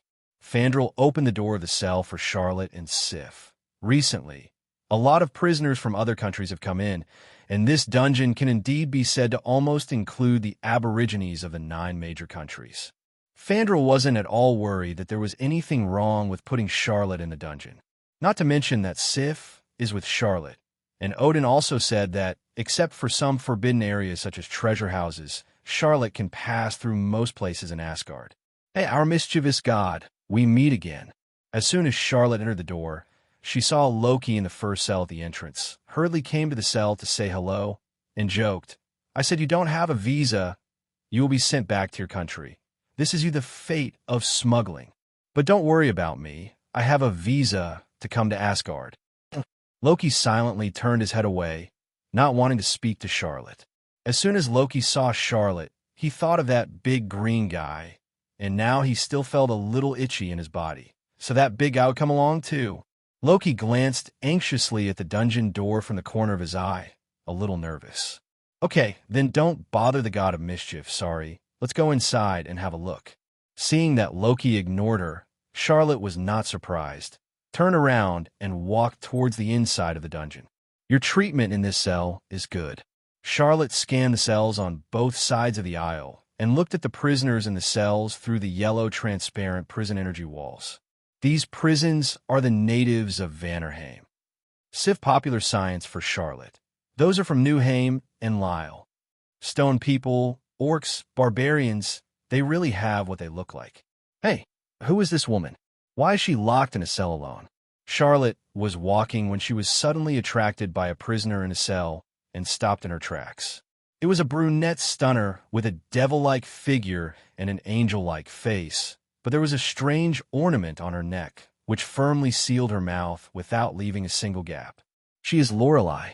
600 years ago, she used her ability to cause huge amounts of catastrophe to the 9 kingdoms. Sif came to Charlotte and introduced to him with a solemn face. She commands the army, deposes the king, and destroys the empire. Wow, is this beauty so powerful? Hearing what Sif said, Charlotte was full of surprise. Then how did she do it? Power? Magic in. At the same time, Charlotte couldn't help approaching the cell, imprisoned through the energy, and waved at the other party. And the other party also seemed to be interested in Charlotte, walked towards him, stopped in front of him, looked at Charlotte with a pair of beautiful eyes, showing tenderness. Grave accent is charm. Charlotte was taken aback by Sif's words. A charm? Yes, she can change men's thoughts and ideas according to her own wishes. To a man, Charlotte took a few steps back, looking warily at the woman in the cell. Does her spell not work on women? No, men are born with weaknesses, Sif proudly said. But this quality does not exist in women. Are you trying to say that men are lower body animals? Charlotte glanced back at Sif, did not refute, but continued to ask. Then how does she seduce people? Her voice can sink you in. Hill replied. And for the very few men who can resist, her voice and touch can conquer their will. Sound, Charlotte guessed thoughtfully. In other words, that strange thing can make her unable to make a sound. Yes, she has been wearing it for hundreds of years. Cool, Charlotte couldn't help but praised. This is what we often say, women conquer the world by conquering men. Lily how? We can conquer the world without men. Sif retorted, I've always been strong. Anyway, she's a dangerous person. Charlotte didn't argue. She shrugged and continued. If she escapes, it will be dangerous. No, the dungeon of Asgard is the strongest prison. No one can escape from here. Hill swears, but in Charlotte's view, why is this so much like Fally? Last time at SHIELD, someone said the same. Okay, it's almost time for shopping. Let's go back. After a while, Charlotte walked around the dungeon and was not so interested in the beginning. She turned around and left the dungeon with Sif, preparing to return to the palace. But what Charlotte and Sif didn't see was that in a certain prison, a burly masked warrior was looking at Charlotte's back and muttering. TIE particles attack him. Asgard, the royal palace. Are you ready to go back so soon, Charlotte? Thor looked at Charlotte, who came to bid farewell in front of him. He was a little regretful and wanted to keep him. Don't you want to play for a few more days? I can take you to visit other places. Asgard still has many good places. These days, Thor is only focusing on being with his girlfriend Jane and almost forgot about Charlotte.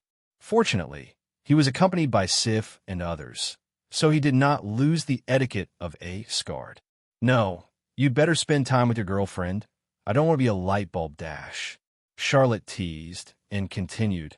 I've been here for almost a week. It's time to go back. If I don't go back, my teacher will probably suspect that I've been kidnapped and come to save people. As for Asgard, there will be opportunities in the future. I can come here anytime, and then you can take me to have fun. Charlotte is almost familiar with Asgard. Whenever she wants to come here to play, just use take the stairs to teleport here. So, have you greeted the others? Seeing that Charlotte was determined to go, Thor no longer insisted and asked, Sif, do they know that you are leaving? I haven't informed you yet. Just wait until I say goodbye. Charlotte waved her hand and said casually, I came to let you know first, because I wanted to tell you that you won't need to send me off at that time. After I informed Sif, they left directly. Oh, fine. Thor wasn't surprised by Charlotte's words either. He thought Charlotte was talking about going directly to Heimdall and returning to Earth through Bifrost, but he didn't know that Charlotte herself had the ability to teleport back. Say hello to your father for me. After Charlotte finished speaking, she turned around and wanted to go to Sif and the others to say goodbye. Prince. Before Charlotte walked out of Thor's palace, a soldier rushed in anxiously. Prince, there is a riot at the dungeon. Prisoners have escaped. What? Thor and Charlotte looked at each other in surprise. Could it be Loki? Thor muttered to himself. In his impression, it seems that Loki has this means to escape from prison. Thor, wait a minute. Charlotte stopped Thor, who was about to fly away with a hammer, and said calmly, At this time, you, as a prince, cannot leave, and both Jane and the people in the palace want you, the prince, to appease you. I'll go check it out for you first. After speaking, Charlotte came to the balcony, looked at the direction of dungeon in the distance, and activated the skill. Walk the stair. Charlotte's figure disappeared in place. Yes, Charlotte is right. I need to appease Jane and the queen.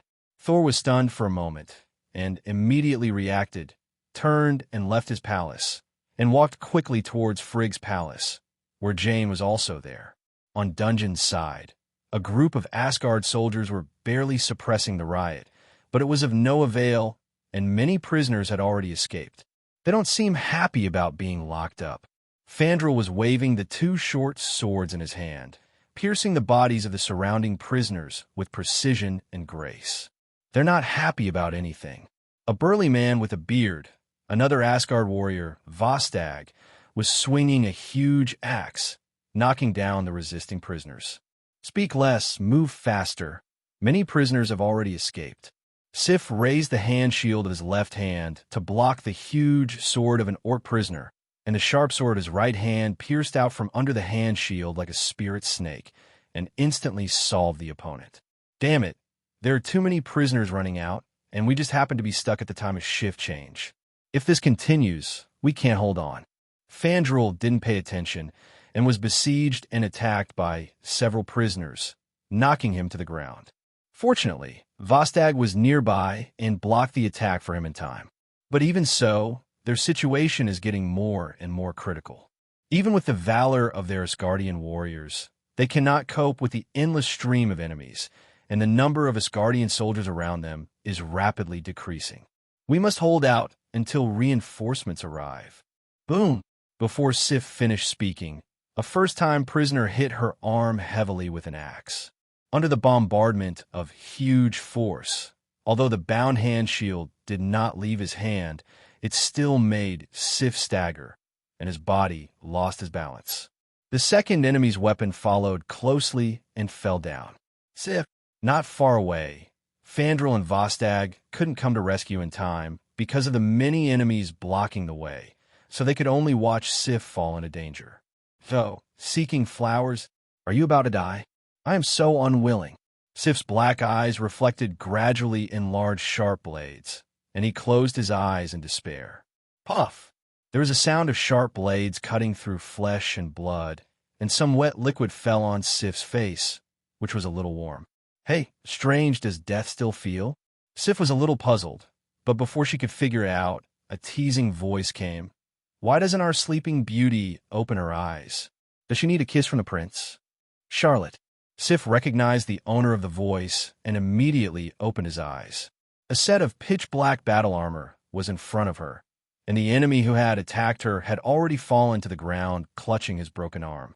Not only this one, the circle around Sif was emptied, and a dozen enemies fell to the ground and screamed. The surrounding atmosphere fell silent in an instant, and dozens of prisoners stared blankly at the black fallen knight who suddenly appeared, not daring to act rashly for a while. Friends, don't say I didn't give you a chance. Charlotte flicked the blood from the sharp knife in her hand, pointed the knife diagonally at the floor, and advised, You all go back to your room to sleep. Maybe the guards will sing good night, baby, to you at night. Before he could finish speaking, a burly stone giant rushed towards Charlotte, holding a wooden club and relying on his hard rock skin. Avada Eats a Big Melon. With a devilish whisper, a green light hit the stone giant. Its footsteps stopped abruptly, and its huge body crashed to the ground, stirring up a large cloud of dust, and the opponent completely lost its vitality. Okay, obviously this is not a good baby. Charlotte jumped over the corpse on the ground, took a few steps, and said, Then, who else wants to try? Ping pong pong. With the sound of weapons falling to the ground, all the prisoners lost their will to resist and knelt on the ground to express their surrender. No way, Charlotte's deterrence is too strong, and their worldview is very simple. Obey the strong. It seems that we still need to solve the big ones first. Charlotte looked back at Sif and the others who came over, and joked, Remember to remind me of this next time. Send a pair of soldiers to the treasury and guard the treasury. Wearing armor, Odin strode through the palace and ordered the soldiers behind him. Send more troops to dungeon. Although the prisoner riot in dungeon will not affect the palace, the treasury must be protected just in case, as there are too many important things there. Odin, Frigg! A cry came, and a luxurious and beautiful woman rushed over.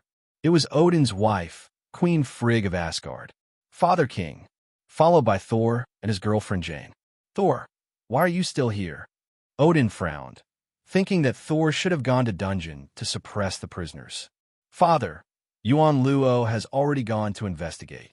Thor saw what Odin meant and quickly explained March 17th, I'm worried about my mother and Jane, so it's just a few escaped prisoners. There's nothing to worry about.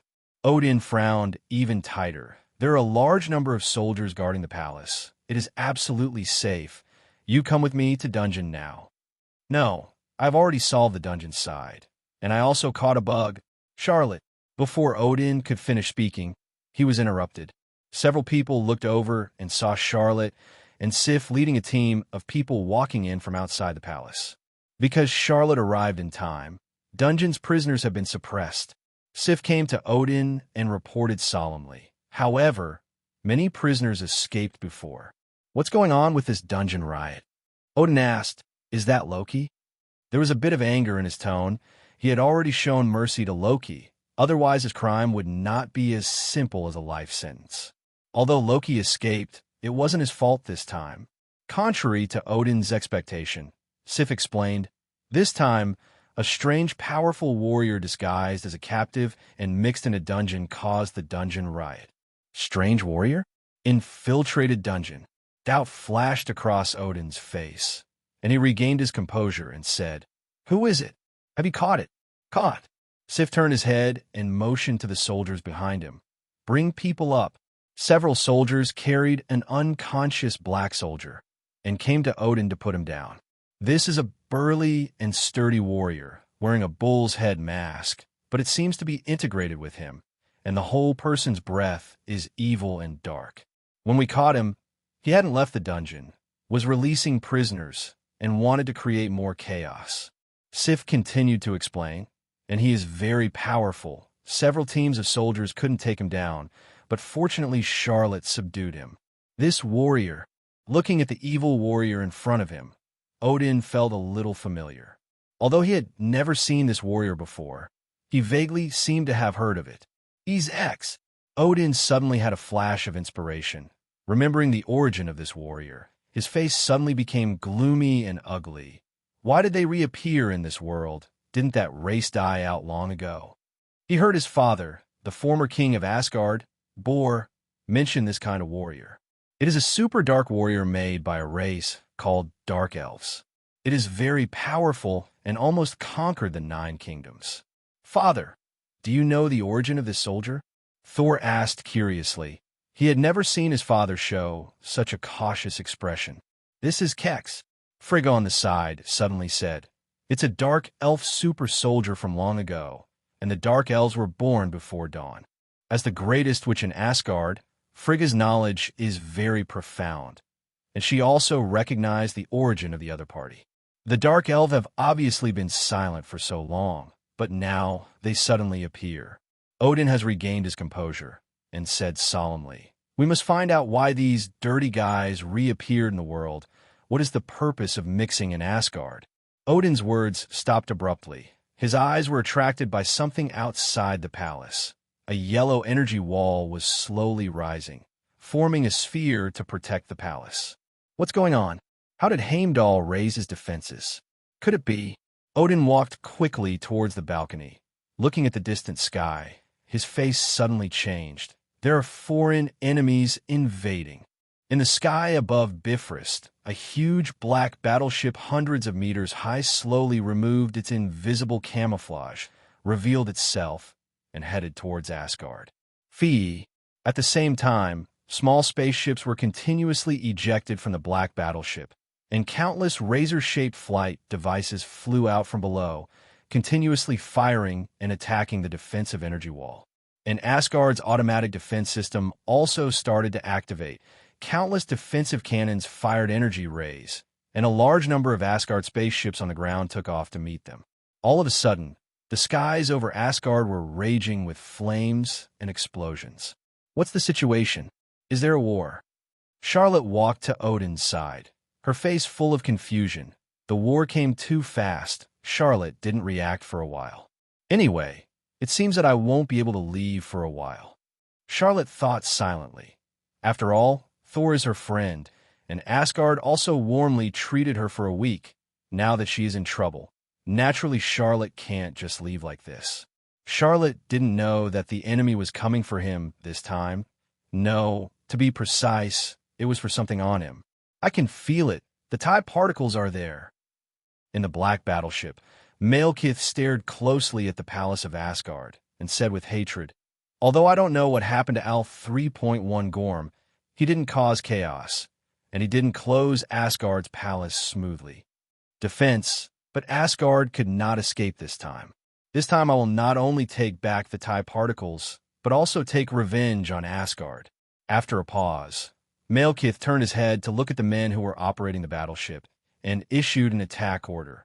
Drive the battleship over and directly blast the defense with firepower. I don't want to wait any longer. Malekith has waited too long, and now that the TIE particles and the enemy are in sight, he will take them all now.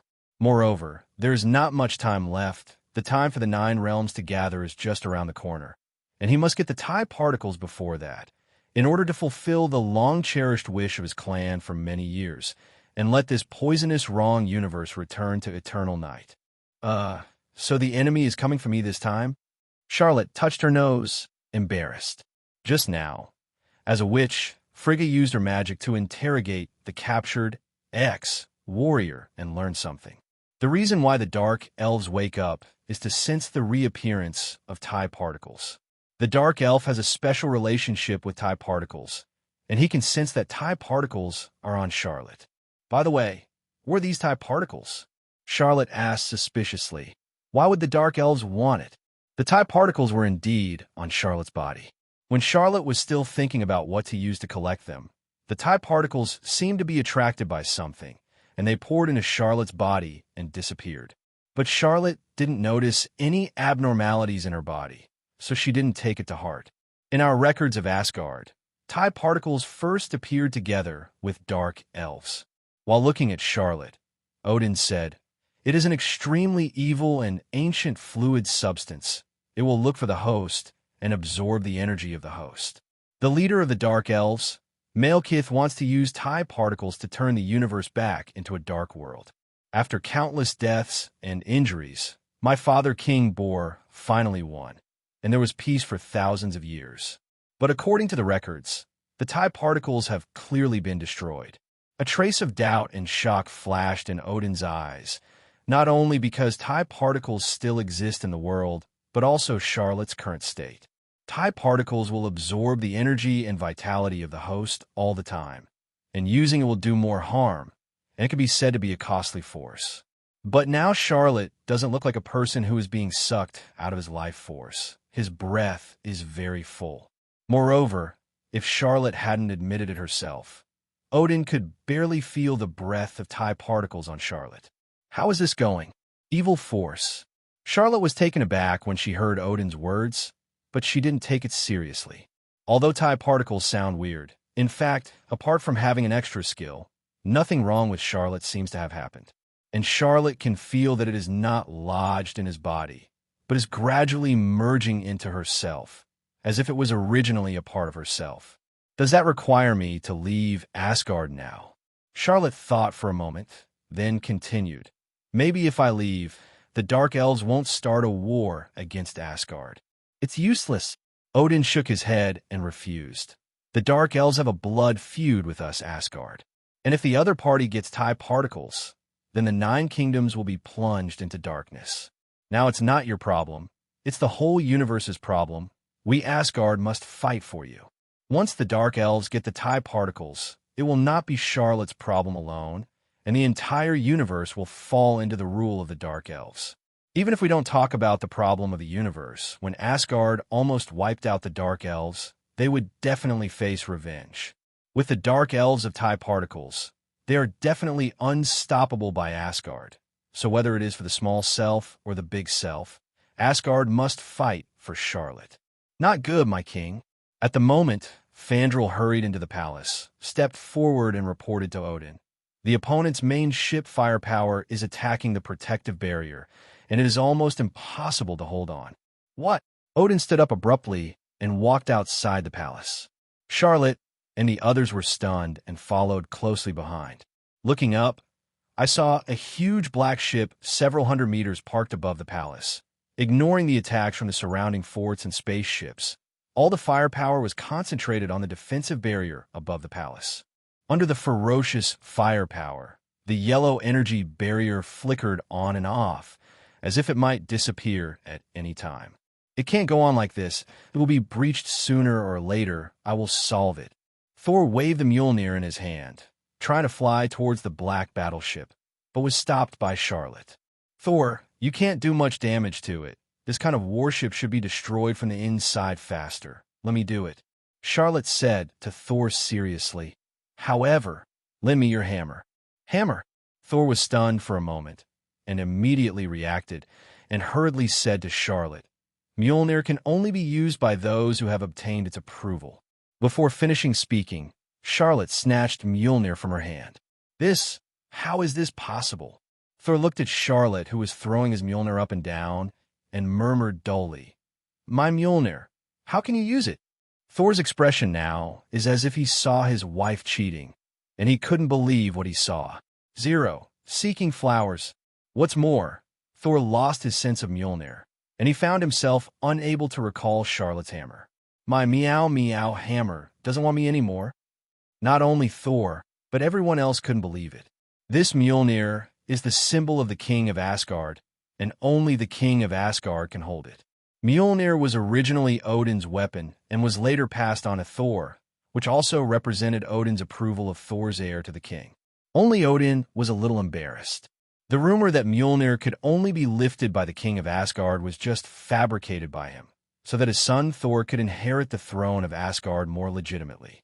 In fact, Mjolnir was forged by Odin on the request of Master Dwarf, and his father King Bull did not use Mjolnir back then. Zero.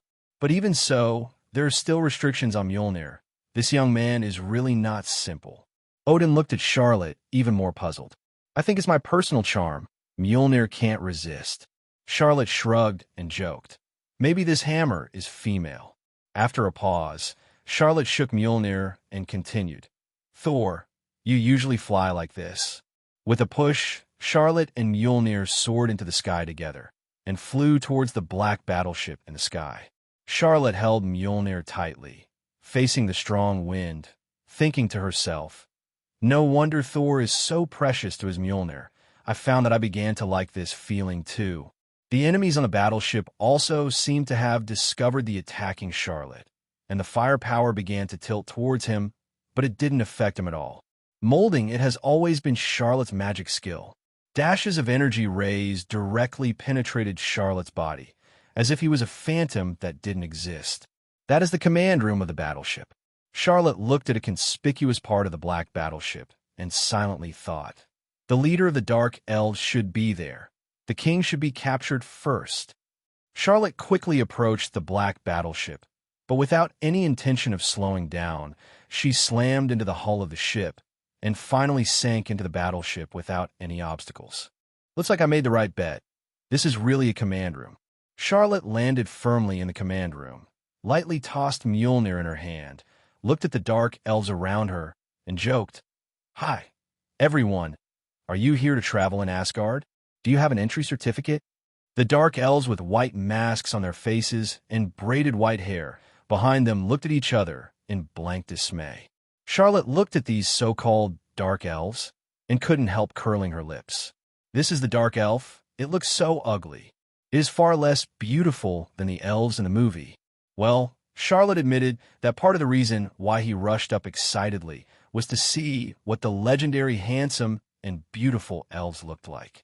Even if it is a dark elf, it is still an elf anyway. Who knows? They don't look much better than orcs. It can only be said that these little chicks look like real things. It's an insult to the word 127 elves. Stop. Malekith waved his hand to stop his subordinates from attacking, turned to look at Charlotte, and said in surprise, I never expected that TIE particles would be delivered to your door by itself. It seems that our time is coming.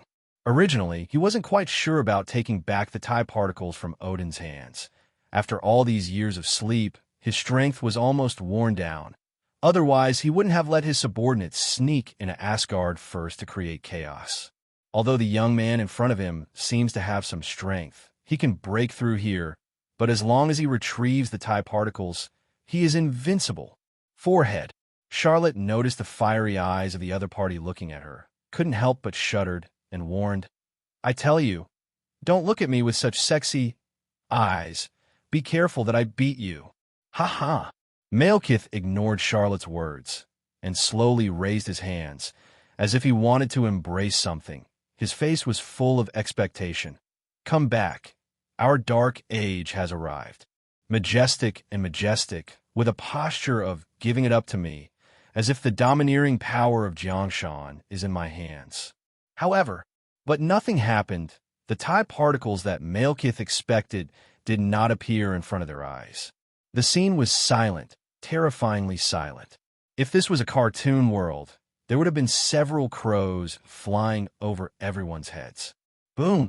Charlotte didn't want to talk nonsense and threw a Mjolnir at the second guy. Mjolnir hit Malekith directly in the chest, sending him flying. Impossible, this is impossible. Malekith struggled for a while before barely getting up from the ground, but he didn't care about his injury and muttered to himself in shock. Why didn't TIE particles respond to me? Why? It's on this guy. Has it abandoned us? The relationship between TIE particles and the Dark Elves is very deep, but now they're clearly in front of them. But they did not respond to his call. This is impossible. What did you do to my TIE particles?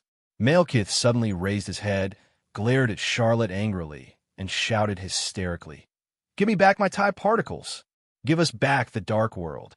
Malekith actually felt that the breath of TIE particles was integrating with the young man in front of him.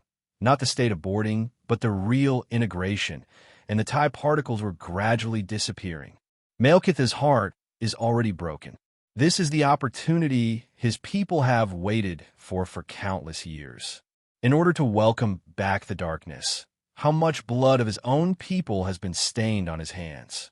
For Malekith, TIE particles is not only as simple as welcoming back the darkness, but also because he convinced himself that his decision to sacrifice his people was not wrong, and that he did not live up to their chance of redemption. However, this opportunity is gone now. Malekith's original sanity, which had been gradually lost due to sleeping for too long, had completely disappeared under the gap of great joy and great sorrow. Kill you, as long as I kill you, TIE particles will come back. Blood was bleeding from the corner of Malekith's mouth, and he roared angrily, "Kill him! Take back the TIE particles!" As long as this guy is killed, TIE particles will come back. Malekith held on to his last hope. With the order of Malekith, other Dark Elves raised their guns and weapons and surrounded them again, but they dared not shoot. This is the place to control the battleship. If you hit something that shouldn't be hit, it will be difficult. Kill me? I hope you are strong enough. Charlotte's hand reached forward, and Mjolnir, who fell on the ground, trembled slightly and flew up in a spin, coming towards Charlotte, knocking several Dark Elves away along the way. Honestly, I've long wanted to try what it would be like to hit someone with Thor's hammer. It must feel great. Charlotte smiled slightly, and the Mjolnir in her hand was entwined with lightning, even looking sharper than when Thor held it. This is the strengthening effect of knights don't die unarmed. As long as it is in Charlotte's hands, the weapon will be temporarily strengthened. Charlotte's figure suddenly disappeared, flashing behind the Dark Elf one after another. Boom, boom, boom. Every time it flashes, there will be a thumping sound that is so heavy that it makes people's teeth hurt. There's almost no interval, seamless connection, and full of rhythm. For a moment, the Dark Elves flew around, were slammed against the wall, and slid down to the floor like a painting, without any movement. Okay, it's just the two of us now. Charlotte looked at the Dark Elves all over the ground with satisfaction, tightened Mjolnir again, and looked at the final boss, Malekith. Damn, why is this guy so strong? Malekith looked at Charlotte, who was stepping forward. His face was ugly, and he cursed inwardly. If my strength hadn't weakened too much, if TIE particles were in my hands. Although the name of the ancient remnants of the Dark Elves sounds very fraudulent, in fact, their strength has been weakened by too much 5.3 in this bright universe, and they are no longer as strong as they were in Eternal Night. Coupled with the fact that Malekith, who has been asleep for many years and has no TIE particles, is actually stronger than ordinary Asgard fighters. No, I can't die here. I want to escape and wait for the next opportunity. Darkness will definitely come to this universe again. Thinking of this, Malekith turned around and fled to the command room. He still carried the hope of his people, and he couldn't die. It's a pity that Malekith, who turned his back, didn't see that there was a green glow coming towards him behind him. It hit his body directly. The green light penetrated into Malekith's body like a green poisonous snake, annihilating his vitality in an instant. Malekith's eyes were full of unwillingness, and he fell slowly. Charlotte Magician, thanks to you, this war with the Dark Elves is so smooth. In the palace, Odin sat on a high throne, held a golden scepter, looked at Charlotte, who came to look for him, and said with a smile, "We Asgard will always remember your help.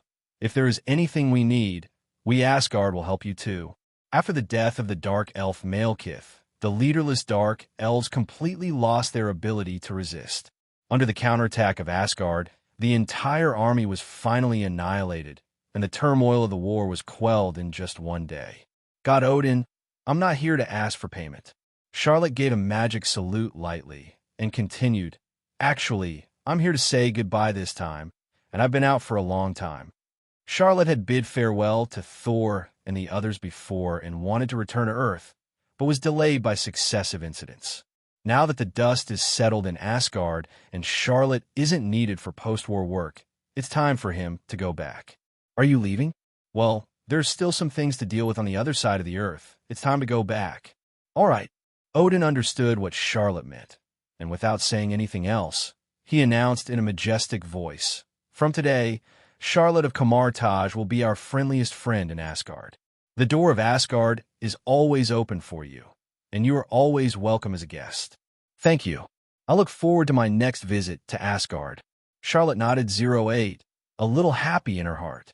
The friendship of Asgard, one of the 9 countries, is quite good, and it may be useful in the future. Then let me ask Heimdall to turn on Bifrost for you. Asgard has just experienced war, and there are many difficult prisoners who have escaped, especially Loki. So Odin ordered Heimdall to prohibit anyone from entering or exiting Bifrost. "Don't bother. Our Camartage is best at teleportation magic. I can go back directly by myself." Charlotte declined Odin's kindness and smiled mysteriously. "Then tell Thor and the others for me, although I've already said goodbye to them." As soon as the voice fell, Charlotte's figure disappeared in place. He can really go back? No need for Bifrost.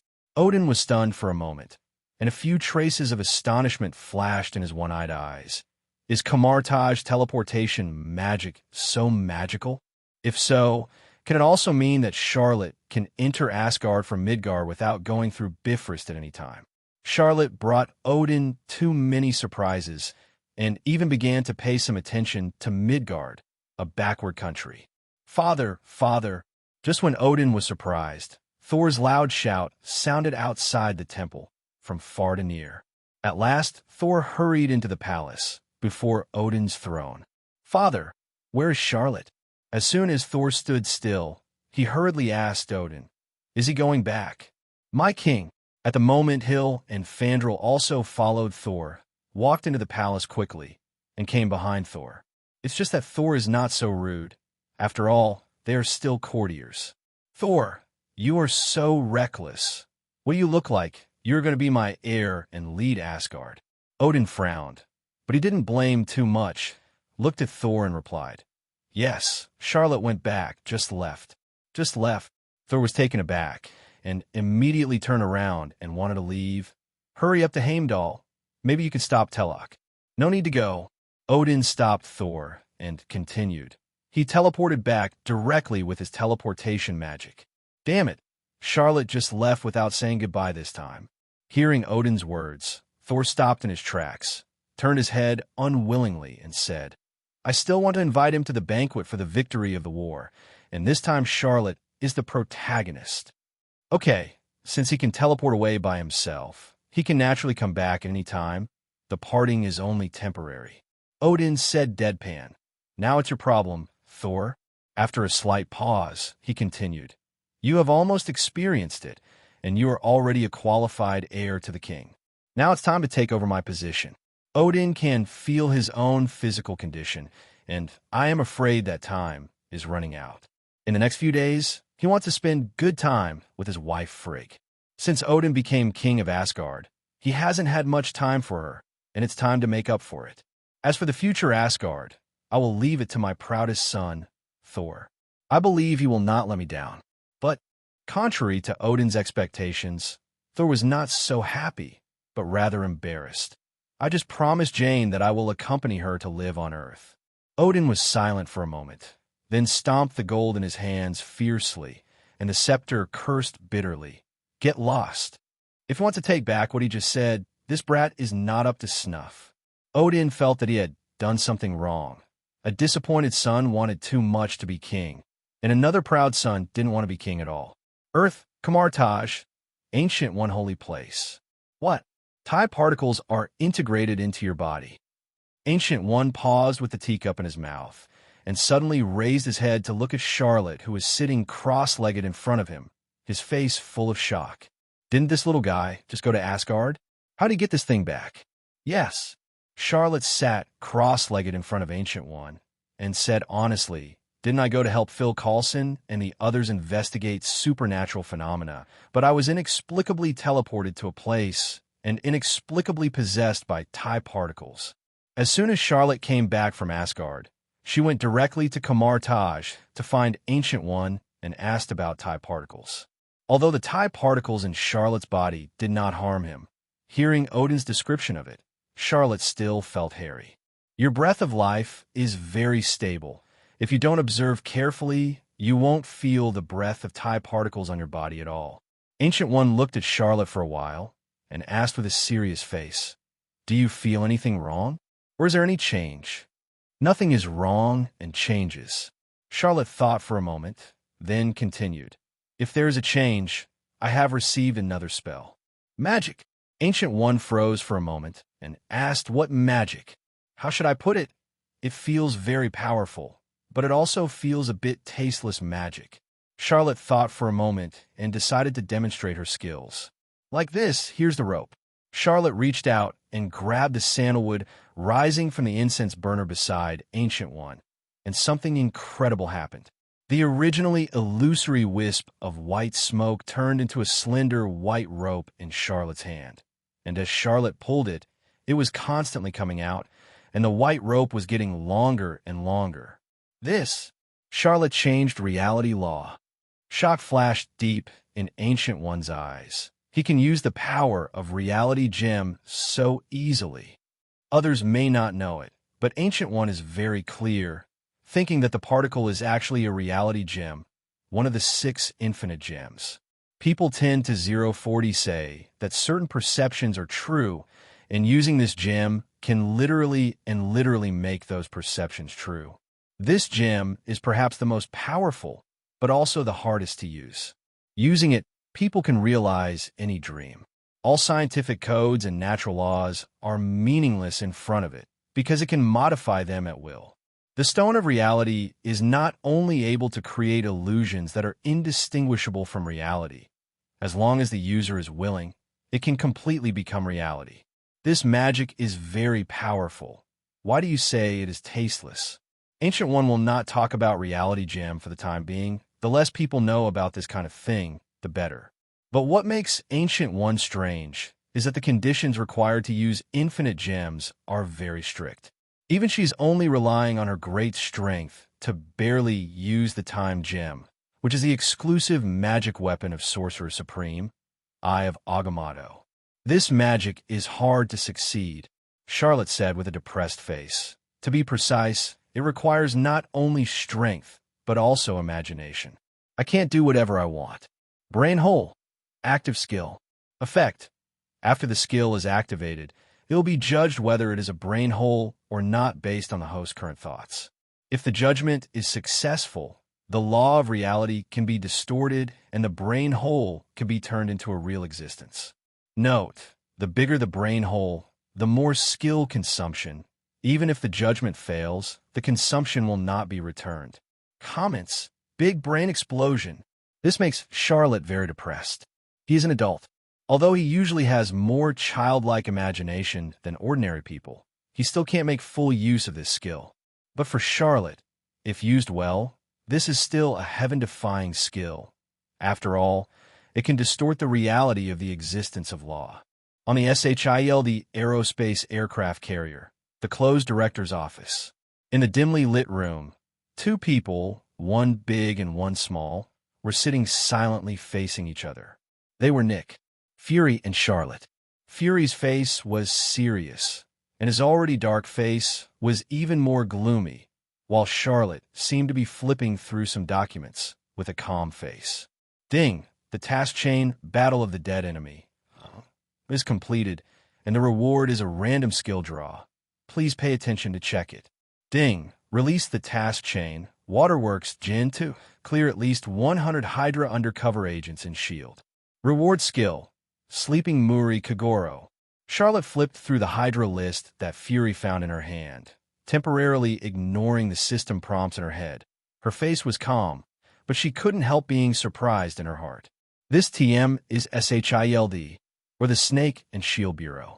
The list of Hydra undercover agents is dense, no less than 500. Moreover, this is only Ward's line, aerospace aircraft carrier, and headquarters, not to mention S.H.I.E.L.D.'s large and small branches around the world. I was away for a week, and you found so much? Charlotte pointed to the information in her hand and teased Fury. Should I go out now and just grab an agent of S.H.I.E.L.D.? It's Hydra. Fury's face was livid. His mouth was tightly shut, and he didn't speak. When he started investigating, Fury felt like he was expecting the worst, but he still didn't expect it to be this bad. So much Hydra was detected in just 1 week of investigation. What made Fury even more unexpected was that the former S.H.I.E.L.D. director Pierce was also HYDRA, which made him really unexpected. You know, the position of director of S.H.I.E.L.D. was handed over to him by Pierce himself.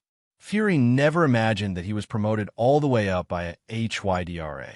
Fury felt that the haze of Hydra had been deeply pressed in his heart. Then what are you going to do? ? Charlotte rubbed her forehead, feeling a bit of a headache. You know, since the previous directors were all HYDRA, it's simply too easy to arrange people in S.H.I.E.L.D. I already suspect that it is not Hydra lurking in SHIELD, but SHIELD lurking in HYDRA. No one knows how many Hydra undercover agents are hiding in SHIELD, and how many have not been revealed. It must be checked, otherwise we will not be able to catch all the bugs. Fury frowned and said solemnly, but these people can't move first, and if they move, they will scare the snake. My opinion is the exact opposite of yours. Charlotte shook her finger and retorted, if you continue to search like this, it is estimated that you will never be able to finish the search. Under your nose, Hydra has invaded so deeply, not to mention other SHIELD divisions. SHIELD and Hydra may have been closely connected for a long time and cannot be separated. Then you mean, Fury definitely understands Charlotte's words, but what else can I do? If I don't check, I can't find Hydra undercover. Shock the grass to scare the snake, so that the poisonous snake Hydra can escape by itself. Charlotte's eyes narrowed dangerously. Just give Hydra a chance and let them all surface. Charlotte threw out a document with the words Insight Plan written on it. This is... Fury glanced at it and immediately said, this is Pierce's original proposal, but when I learned that he was HYDRA, I found a reason and suspended its progress. I suspect he wants to use Project Insight to help Hydra take over the world. For the Insight project, Fury invested a lot of SHIELD funds in it and built 3 new-generation aerospace aircraft carriers, which are synchronized with the network of target positioning satellites. The Insight plan is to use the global satellite positioning system to quickly find out the existence of those threat elements, and then use the weapons on the aerospace aircraft carrier to launch long-range strikes to eliminate them. Are you trying to use this as bait? Fury's complexion changed, and he refused. This is too risky. If it fails, the Insight plan will really fall into the control of HYDRA. In my opinion, there's nothing risky about it. It's better than a poisonous snake lurking by your side all the time. Charlotte shook her head, stood up, and looked at Fury, and said slowly, definitely, the decision is up to you. To be honest, Charlotte feels that Fury does not necessarily have the right to decide. It is not a wise move to suspend the plan. The victorious prey is in front of him. How can the snake's fangs be withdrawn? There's an old saying in Daxia, if you don't break it, you can't stand it. If you break it, you can build it. Charlotte left a word, and then disappeared into the office, leaving behind a thoughtful Fury. SHIELD headquarters, the office of the Secretary General in the Tri-Curved Wing building. What the hell is going on? The Insight project is about to succeed. Why was it suddenly suspended? Pierce looked at Tweel on the computer screen and asked with an ugly face, "Did Fury discover something?" "I'm not too sure. I only know that he said it's SHIELD's financial problem, and the funds are tight." Twirl replied nonchalantly, "The Insight project was actually almost finished, but it was suspended. So I want to ask, is there a way to do it?" Now in SHIELD, Fury is the first authorized person of S.H.I.E.L.D. "I'm just a Secretary General now." Pierce looked gloomy. The reason why he handed over the position of S.H.I.E.L.D. director to Fury at the beginning was because he took a fancy to his fair, good attitude and iron-fisted means, so that he could win more benefits on the council to serve S.H.I.E.L.D. No, it should provide an environment for Hydra to grow. Now it seems that some tails are too big to lose. Thinking of this, Pierce's eyes flashed fiercely, and he said in a low voice, "Since Fury's use value is almost gone, there is no need for him to stay in the position of director." "You mean, get someone to get rid of Fury, and then continue with the Insight plan?" Pierce said in a cold voice, "Be quick with your hands and feet. It's Nick. Fury, after all, I don't want any accidents to happen." "Is young," Tweel replied, and the screen on the computer flickered, ending the secret call, presumably to go on a mission. On Washington Street, a black SUV drove slowly, with a one-eyed, black marinated egg sitting in the driver's seat, which was Fury. Fury held the steering wheel with both hands, thinking about something while driving. And his purpose this time is to talk to Captain America. Captain America Steve can be said to be the person who knows Hydra best. Start the communication encryption protocol. Connect to the secure line, 0405. Fury suddenly thought of something and opened his mouth to activate the communication system. Confirm. On Fury's upper left windshield, a video window appeared like an LCD screen. "I am Hill." Hill appears on the video window. "I want you to come to Washington." Fury continued to drive and said in his mouth, "Now I am in a state of invisibility." The invisible state, that is, the action of not reporting the itinerary to S.H.I.E.L.D. "I'll be there in 4 hours. I'll give you 3 hours. Over." Fury hung up the communication and noticed that the red light was on at the intersection ahead, so he slowly stopped the car in front of the traffic light, waiting for the green light while continuing to think about the problem. Fury is still considering Charlotte's suggestion. You know, if you follow Charlotte's will, even if they succeed in stopping Hydra's Insight plan in the end, SHIELD branches around the world will be attacked by Hydra undercover agents. Caught off guard, the SHIELD agent most likely did not resist ability and almost pushed SHIELD into the abyss. 990, if you don't break it, you can't build it. Do you break it and then build it? Fury repeated Charlotte's words a few more times, lost in thought. At the moment, a white police car slowly approached from behind and stopped on the right side of the black SUV. 2 policemen wearing sunglasses were slapping Fury inside the car. Fury also noticed their gazes and asked angrily, "Do you want to see my driver's license?" The policeman who was stabbed didn't say much. Just when the green light came on, he started the police car and started slowly. And Fury also started the SUV and continued to move forward, but he didn't notice a police car galloping towards the intersection on the left, without any intention of slowing down. Boom! The police car slammed into Fury's body hard, and the huge amounts of inertial impact directly caused the 4 wheels of the SUV to vacate briefly and move laterally. Because of the impact, an airbag popped up in front of Fury's steering wheel to protect Fury. The leading police car in front also reversed quickly and hit Fury's car again. In just a moment, there were 2 bang-bang sounds again, and 2 white police officers jumped out from nowhere, and together with the 2 police cars in front, blocked the SUV. A fracture in the arm was detected. Injection of anesthesia recommended. The detection system on the SUV beeped, indicating Fury's injury. Fury shook his dizzy head, reacted immediately, leaned over and took out a white syringe from the car cabinet, and stuck it on his left arm. At the same time, Fury looked out of the car, and a large number of police cars surrounded him, and a group of policemen with submachine guns poured out of the car. Washington Police Department. There is no power in this area right now. The mechanical sound of the system on the car continued to sound, causing Fury's eyes to shrink. In other words, these police officers are all fake. Get me out of here.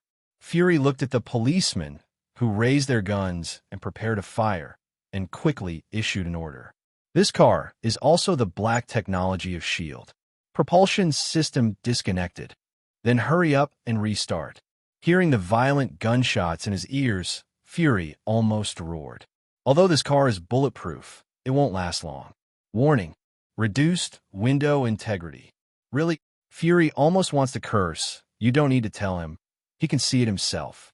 Moreover, Fury also saw a few policemen who actually lifted a giant door-breaking mechanical hammer out of the police car, as if intending to forcibly break through the car's defenses. How long will it take to connect the propulsion system? Calculating.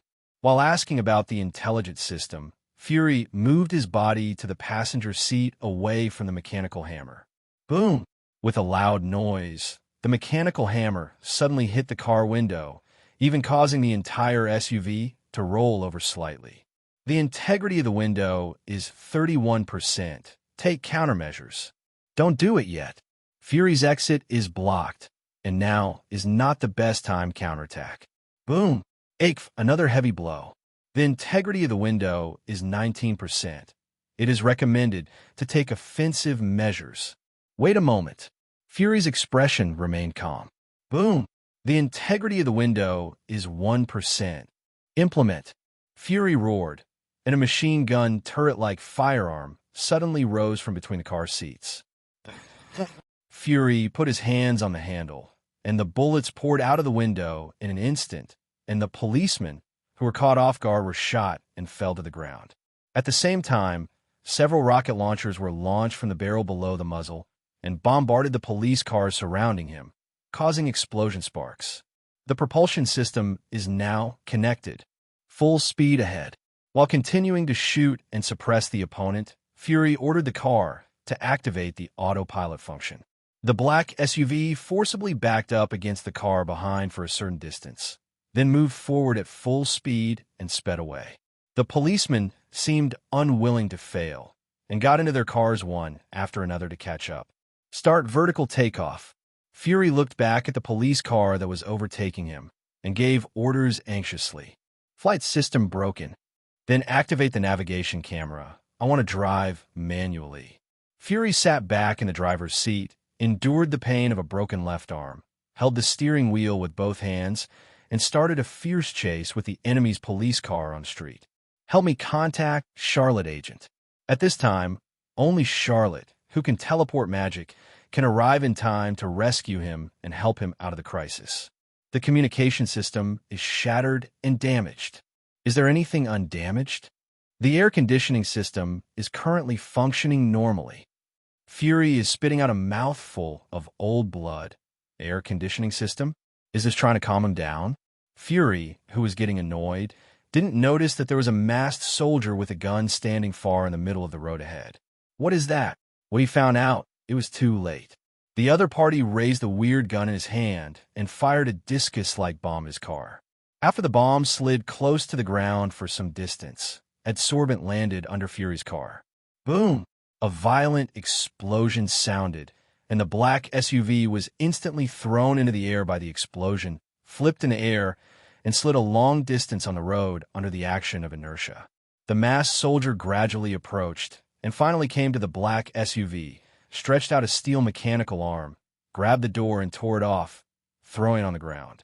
The masked soldier found that his target was gone, leaving only an irregular pothole leading directly to the sewer. The edge was still slightly red, as if it had just been opened. Mission target disappeared. Continue to track. Must solve the target. Yes. The masked warrior jumped into the pothole, ready to continue tracking. SHIELD, an underground secret base. This is your plan? Fury. Charlotte looked at Fury, who was lying on the hospital bed, so weak that his face turned pale, and said speechlessly, "Fake death in front of Captain America?" Early this morning, Charlotte heard the news of Fury's death from Captain America. Before she could react, she immediately received a secret communication from the dead. "No, that was just an accident. I don't want to use my spine, sternum, collarbone, etc. as a prize for this kind of plan," Fury said weakly. The plan to fake death is just a temporary idea. A dead person can't be killed again. After Fury was attacked on the street, he went to the nearest Captain America's house, wanting to seek shelter, but unexpectedly, the killer was chasing after him, and Fury was shot and fell in front of Captain America. In the end, Fury failed to rescue in front of Captain America and died. Definitely, this is what Captain America saw, and in fact, Fury just feigned death to get away. So, you figured it out? Charlotte thought for a while and asked, "Are you going to lure the snake out of the hole with the insight plan?" "It's not a question of whether I can figure it out, but that there is no other way." Fury smiled wryly. "Even if I don't fake my death, but just recuperate from a serious injury, my influence in SHIELD will also be reduced, and the insight plan may still be restarted." "Then what did you call me here for?" "This is the Blade server that shut down Project Insight." Fury took out 3 blade-like chips and continued, "This is the only way to close the Insight project. It can't fall into the hands of HYDRA. I'm more assured of you." Hydra was found by Charlotte, so there is no need to say more about his position, and there is no problem with his strength. He is the best person to implement the plan. Then what you handed over to Captain America is... That's just general data, used to confuse HYDRA. Fury continued, "Now they're all chasing the captain, almost mobilizing the undercover agents. It's a good time to catch the bugs." "Not bad, as expected of a super agent." Charlotte put away the chip and said with a smile, "Okay, it's safe to keep the chip in me." "Then Charlotte, you go back first. Don't reveal the news that I'm still alive." Seeing that the explanation was almost over, Fury also seemed to feel a little tired and wanted a rest. "Yes, I wish you to be discharged from the hospital as soon as possible." Charlotte nodded and walked out of the room. "Well, Hill, you can call me anytime you need anything." Charlotte shook the watch on her wrist at Hill, who was guarding the door, and her figure flashed, disappeared in place, and appeared in the living room of her own home. "Buzz, what's the situation? You came to me so soon. Did you forget to explain anything?" Charlotte hadn't sat down to take a sip of water when suddenly her watch vibrated. "Sky, what's the matter?"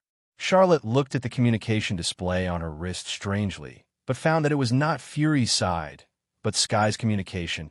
"Isn't their team very busy these days? I don't have time to answer her calls. What's the matter today?" "Thinking of calling me." Charlotte didn't think much of it and directly picked up Sky's communication. "Charlotte, come here quickly. Aunt May is being imprisoned by Phil Coulson and the others." "What did you say, boy?" Charlotte suspected that she had heard it wrong and asked back with disbelief. "Aunt May was imprisoned by Phil Coulson?" "Phil Coulson suspects that Aunt May is an undercover agent for Centipede." Sky's hurried voice came from the other side. "Charlotte, come over quickly and persuade Phil Coulson." "What's going on?" "Sky." Charlotte's voice suddenly came from behind Sky. He teleported directly into the fighter jets of Phil Coulson's team with his skills. "Charlotte, here you come." When Sky saw Charlotte, the worry in his heart suddenly dropped. He breathed a sigh of relief and began to explain the recent situation to Charlotte. "Since you left, we have been chasing the Centipede organization." Since Charlotte left, Phil Coulson's team has continued to perform other missions and continue to track down the whereabouts of the Centipede organization. But this Centipede organization is much more troublesome than imagined. The actions of Phil Coulson's team seem to be under the control of others, and the actions are lagging behind. Even Phil Coulson was captured once, and called other agents. The team barely rescued Phil Coulson with the help of the team. Later I learned that the behind-the-scenes boss of the Centipede organization seems to be called Acute Eyes. According to the members of the Centipede organization, he is a person who can see through the world and even read minds. Not long after, they finally solved the Acute Eyes, but Phil Coulson suspected that the other party was a fake and the real Acute Eyes was still alive. Though, seeking flowers, Phil Coulson also guessed through some intelligence that Acute Eyes is not a super ability user. He just has the extremely high authority of SHIELD, so they can grasp their actions through the situation of Phil Coulson and the others mobilizing branch support. In other words, SHIELD has undercover agents from the Centipede organization. And it just so happened that when Fitz was repairing the plane, he accidentally discovered a secret communication line in Melinda's cockpit that no one else knew about. Communication partner unknown. Naturally, the object of suspicion became Melinda. Although Phil Coulson wanted to believe Melinda very much, he still locked her up first. Where is Phil Coulson? I'm going to find him. He's interrogating Aunt May with someone. Dash. Charlotte frowned, turned to look at Fitz and Simmons in the laboratory not far away, and asked strangely, "The team has new members?" "No, it's someone from another agent team," Sky hastily replied. "To hunt down the Centipede organization with super soldiers, our team's combat power is still too low." Although Phil Coulson transferred a super soldier in the middle, he died in order to save Phil Coulson. So Phil Coulson secretly contacted his old friend, Garrett, to participate in the siege of the Centipede organization. They also found the acute eyes last time, although they are fake. Garrett.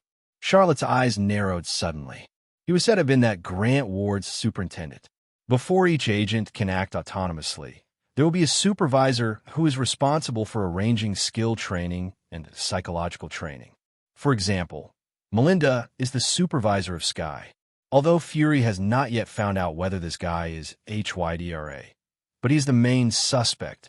Originally, after Charlotte helped Fury check the people he trusted, he was about to start investigating the suspects, but Charlotte happened to go to Asgard. Wait, this so-called Centipede organization may have a very high-level undercover agent in SHIELD, and this Garrett is an 8th-level agent. Go to Aunt May first. She's in jail. In the prison room, several capable agents guarded the outside, obviously not members of Phil Coulson's team. "May, the autopilot is locked. Did you do it?" Phil Coulson looked at Melinda on the opposite side and asked solemnly, "What is the purpose of our flight now?" Phil Coulson just found out that the autopilot program of the plane is locked. They can't control it at all, and they don't know where the destination is. Headquarters can change the original control of the aircraft and control the flight route at will. Melinda said, "Let me check the dashboard so I can." "You can't go anywhere without explaining that secret communication line." Phil Coulson interrupted. "Why do you have an encrypted call line? And after Fitz finds out, you want to shoot him?" "That's just a stun gun." Melinda defended a bit, glanced at Garrett, who was sitting next to Phil Coulson, thought for a moment, and then continued to explain. "The encrypted communication is dedicated to Director Nick Fury, and 457 is only responsible to him." "Director Nick Fury? Why are you secretly contacting?" Bang, bang, bang. Before Phil Coulson could finish his sentence, several gunshots came from outside the cell, which surprised him and Garrett. They looked vigilantly at the door of the cell that suddenly opened, and a young man walked into the cell with a gun. "Charlotte." Phil Coulson was taken aback when he saw the other party, and asked, "What are you doing?" Unexpectedly, Charlotte ignored him, raised the gun in her hand without saying a word, and fired a few shots at Garrett beside him.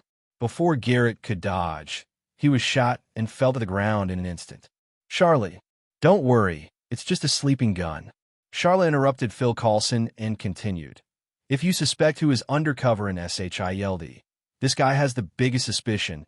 He is already on Fury's blacklist." "Garrett." Phil Coulson looked at Garrett, who was sleeping on the ground, in disbelief. 10 minutes later, in the conference room, Phil Coulson and Melinda sat at the conference table, silent. "You mean you were actually sent by Fury to spy on me?" Phil Coulson broke the silence suddenly, still unable to believe Melinda's words. "Fury knows that you will form a team and will definitely come to me. So let me keep an eye on you. Pay attention to me what? If you show any signs of mental and physical failure, let him know immediately. It's as simple as that." Melinda looked directly at Phil Coulson, but what she said caught Phil Coulson by surprise. "Do you know everything about Tahiti?" After Phil Coulson was pierced through the heart by Loki, in terms of human medicine, he was indeed dead, and he was resurrected by the Tahiti Project, a resurrection plan for the Avengers, and it was Phil Coulson himself who was in charge of this plan at the time. Project Tahiti, extracting the gene of a mysterious alien corpse and using it to make a potion called JH325. The purpose is to bring the dying Avenger back from the dead. However, although the JH325 potion can promote regeneration, it will also cause a series of mental problems. The volunteers in the experiment are completely crazy, drawing mysterious runes all day long. However, Phil Coulson discovered that the mental side effects can be temporarily eliminated through memory transplantation. But obviously, this kind of treatment process is inhumane. Phil Coulson submitted his resignation and proposed to terminate the project. After Phil Coulson was killed by Loki, he was sent to the secret base by Fury, injected with G325, and eliminated all Phil Coulson's memories of the plan, replacing it with another memory of a vacation in Tahiti. Not long ago, Phil Coulson was captured by the Centipede organization. It seems that the other party's purpose is to know the secret of the resurrection medicine. They used hypnotic ability treatment to awaken Phil Coulson's real memory. How could you do this to me? Phil Coulson looked at Melinda with disbelief on his face. We have been through so much together. We have worked together in the operation team for so many years, and we escaped the billowing smoke and Bahrain together. I give you a second opportunity. I made this team. What? I made this team, except Charlotte was brought up by Fury. Melinda retorted. I figured out what we needed and gave the report to Fury, who used those parameters in your squad. What do we need? May? Phil Coulson looked at each other inexplicably. The one who can fix your body, the one who can reprogram your brain, and the doctor who will help me end your life if you must die. Melinda said excitedly.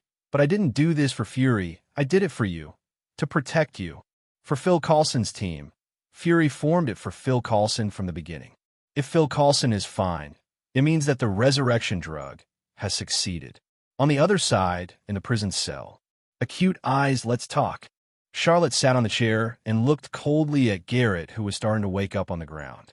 Originally, a few sleep bombs went down, and this guy might have slept for several hours, but Simmons had just prepared the antidote and injected him into it.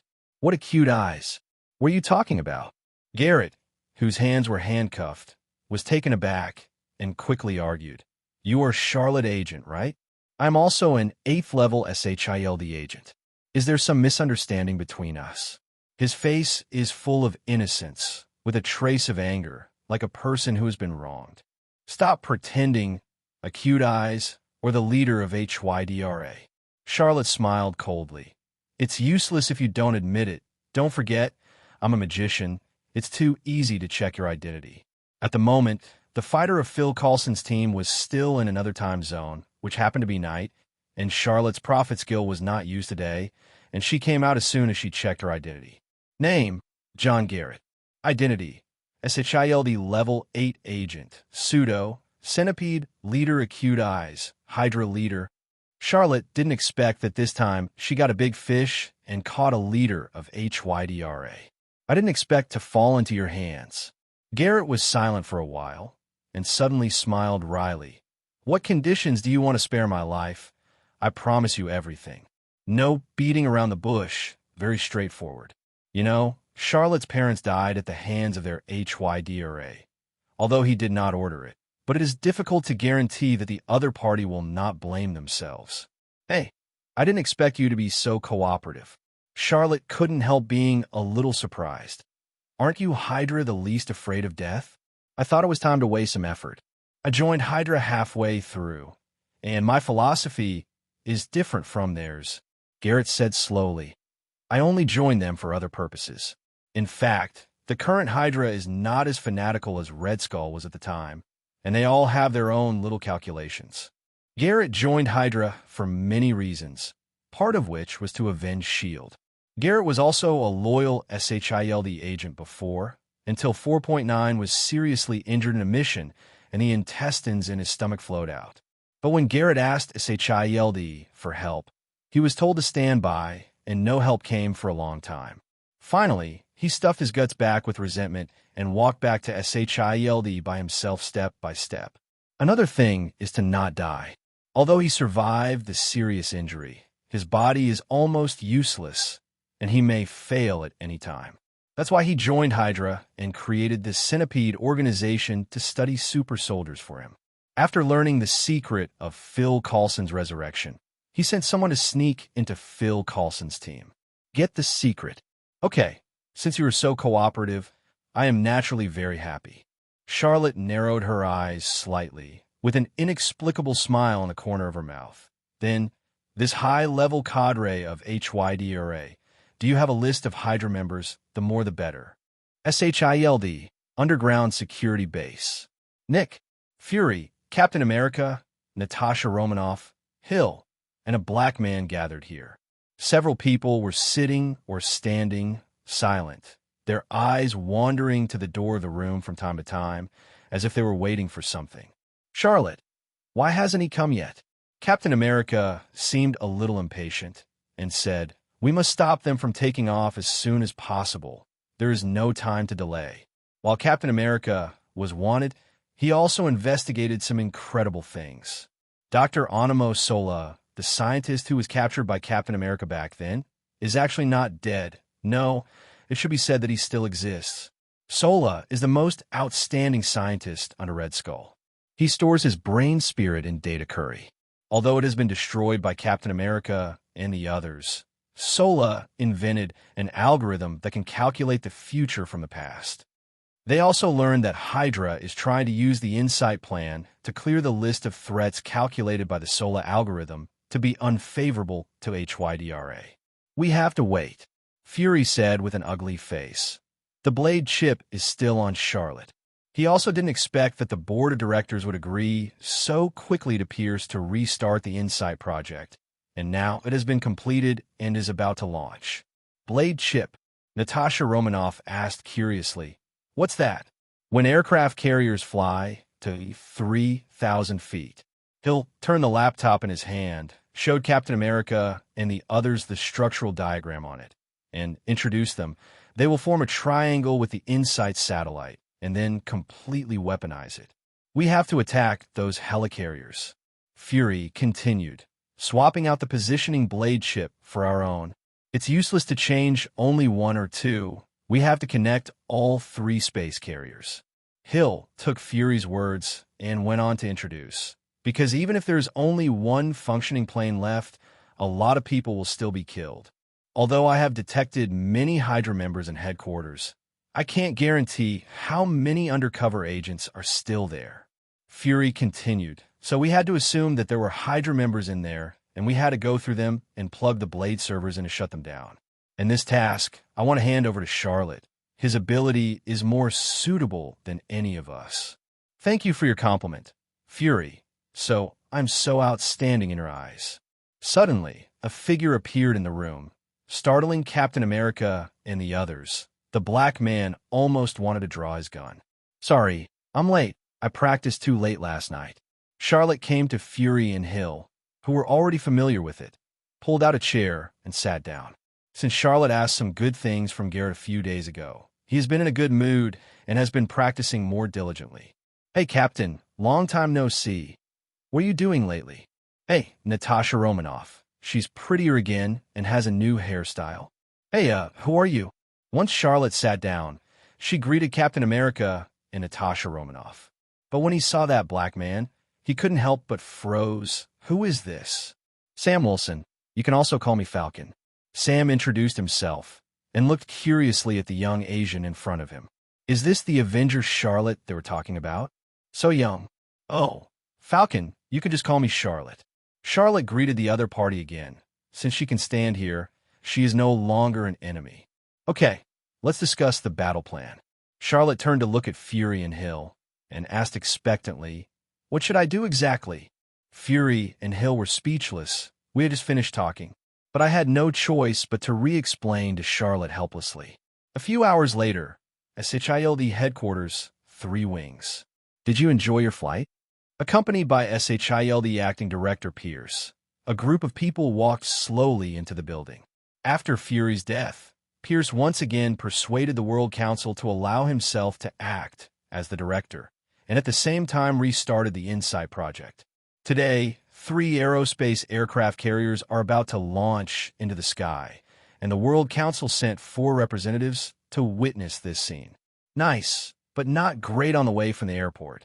A blonde, middle-aged woman walked and chatted with Pierce, followed by 3 council members. "Sorry, SHIELD can't control everything, including Captain America." Pierce frowned, but didn't argue. Although he has defined Captain America as the murderer who assassinated Fury and is wanted by all SHIELD, but so far, he still hasn't caught him. But Pierce is not worried. Now that the entire SHIELD is under his control, Captain America and the others will never sneak in. It's okay even if they come in. Pierce has already prepared a gift for them. After a while, Pierce brought 4 council members to the top floor of the building. Grave accent. I know it's been a lot of bumps, and some of you want to kick me out of the car. Pierce and Congressman are holding a glass of champagne. Finally, we are here, and the whole world should thank us.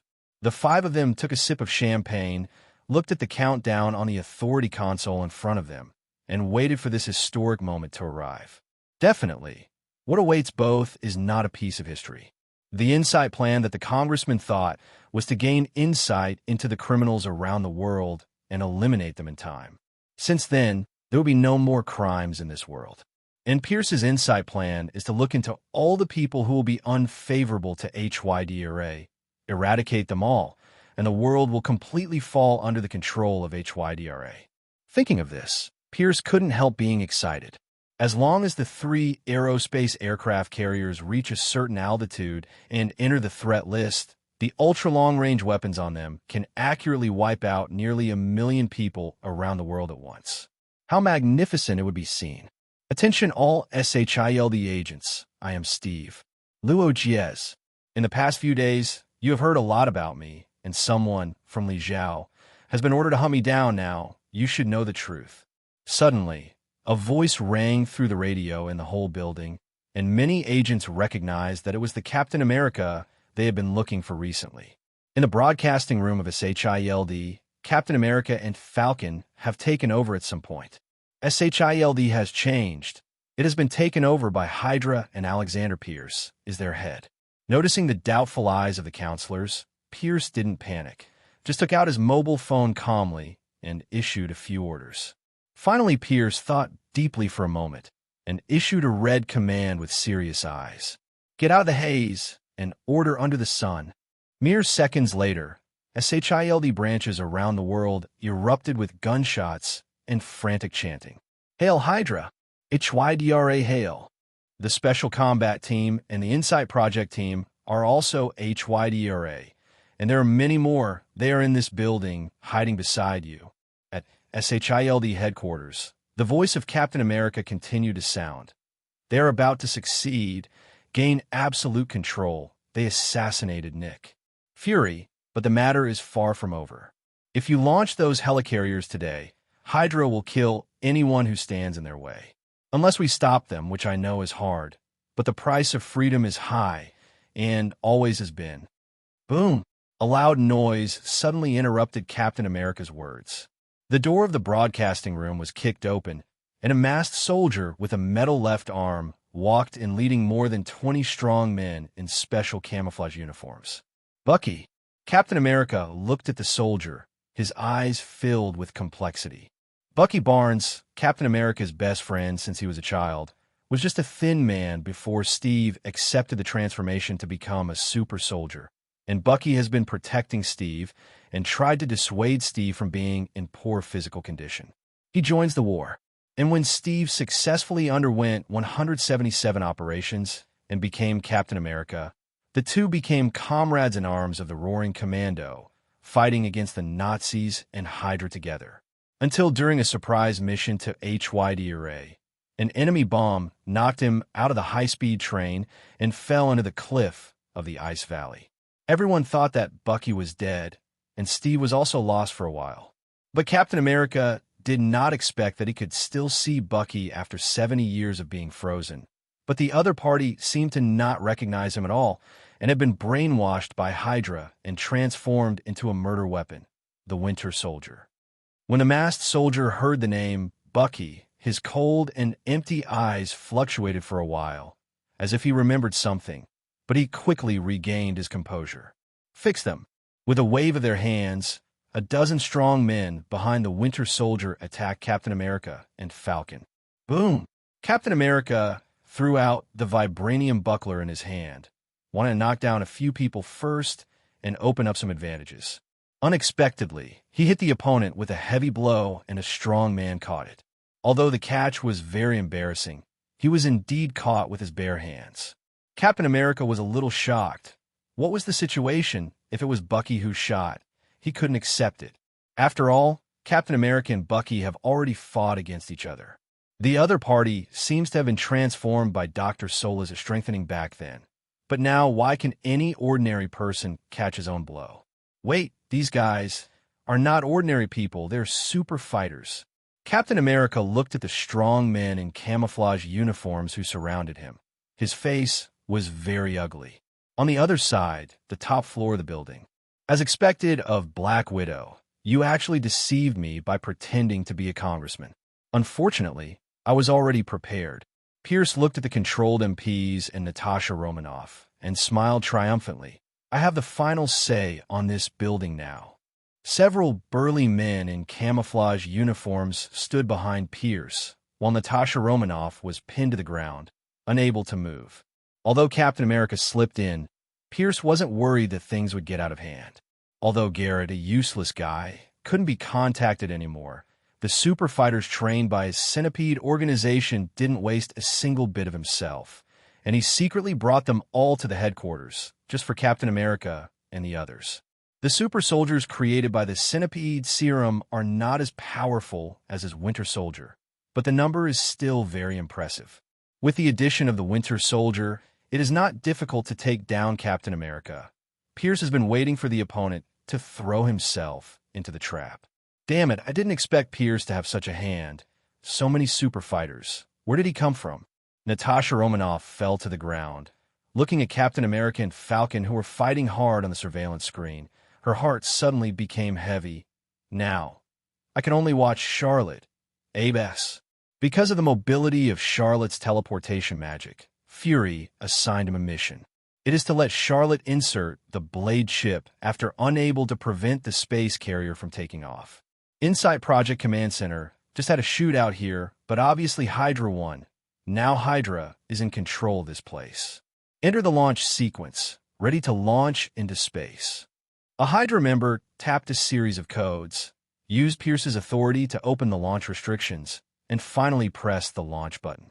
The water level of the 3 super large pools in front of the headquarters building dropped suddenly, and the bottom of the pools began to flip open, revealing 3 giant space carriers slowly. The Insight program is officially launched. Nobody can stop us Hydra anymore. Pierce came to the floor-to-ceiling windows and looked at the 3 aerospace aircraft carriers that took off. There was a triumphant smile on the corner of his mouth. In a certain warehouse underground of the Tricurve Wing building, there are neat rows of cuboid machines 3 to 4 meters high, with faintly bright signal lights flickering from time to time. This is the warehouse where SHIELD placed the network system server. Usually, few people would come here, but now there are 2 people here, a man and a woman. While Pierce removed me and Fury's permissions, fortunately we left the back door long ago. Hill typed the last password on the virtual keyboard, heaved a sigh of relief, turned to look at Charlotte beside him, and said, "Charlotte, I don't need protection anymore. It's time for you to go. Just insert the blade chip, and I can remotely shut them down." Gone. Captain America and the others were to cover Hill's actions from the beginning, to ensure that Hill could sneak into SHIELD's server warehouse smoothly. Okay, is it finally time for me to play? Hearing Hill's words, Charlotte, who was sitting cross-legged on the ground, stood up and stretched her waist. Okay, your savior is here. Before the words fell, the figure flashed and disappeared directly in place. I have arrived. In just a few seconds, Charlotte's voice came out of Hill's headset. The first blade chip is inserted. Confirm. Hill tapped a few times on the computer to confirm that the first aerospace carrier was locked. Charlotte, get ready to go to the next helicarrier. Plug in. Before Hill could finish speaking, Charlotte's voice came again from the headset. The second blade chip has been inserted. So fast. A few traces of astonishment flashed in Hill's eyes, but his hands didn't stop moving, and he tapped a few more times to lock on to the second aircraft carrier. Confirm. At the same time, I sighed in my heart that it was obviously the most difficult step of the plan, but under Charlotte's ability, it seemed so simple. Soon, all three blade chips were inserted, the three aircraft carriers were locked, and Charlotte's figure reappeared beside Hill. Charlotte, we won. Hill's face is full of joy. As long as she presses the confirmation button, the aerospace aircraft carriers will attack each other and finally be destroyed. Because Captain America thinks that the Insight plan is too dangerous, if this weapon falls into the hands of bad guys like this time, it will be over. So they persuaded Fury to destroy the three aerospace aircraft carriers. Okay, I'll change their attack target now. Hill tapped the keyboard a few times, showing the original dense red markings, and the attack range covered the entire United States. Charlotte even saw a target on the top floor of the Stark building flash by. As for who it was, there was no need to say more. But under Hill's knocking, all the targets were deleted, and finally the three space carriers themselves were locked. Destroy. Boom! Hill's hand was about to press down, but a hand from the side suddenly tapped on the back of his neck, and he fell limply to the ground. I'm sorry, Hill. I need to borrow this Insight planning system. Charlotte looked apologetically at Hill, who was lying on the ground, took out a USB flash drive from her trouser pocket, and gently inserted it into the computer to read it. This USB flash drive was taken out by Charlotte from Garrett, and it is full of Hydra's undercover list in SHIELD, which is very detailed. In addition to Garrett and Pierce's respective secret forces, the Hydra undercover list in SHIELD, which the two share. And Charlotte is now going to use the Insight plan to clear the Hydra undercover and S.H.I.E.L.D. However, Charlotte didn't tell Fury about the removal plan. He didn't know if Fury would agree, so he decided to do it. Target locked. Whether to clear. Clear. Charlotte looked at the densely packed red dots on the map and pressed the confirmation button. In an instant, the ultra-long-range strike weapons on the three aerospace aircraft carriers in the sky fired countless firepower, bullets, missiles, and energy rays. According to the positions of different targets, they were launched. The first to bear the brunt is naturally Pierce of SHIELD headquarters. How was it possible? I obviously won. Why would the Insight plan clear me? A precise bullet passed through. Pierce clutched his chest that was gradually turning red, looked at the sky, and let out an angry and puzzled growl. He is not reconciled, but it's okay not to be reconciled. Pierce's gaze gradually lost its vitality, and he fell limply to the ground. Those who fell to the ground with him were those centipede fighters. These are Garrett's secret subordinates, and their names will naturally be on the list. What's the situation? Captain America looked at the super soldiers who suddenly had their heads blooming, and he was also confused. Why is the Insight plan still firing? But why is it firing at the enemy? Although these centipede fighters are not as powerful as Captain America, they are superior in number. Coupled with the Winter Soldier's participation in the battle, Captain America is almost unable to support, and Falcon has been subdued. Unexpectedly, the situation suddenly reversed. Captain America and the equally confused Bucky on the opposite side stared wide-eyed for a while and fought again. Likewise, various branches of SHIELD in the United States, where the Hydra undercover agents were devastated.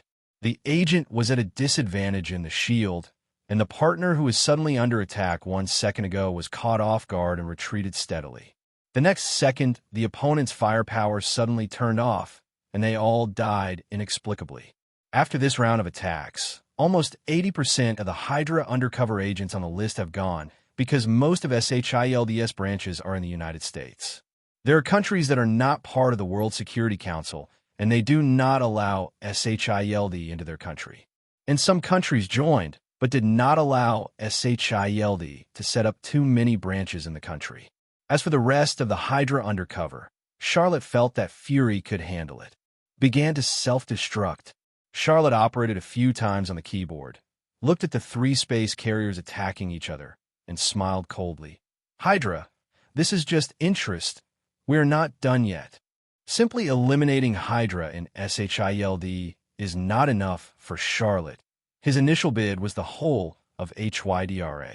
Ding, the task chain, Waterworks Gen 2, is completed, and the reward skill, Sleeping Mori Kaguro. With Charlotte clearing out a large number of Hydra undercover agents, he is also tasked with, as usual, viewing skills. Sleeping Muri Kagoro, passive skill. Effect: when the host is in an unconscious state, such as sleeping or coma, when attacked, the fighting instinct will be stimulated, and the host will carry out a subconscious counterattack. 0 asterisk. Evaluation. Awakening came, and the enemy was solved again. Sleep fight? Sleep punch? Charlotte couldn't help but froze. It didn't seem to help. He usually sleeps, and if danger strikes, Charlotte's spider telepathy will remind him so that he can wake up in time. It may be useful when he is unconscious, but with Charlotte's strength, he doesn't think he will be in a coma. But Charlotte didn't take it to heart. It's better to have this skill than nothing, in case something really happens one day. Then what do we do now? Charlotte looked at the unconscious Hill on the ground, rubbed her forehead with some headaches, and muttered to herself, I should have communicated with you earlier. I'm so impulsive. Till she won't kill me when she wakes up? 0. Thinking of this, Charlotte couldn't help but trembled, feeling a little guilty. Why don't you leave Hill in the care of Natasha Romanoff or someone else? I'd better run away first. Charlotte thought, bent down and stretched out her hand, gently hugged Hill, and walked out the door. After a while, Charlotte came to the top floor of the building. Since Hydra's undercover agents were cleared, Natasha Romanoff and the MPs are now free. And Fury, the black marinated egg, is also here, explaining something to the congressman. After all, the sudden appearance of a person who announced his death still needs a good explanation. Charlotte, what's wrong with Hill? Fury noticed Charlotte, who came in holding Hill at a glance, and immediately left the counselors and walked in front of Charlotte. Oh, Hill, let's forget about today's business. Let's not make an example next time. Before Charlotte could answer, Fury's quiet voice came from next to her ear, and she raised her head in surprise, but Fury's next sentence made Charlotte's face bitter. However, you can figure out what to do about Hill. I won't help you. Fury knew what was going on at a glance, but at most he blamed Charlotte for not discussing it with himself. But in fact, he would make the same choice as Charlotte. Speak well for me. This is the remaining Hydra undercover list. Charlotte threw the USB flash drive in her hand, handed Hill, who seemed to be waking up in her arms, to Natasha Romanoff, and ran away quickly. Slip away, and if you don't run away, Charlotte won't be able to run away. In the early morning in Queens, a ray of rising sunlight shone through the window on the face of a young man on the bed, causing his eyelids to tremble slightly. The familiar ceiling. Charlotte slowly opened her eyes, lay on the bed, and looked up at the ceiling for a while, letting her body wake up slowly. Well, another beautiful morning. After lying down for a while, Charlotte got up and got out of bed, walked to the window, opened the window, and took a deep breath of fresh air. Since the events of the SHIELD Insight Project, Charlotte has been sitting idle at home with little to do. Because the current situation of SHIELD is very bad, almost to the point of disbanding. Although Charlotte wiped out most of the Hydra undercover agents, SHIELD was still hit hard. Hydra penetrated too deeply. It can be said that at least 60% to 70% of the agents in each SHIELD branch 077 are Hydra undercover agents. Coupled with Hydra's sudden attack at the beginning, a large number of SHIELD agents died, and many agents chose to leave SHIELD for various reasons afterwards, and the power of SHIELD suddenly decreased.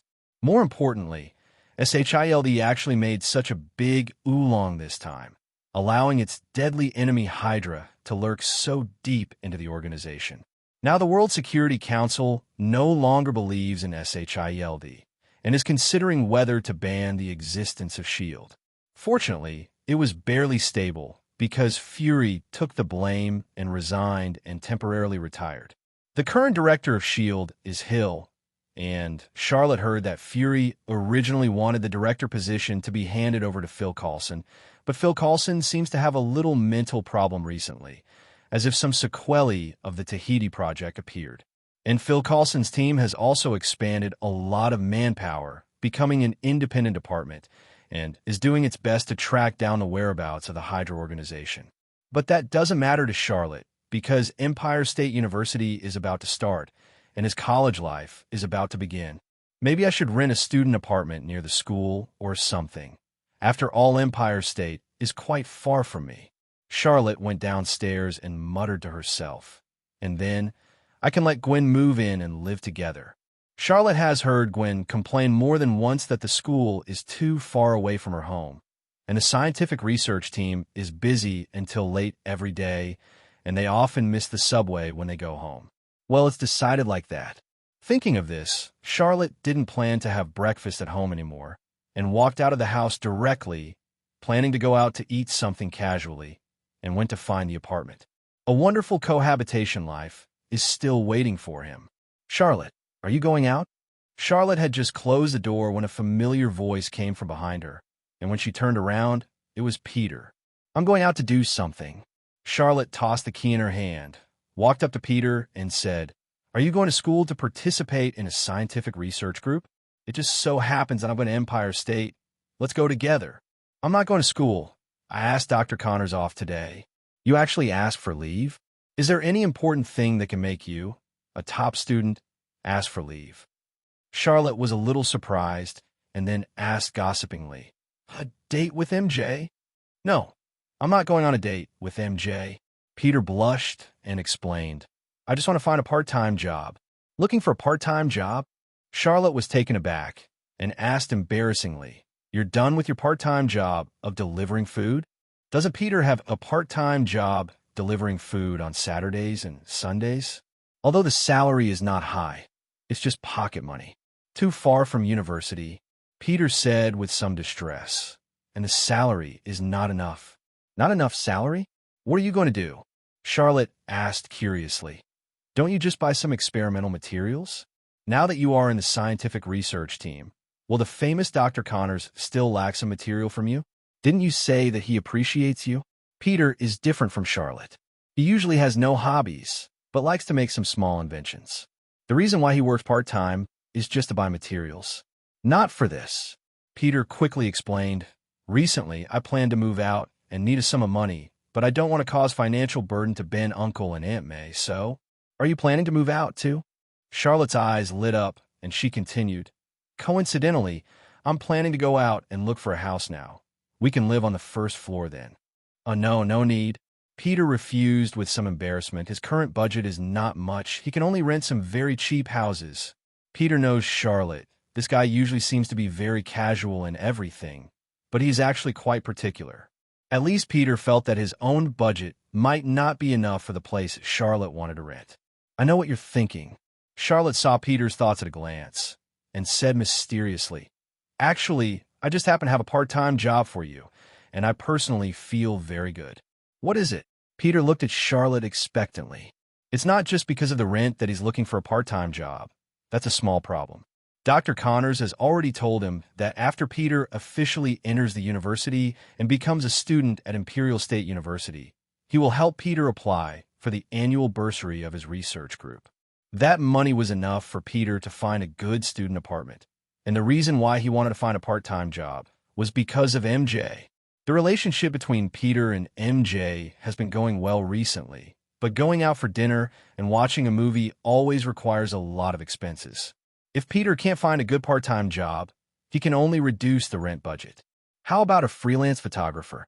Charlotte raised her eyebrows and said with a smile, You also know that I used to work part-time at the Daily Horn, but recently I found myself a new part-time job with better pay.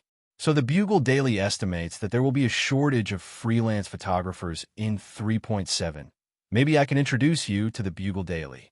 Charlotte has been busy with SHIELD missions some time ago. Those missions are confidential, and you can't take pictures. Jonah Jameson, the owner of the Daily Bugle, has complained to Charlotte more than once. After all, the photos provided by Charlotte have always been the focus of news in their Daily Bugle entertainment. Really? Great. Peter was excited. Charlotte's part-time job has always envied him. He usually attends banquets and other activities, eats and drinks, and gets a lot of valuable photos. It's very easy, but Peter didn't think about it. Would he be able to communicate like Charlotte, calmly go in and out of various banquet places and take pictures of celebrities? New York City, the Daily Bugle building, Jameson's office. Hey, Robbie, I'm busy revising my manuscript again. Charlotte led Peter behind him into the office and greeted the middle-aged black man who was working on the desk. This is not Robbie who modified Charlotte's car last time, but Robbie, the deputy editor-in-chief of the Daily Bugle and Jonah Jameson's assistant. Charlotte, you haven't been here in a long time. Robbie raised his head and said with surprise on his face, Jameson was still talking about you just now. You don't have to repeat what Jameson said. I guess it's not a good thing. Charlotte sat on Robbie's desk obliquely without any strangeness and smiled slightly. Ha ha ha, Charlotte, you really know him. Is there anything the staff here don't know about him? That's true. Jameson is a man with a knife mouth and a bean curd heart. His mouth is a bit smelly, but he's a good person, otherwise Charlotte would not have worked part-time with him for so long. Charlotte, what's the matter with you this time? Robbie glanced curiously at Peter, who was standing by the door, then turned to look at Charlotte and joked. You usually go to the Three Treasures Hall for nothing, and asking you to come to 08 is even more difficult than meeting the president. Ha ha, that only means that I am more important than the president. Charlotte also made a joke, turned to greet Peter, and continued, Actually, it's not a big deal, it's just that my friend wants to come here as a freelance photographer. I don't have much time to take pictures right now. Let him take pictures for you at ordinary times. He wants to come to the Daily Bugle as a freelance photographer? We are indeed recruiting recently. Robbie frowned, turned his head and gave Peter a friendly smile, and asked softly, Have you ever had any shooting experience? Do you have any filming works? He has no experience in this area. He is a rookie. Charlotte patted Robbie on the shoulder and said carelessly, But that's not how I came in at the beginning. Let's be more accommodating. Peter has always been a nerd before. How can he have time to study this? First get this right, and then teach him slowly. Charlotte believes that small problems like shooting skills will definitely not trouble Peter. Charlotte, you are different. Robbie smiled bitterly. You were a quick learner at the beginning. My friend is the top student in our school. He must learn things faster than me. The main reason is that Jameson now has an important shooting task. Robbie was about to explain the situation to Charlotte when a loud shout suddenly sounded from the office door, interrupting him. The three of them turned their heads and saw a middle-aged man with gray hair at the temples walked in quickly, came to Charlotte and stared at him. Hey, Jameson, long time no see. You are not so angry. Charlotte ignored the other party's staring eyes that were about to turn red, waved her hand nonchalantly, and said hello. Charlotte, tell me, which news company is trying to poach you? Jameson shook his fist and yelled that I would condemn them to the newspapers for their immoral behavior. I'll let them know that such mean tricks can't beat me. Jonah Jameson. Charlotte was a little dumbfounded, turned her head to look at Robbie, and asked cautiously, What's going on? Jameson has always thought that you have not come to the Daily Bugle for so long because of business competition and revenge from your peers. Robbie explained helplessly. He was so stubborn that they wanted to poach you and make the Daily Bugle a hit. I've explained it to him many times, but Jameson won't listen. Charlotte was a little speechless. Jameson really thought too much, and the Daily Bugle is not well known, who would be idle and bored to suppress you. Besides, didn't he send Jameson a photo of Stark's party the other day? James, didn't I tell you? Charlotte said helplessly. I found a part-time job with better pay, but not with the news media. Strictly speaking, the nature of their work is the complete opposite of the news media. SHIELD exists to protect certain secrets from ordinary people. It is indeed the exact opposite of the news media.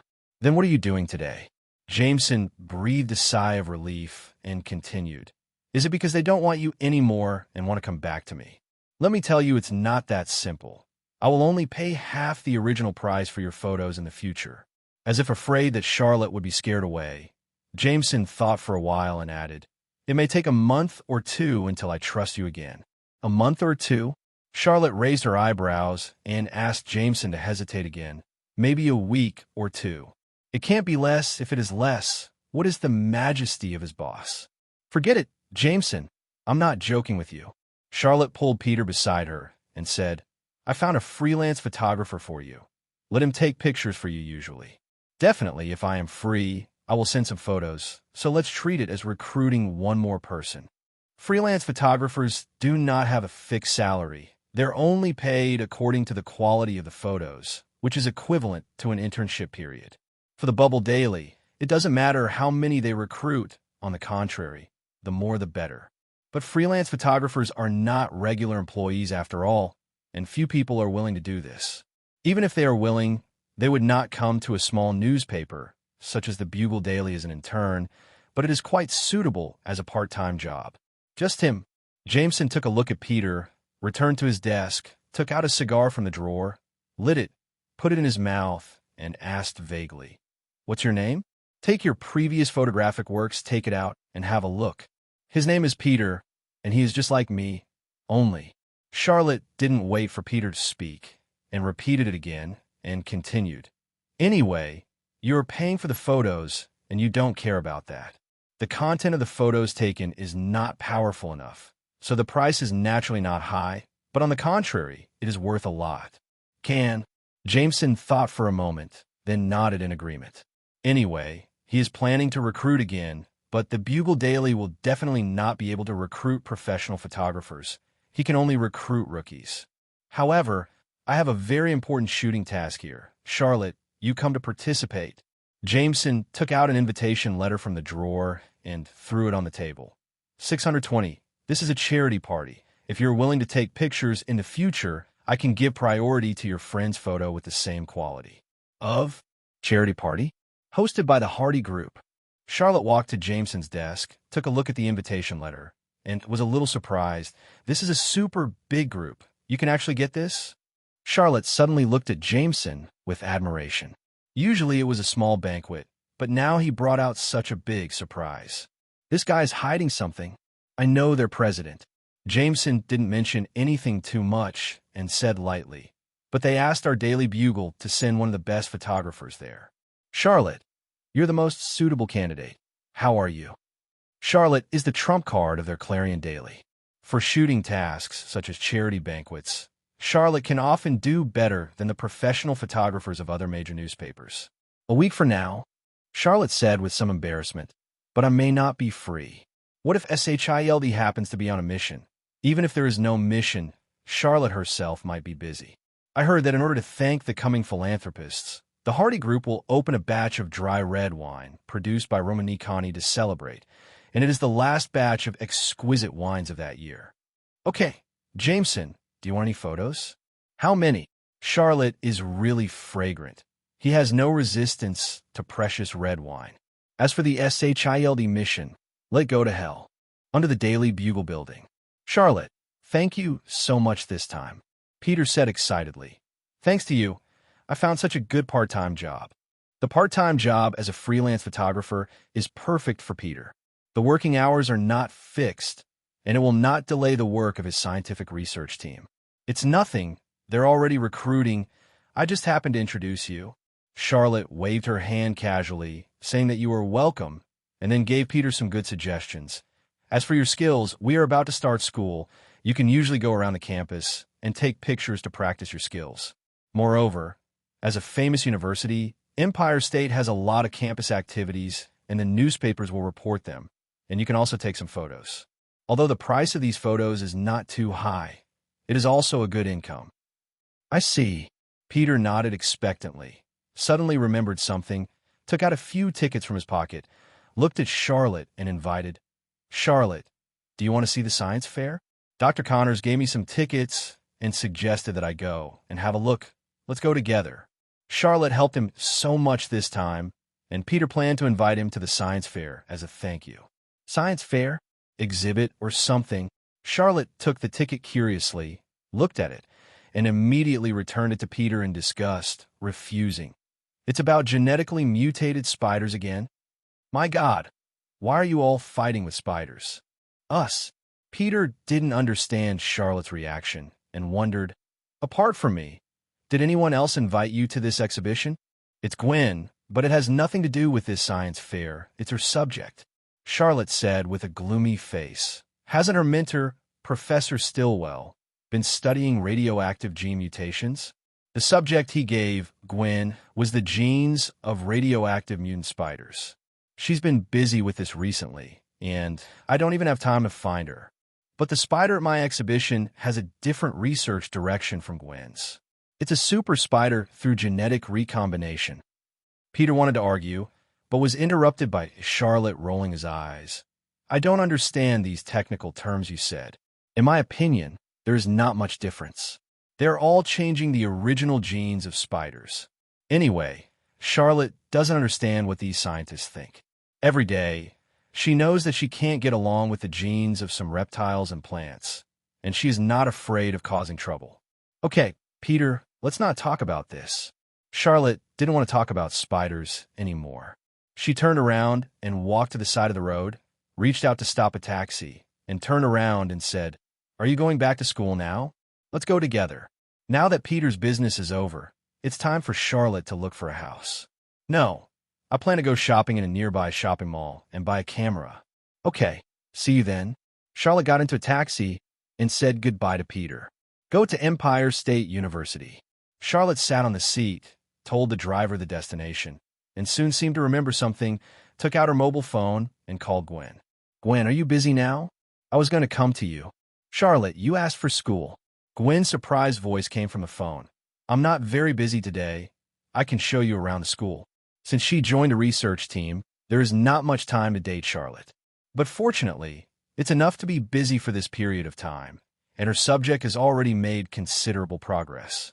Oh, that's great. I haven't been to school yet. Charlotte smiled and continued. But our visit to the school has to be postponed for now. Let's find an apartment together. I plan to rent a bigger apartment near the school today, so that we can live together. Cohabitation. Gwen's exclamation suddenly sounded, and she immediately lowered her voice shyly. If you live together, my father may disagree. Although Gwen and Charlotte have eaten the forbidden fruit many times, they are still a little shy about living together. Definitely, Gwen didn't resist in her heart, so she would spend a lot more time with Charlotte. But Gwen didn't know if her father would agree. Since Charlotte's prom night, no appointment. Her father would blow his beard and stare every time he saw Charlotte, wishing to put Charlotte in handcuffs and take her back to the police station for a few days. This may be the common problem of every father looking at his daughter's boyfriend. It's okay, this little problem, I will solve it. As long as you agree, Charlotte said confidently. Since you're not busy now, I will come to the school to find you first, and then we will find an apartment together. For this point, Charlotte is still very democratic. After all, it is the apartment where Charlotte and Gwen live together, so both of them must be satisfied. Then I'll finish what I'm doing first. When you arrive, call me, and I'll come down right away. Okay. Charlotte hung up her phone and turned to admire the receding cityscape from the car window. After a while, the taxi stopped firmly outside Empire State University. This is indeed the state of the empire. It is magnificent. Charlotte paid the money, got out of the car, looked at the gate of Empire State University, sighed inexplicably, and then walked into the campus. 10 minutes later, Charlotte stood in an unfamiliar place with her cell phone in her hands. Gwen, I'm lost. Charlotte has always been a bit of a road-crazy attribute, and she will have an attack from time to time, and she may not be able to find her way even with a map. Any obvious references? Charlotte looked up at the sky and said with absolute certainty, I'm under a white cloud that looks like cotton candy. Gwen on the other side almost dropped the phone in his hand. Who knows where? Ha ha ha, just kidding. Charlotte laughed a few times and continued. I'm next to a small forest. It seems quite remote here. Wait, I saw two people. I'll go ask for directions. Charlotte quickly put away her phone and walked toward the man and a woman in the woods. Felicia, I really like you. Be my girlfriend. The words that came to her ear made Charlotte stop in her tracks. It turned out that he was confessing, so he couldn't bother him. It didn't matter if he waited a while, and he couldn't ruin his good deeds. Ryan, I won't promise you. And you have a girlfriend already. I've got rid of her. I only like you now, Felicia. Hey, it's still an emotional scene. Charlotte suddenly wants to find some popcorn or something. Sit down and enjoy it.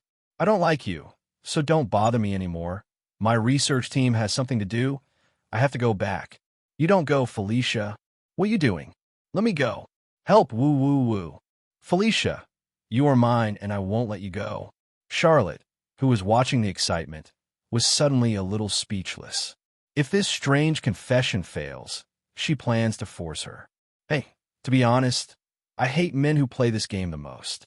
I don't have the strength to pick up girls, so I want to be tough. Charlotte stood up helplessly, patted her buttocks, and stepped forward to prepare for the hero to save the beauty. Hey, let go of that beauty. Let me come. Cough, cough, cough. Felicia Hardy, as the next heir of the Hardy group, has been tightly controlled by her mother since she was a child, without any freedom, and the schools she attended were all noble girls' schools since she was a child, and she has never had a boyfriend. While being admitted to the Imperial State University and breaking away from her mother's control, Felicia secretly vowed in her heart to indulge herself. The first step is to find a decent boyfriend and get rid of your virginity. In the United States, it is rumored that if a girl is still a virgin in college, it is easy to be looked down upon by others, especially a beautiful girl, which means that you may have some defects. Therefore, Felicia couldn't wait to join the school's research team. But Felicia was soon disappointed. She found that she was looking in the wrong direction. The boys in the scientific research team are all stupid nerds, with no interest or meaning at all. To make matters worse, Felicia is being stalked by a philandering, cheating guy. Although she vowed to indulge herself, as a rich lady with a high vision, she was not at the point where she would fall in love with this kind of guy. But Felicia didn't expect that this guy named Ryan went crazy and wanted to occupy herself after she rejected him again. 960 Felicia is now more fearful than ever. Although she keeps saying that she wants to get rid of her virginity, it is not in this way, and she is more of a dissatisfaction and protest against her mother. Hey, let go of that beauty, let me come. Cough, cough, cough. Just when Felicia was about to despair, a loud shout aroused her hope. Although the content of the other party's yell was a bit strange, the panicked Felicia didn't pay attention, as if a drowning person who couldn't swim grabbed a straw in his hand. Whimpering for help, his body trembled more violently. Struggled up. Who are you? And Ryan seemed to be taken aback by the sudden angry shout, and subconsciously let go of Felicia's hand, and Richu was struggling out of her. Help me. As soon as Felicia was out of Ryan's control, she ran towards the savior, who suddenly appeared like a frightened kitten. However, when Felicia was about to approach the other party, she seemed to be too panicked to notice the stone on the ground. She staggered, her body lost her balance, and fell forward, and she was about to fall to the ground. What? Seeing the ground getting closer and closer, Felicia screamed and closed her eyes in fear. 11. The expected pain of falling on the hard ground did not come, but Felicia felt soft instead, as if she had crashed into someone's arms. Beautiful lady, please don't panic. When I show up, you won't be hurt anymore. Felicia opened her eyes slightly as the gentle comfort came from her ear, and a handsome Asian young man looked at her with a smile. Thank you, thank you. Felicia looked at the smiling Asian young man in front of her, and suddenly her face became rosy, and her heart seemed to start to scramble.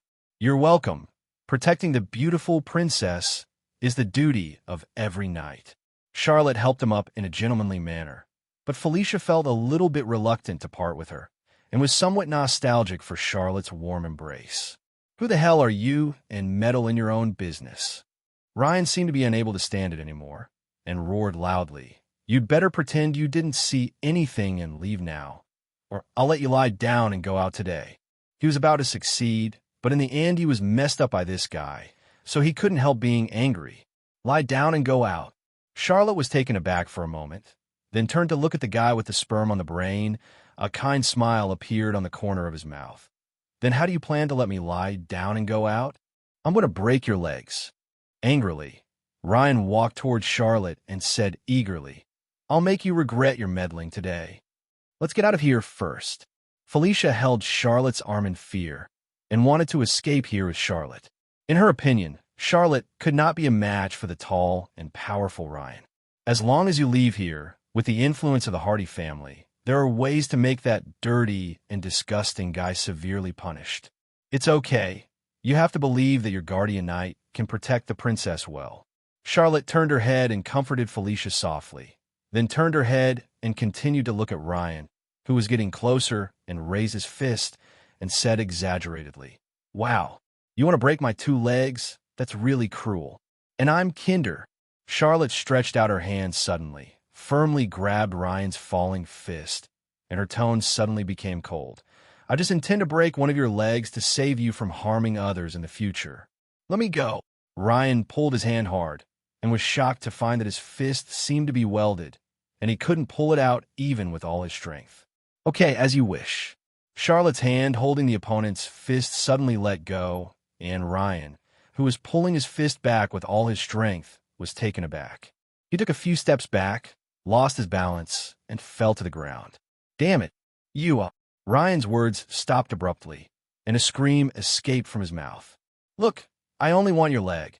I'm much more kind than you. Charlotte slowly retracted her right foot from between Ryan's legs, her eyes full of teasing. What? The severe pain made Ryan's face flushed, his eyes stared like dead fish's eyes, his body was like a bulging shrimp. He covered his lower body with his hands and kept rolling and screaming. This is the greatest pain for a man. Even Charlotte, the attacker, could not help but feel a tightness between her legs when she heard the other party's screams. No need to thank me. In the end, Charlotte looked at Ryan, who had passed out in pain on the ground, smiled very kindly, and said, "This is the biggest root of trouble. After I remove it for you, your 6 roots will be clean." Chi, chi, chi. Seeing Charlotte's expression that I'm doing it for your own good, Felicia, who was still worried about Charlotte, couldn't help laughing. What a funny person. Hello, everyone. As we wrap up this video, I want to share a quick note. I have a Patreon account. If you'd like to support me and enjoy on-demand audiobooks, you can become a Patreon member. Alternatively, you can check out my Google Drive link, which has 500+ novel audiobooks available through my Ko-fi or Patreon shop. I appreciate your support.